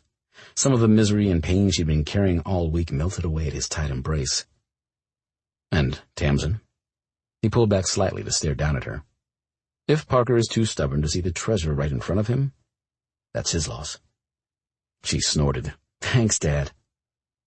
Between her dad and her friends, she was grateful for the people in her corner. She just wished Parker was there, too. I have to go. I'll see you this weekend at the shower, Pumpkin. Her dad kissed her on the forehead and left. Crap. The shower. She'd totally forgotten. Not forgotten, but it slipped her mind that Parker would be there, too. Would he talk to her? Apologize? Ignore her? She honestly wasn't sure which scenario she most preferred. Liar. Okay, so she knew what she wanted. Him. Just him. Wasn't that a punch in the gut? She'd finally done it. Gone against her lifelong promise to herself and fallen in love, even knowing the heartbreak that could potentially follow. And look what happened. The second she did, boom. It fell apart. A week ago, she would have chalked this up to her being right. Love just wasn't worth the pain. But now, her dad was right. She realized deep in her soul she wouldn't trade her time with Parker for anything. He changed her, for the better, and the disastrous end didn't cancel out all the good they'd shared. Grabbing a fresh canvas and palette, she shuffled through her paint, picking out the colors that called to her. After an intense few hours of pouring fresh emotion onto canvas, she stood back and admired her new creation. Light blue and purple brush strokes whirled together on the white canvas, creating an impressionist image of a weeping woman holding a cracked heart in her hands. But this time, there was a slight smile on the woman's face and a bravery in her eyes, because she knew love wouldn't destroy her. The pain was still clear in the colors and lines, but there was also hope and growth radiating off the image. A soft breath of astonishment left her lips as she glanced at her work. So this was what people meant when they said pain caused great art. This might be her best piece ever. And yet the one person she wanted to share it with... A sharp pain dimmed her mood as her mind was once again consumed with thoughts of Parker. He admitted what he had done to their parents, apologized to her father. He seemed to be righting his wrongs, and yet he still hadn't spoken to her. She might as well admit it. Parker Kincaid didn't love her. She'd fallen in love with a man who couldn't love her back. Chapter 25. Parker glanced over things one more time. Everyone was here, and everything was ready. So why did it feel like his heart was beating 1,000,000 miles a minute? He hadn't been this nervous in his entire life. It had to go right. Had to. He wasn't sure he'd get another chance, and if he screwed this up... Darling! His mother pushed past the dark black curtains, separating the back of the art gallery from the front. Everything is beautiful, simply perfect. I can't thank you and Tamsin enough for such a wonderful party. He smiled, kissing his mother's cheek as she came over to his side. We wanted to make sure it was everything you wanted. Not that I can take much credit. Most of this whole thing was Tamsin's idea. He swallowed past a lump of worry. Is she... Yes, darling, she smiled. She's out there working the room, making sure the food and drinks are circling and everyone is enjoying themselves. Good, good. I also noticed her eye wandering from time to time, as if searching for someone who should be out there helping co-host. I know, he nodded. He'd come an hour and a half before the party to get some stuff set up, then disappeared the second his mother texted that Tamsin was on her way. But I can't see her until... I don't want to mess this up. She took his face in her hands and stared into his eyes. You won't. He tried to take comfort in his mother's conviction. And you're sure it's okay, me doing this at your party? This day's supposed to be about you and Thomas. She held her hands up, silencing his protest. When Thomas heard your idea, he insisted. Today isn't about the two of us. It's about celebrating love, family, new beginnings, and fresh starts. Her eyes warmed. I've been waiting for this day for a long time, Parker. I didn't want to push you, but maybe that was a mistake. Perhaps I should have insisted. Her gaze fell to his side where his Les Paul sat in its stand. He'd pulled it out a few nights after the fight with Tamsin, meaning to throw it down the garbage chute, but instead he'd started playing. In addition to blistering the hell out of his fingertips, playing surfaced a host of emotions he knew he'd been pushing down for years. Tamsin had been right. He never should have given up his music. Yes, it reminded him of his father, and there was pain there, but there was also happiness, joy, and healing. He was still rusty as hell, but he knew if there was any way for him to get Tamsin back, show her he truly had changed, he'd have to prove it with more than words. Thank you, Mom. He wrapped his arms around her, wondering if he'd ever be too old to gain strength and security from his mother's hug. He hoped not. Now, she said, pulling away and pinching him on the chin, I'm going back out there to make sure everything is ready. Good luck, darling. He let out a deep breath, flexing his fingers and going over the chords in his head. He was about to make a fool of himself in front of who knew how many people, but it didn't matter. The only thing that mattered was Tamsin. He'd be a fool in front of the entire world if it got her back to him. Showtime. Tamsin smiled and nodded at whatever her father's coworker was saying to her. Honestly, she'd been on autopilot since she arrived an hour before the party to find everything set up, and Parker nowhere to be seen. Where the hell is he? The champagne was flowing. Ty's hors d'oeuvres were plentiful. The music was at a pleasant decibel, and everyone was having a good time. Except her. Sure, she put on a good face, smiled, and laughed when appropriate. After all, she didn't want to ruin the party for her dad and Victoria. But she'd been hoping to see Parker, to talk to him before this whole thing started. See if he felt Anything about what happened. About them. Face it, he apologized to the wronged party, and he doesn't think that's you. She bit back a painful sigh, trying to focus on what Mr. Hersner was saying. Something about the weather, she thought. Why did people always talk about the weather? It was there, it happened. Look outside. Why the endless need to discuss it, as if everyone was an amateur meteorologist? At least the party would be over in another hour. Then she could slink back home and drown her disappointment in a tub full of raw cookie dough. Salmonella be damned. Attention, everyone! Tamsin turned along with the rest of the people in the gallery to face the makeshift small stage that had been set up right in front of the curtain to the back. She'd been happy that Parker, or whoever, had already made sure the area was all set for the small local college band they hired, because she had no desire to go near that back room today. It was hard enough when she'd worked her gallery shifts this week. She'd had to hold back tears every time she passed through those black curtains, refraining from cursing when her gaze fell upon the floor where she'd laid out the canvas she and Parker, the one that was rolled up and stashed under her bed because she couldn't stand to look at it, but she couldn't get rid of it either. I want to thank everyone for coming out today to help Victoria and me celebrate our upcoming nuptials. Her father paused while everyone in the room gave a soft round of applause. Love is a funny thing. We find it, we can lose it, we can find it again, but it often comes to us when we're least expecting it. Boy, he had that right. They'd specifically promised not to fall in love, but it happened for her anyway. Stupid love. Love can make people do some pretty wild things, like agree to wear a bow tie when you know they make you look like a nerdy professor in a kids' show. Everyone laughed when her father fussed with the black bow tie around his neck. Victoria kissed his cheek. You look absolutely dashing, Thomas. Well, it must be true. He glanced out among the crowd. Because she's always right. More laughter from the masses. It was all starting to give her a headache to go along with her heartache. Now, before we all go back to enjoying this wonderful party, we wanted to thank Tamsin and Parker for bringing this whole thing together in such a beautiful fashion. She blushed when the attention turned to her, waving awkwardly as the people around praised her. She never liked being the center of attention. Damn Parker for not being here. He could have shouldered some of this. Again, she wondered where the hell he was. It wasn't like him to disappoint his mother. Unless... Her breath shuddered at the thought of some fire emergency pulling him away. But no, surely Victoria would have said something. And you all are in for a real treat.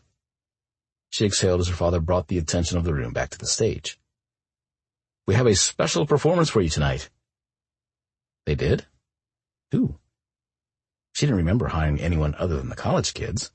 Parker must have set something up without talking to her about it. How true to form. Friends and family, please welcome to the stage Vicky's son, Parker Kincaid. Tamsin audibly gasped as the black curtain pulled back and Parker walked through with his guitar strapped to the front of him. What was he doing? Had he been back there the whole time? Was he really going to play? What had changed his mind? Or perhaps... She sucked in a sharp breath. His heart? She had so many questions. Parker moved to stand next to her father, who covered up the mic and whispered something in his ear. Parker's gaze immediately found hers, and her breath stopped. Heart pounding so loud she swore everyone could hear it. She watched as he nodded, eyes still fixed on her. Her dad moved aside while his mother stepped up to say something out of mic range too. Dang it! What the hell was going on up there? Victoria kissed his cheek, then grabbed her dad's hand, and the two of them left the small stage area. Parker stepped up to the mic, his pallor a bit on the pale side, but his gaze never left her. Hi, everyone. Thank you all for coming out to celebrate my mother finding her true love. He cleared his throat. You know, I always thought that was such a silly notion. True love. I thought it was something people made up to sell movies and diamonds. I never believed it existed until, like Thomas said, it knocked me down when I was least expecting it. She covered her mouth, holding back a sob. If he was saying what she thought he was saying, I never really wanted to fall in love, but it happened, and like most people, I've made some mistakes along the way, but I'm trying to own up to them, trying to be better. Because I found someone who makes me want to be the best version of myself I can possibly be. Tamsin, you make me laugh. You're there for me when I need you, even without having to say. You taught me that people deserve trust, that taking a leap of faith might be scary, but it's so damn worth it when you're with the right person. His lips curled up in a devilish grin. You introduced me to new and exciting forms of art. Heat burned her face, but she couldn't stop the smile on her face. So I'm doing something else I've never thought I'd do. I'm reclaiming another love. I'm going to play a song for you all. His gaze moved around the room to the people gathered there. And I apologize in advance for it. I'm a little rusty. A smattering of polite laughter rose a moment before Parker started playing. Tamsin stood stock still, rooted to the spot as she listened to the beautiful song. He didn't sing, simply played the opening chords of a familiar melody. Soon the band behind him joined in, the lead singer taking the mic and softly crooning the sweet love words of the song. He must have planned this days in advance. So all that time she thought he was avoiding her, he was really just planning something special. Something that would show her how serious he was. He played his guitar again. For her. No, not for her. He played it to show her that he had changed, that he was opening up. When the song ended, the crowd roared with claps and cheers. The band accepted their accolades, but Parker placed his guitar on a stand and immediately moved off the stage, through the crowd, his sights set on her. He stopped an arm's length away from her, his gaze wary as he stared at her.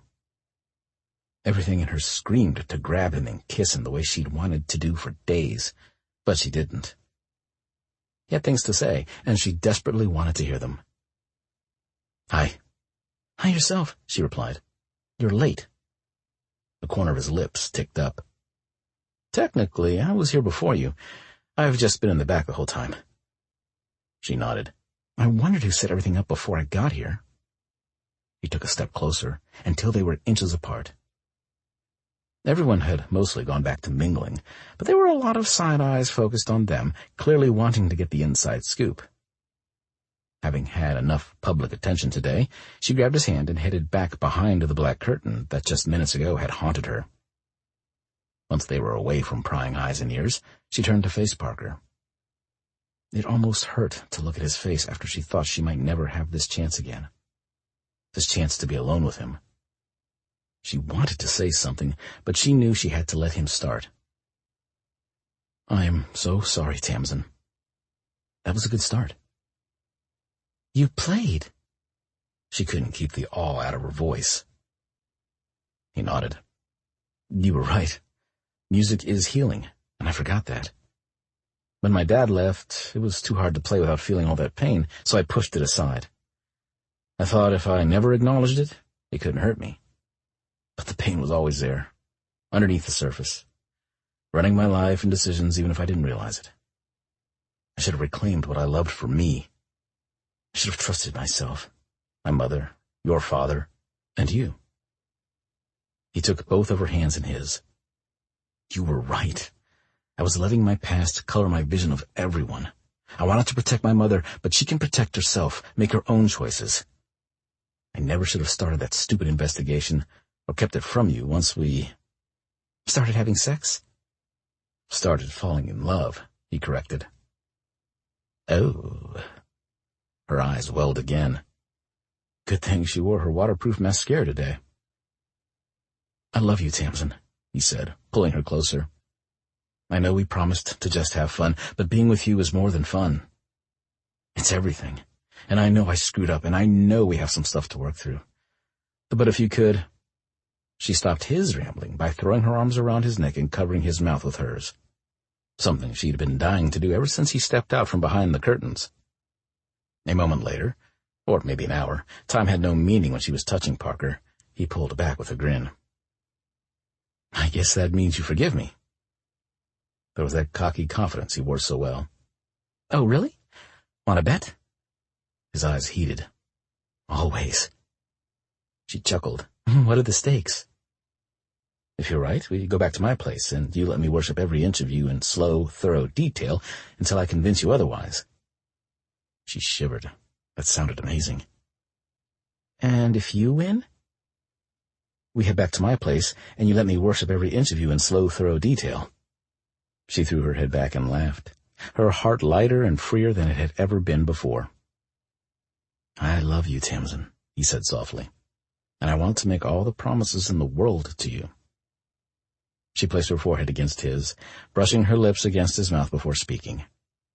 I love you too, but... She felt him tense beneath her touch. But what?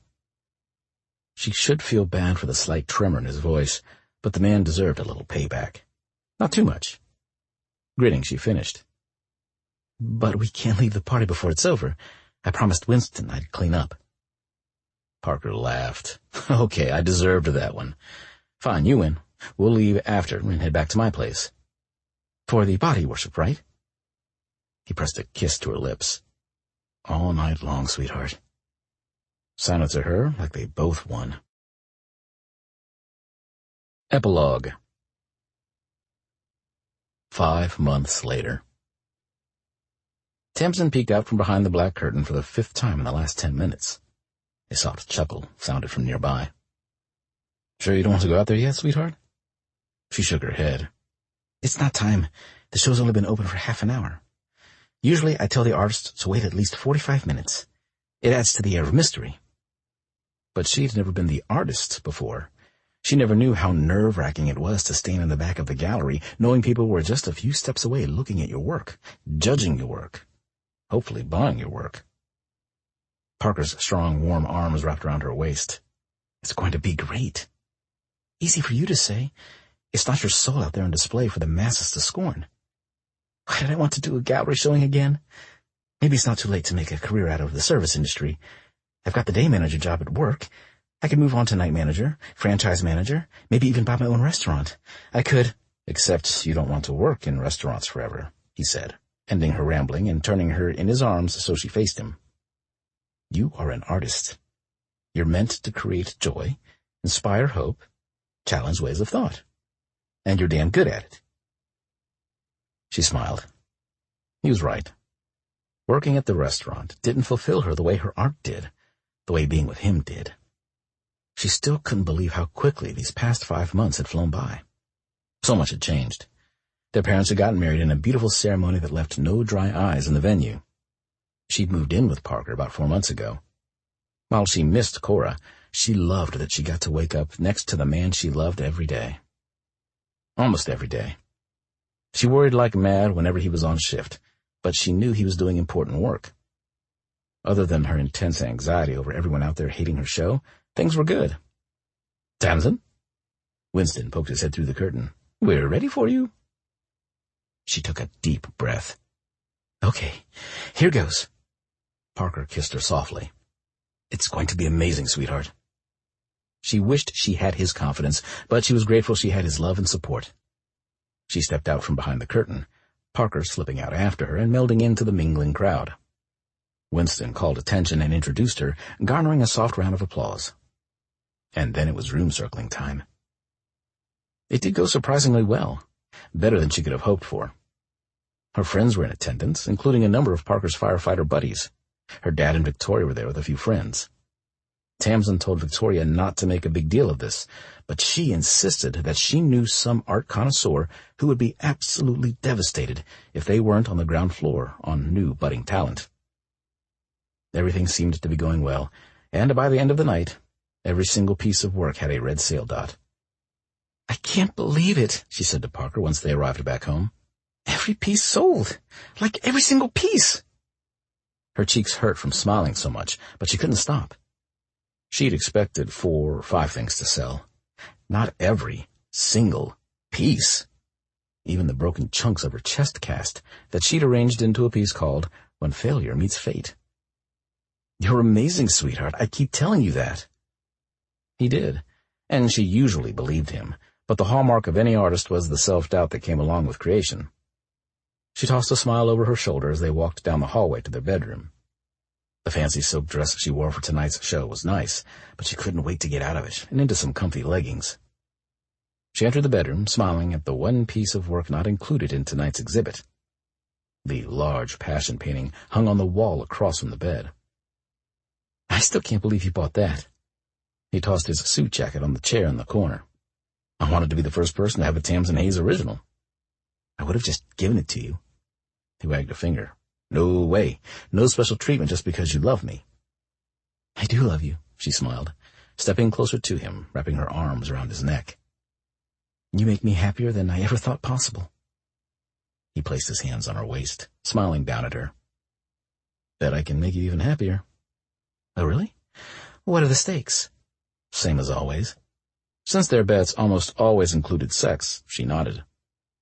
Well then, I have to inform you the greatest work of art tonight was you. She snorted out a laugh. Cheesy. Way too cheesy. He gave her a mock scowl. I was going for romantic. Now zip it. She mimed zipping her lips. Parker nodded, pulling away and moving to his dresser. He shuffled around in the top drawer for a bit before turning and heading back to her, hands behind his back. What had he grabbed out of there? She hoped it was a fun new toy for them to experiment with. There's another piece of art tonight, but you didn't make it. It was made a long time ago, and it's been in my family for years. And now I want to give it to you, if you'll have it. He started to go down on one knee, pulling a black box out from behind his back. If you'll have me. She gasped, tears filling her eyes as her heart leaped for joy at what she now knew was coming. Tamsin Hayes, you are the most talented, funniest, kindest, most beautiful person I've ever met inside and out, and I want to spend the rest of my life with you. Not just because of who you are, but because of who you make me. You make me want to be the best version of myself. You make me want to try harder, love deeper, and always see the good in those around me. It would make me the happiest person in the universe if you would marry me and let me love you for the rest of our lives. The beautiful antique ring nestled in the box shined, but nothing could be brighter than her love for this man. She nodded, unable to get the word past her clogged throat. That's a yes? Finally, she managed to find her voice. Yes, of course I'll marry you. He stood, lifting her into his arms and spinning them around. Her lips found his, this kiss filled with joy, love, and the salty taste of her happy tears. I love you, Tamsin, he said as he laid her on their bed. I love you too. He grinned. Hey, do you think we could get a deal if we use the same venue our parents did? Like a family discount or something? She smacked his shoulder. Ooh, stop being weird. He laughed, his chuckles soon turning to moans as she pressed herself against him. Life had a funny way of bringing people together. She never would have guessed that the handsome firefighter who rescued her all those months ago would turn out to be her stepbrother, turn into her lover, and eventually end up her husband. But as they said, life was stranger than art. And she, for one, couldn't wait to see the plans life had in store for her and Parker. As long as they were side by side, with love and trust, she knew life would be beautiful. This concludes The Wedding Dilemma by Mariah Ankenman. Narrated by Connor Brown. Copyright 2021 by Mariah Ankenman. This unabridged audiobook is published by arrangement with Entangled Publishing, LLC, and was produced in the year 2021 by Tantor Media, Incorporated, a division of Recorded Books, which holds the copyright thereto. Please visit Tantor.com for more information on our growing library of unabridged audiobooks.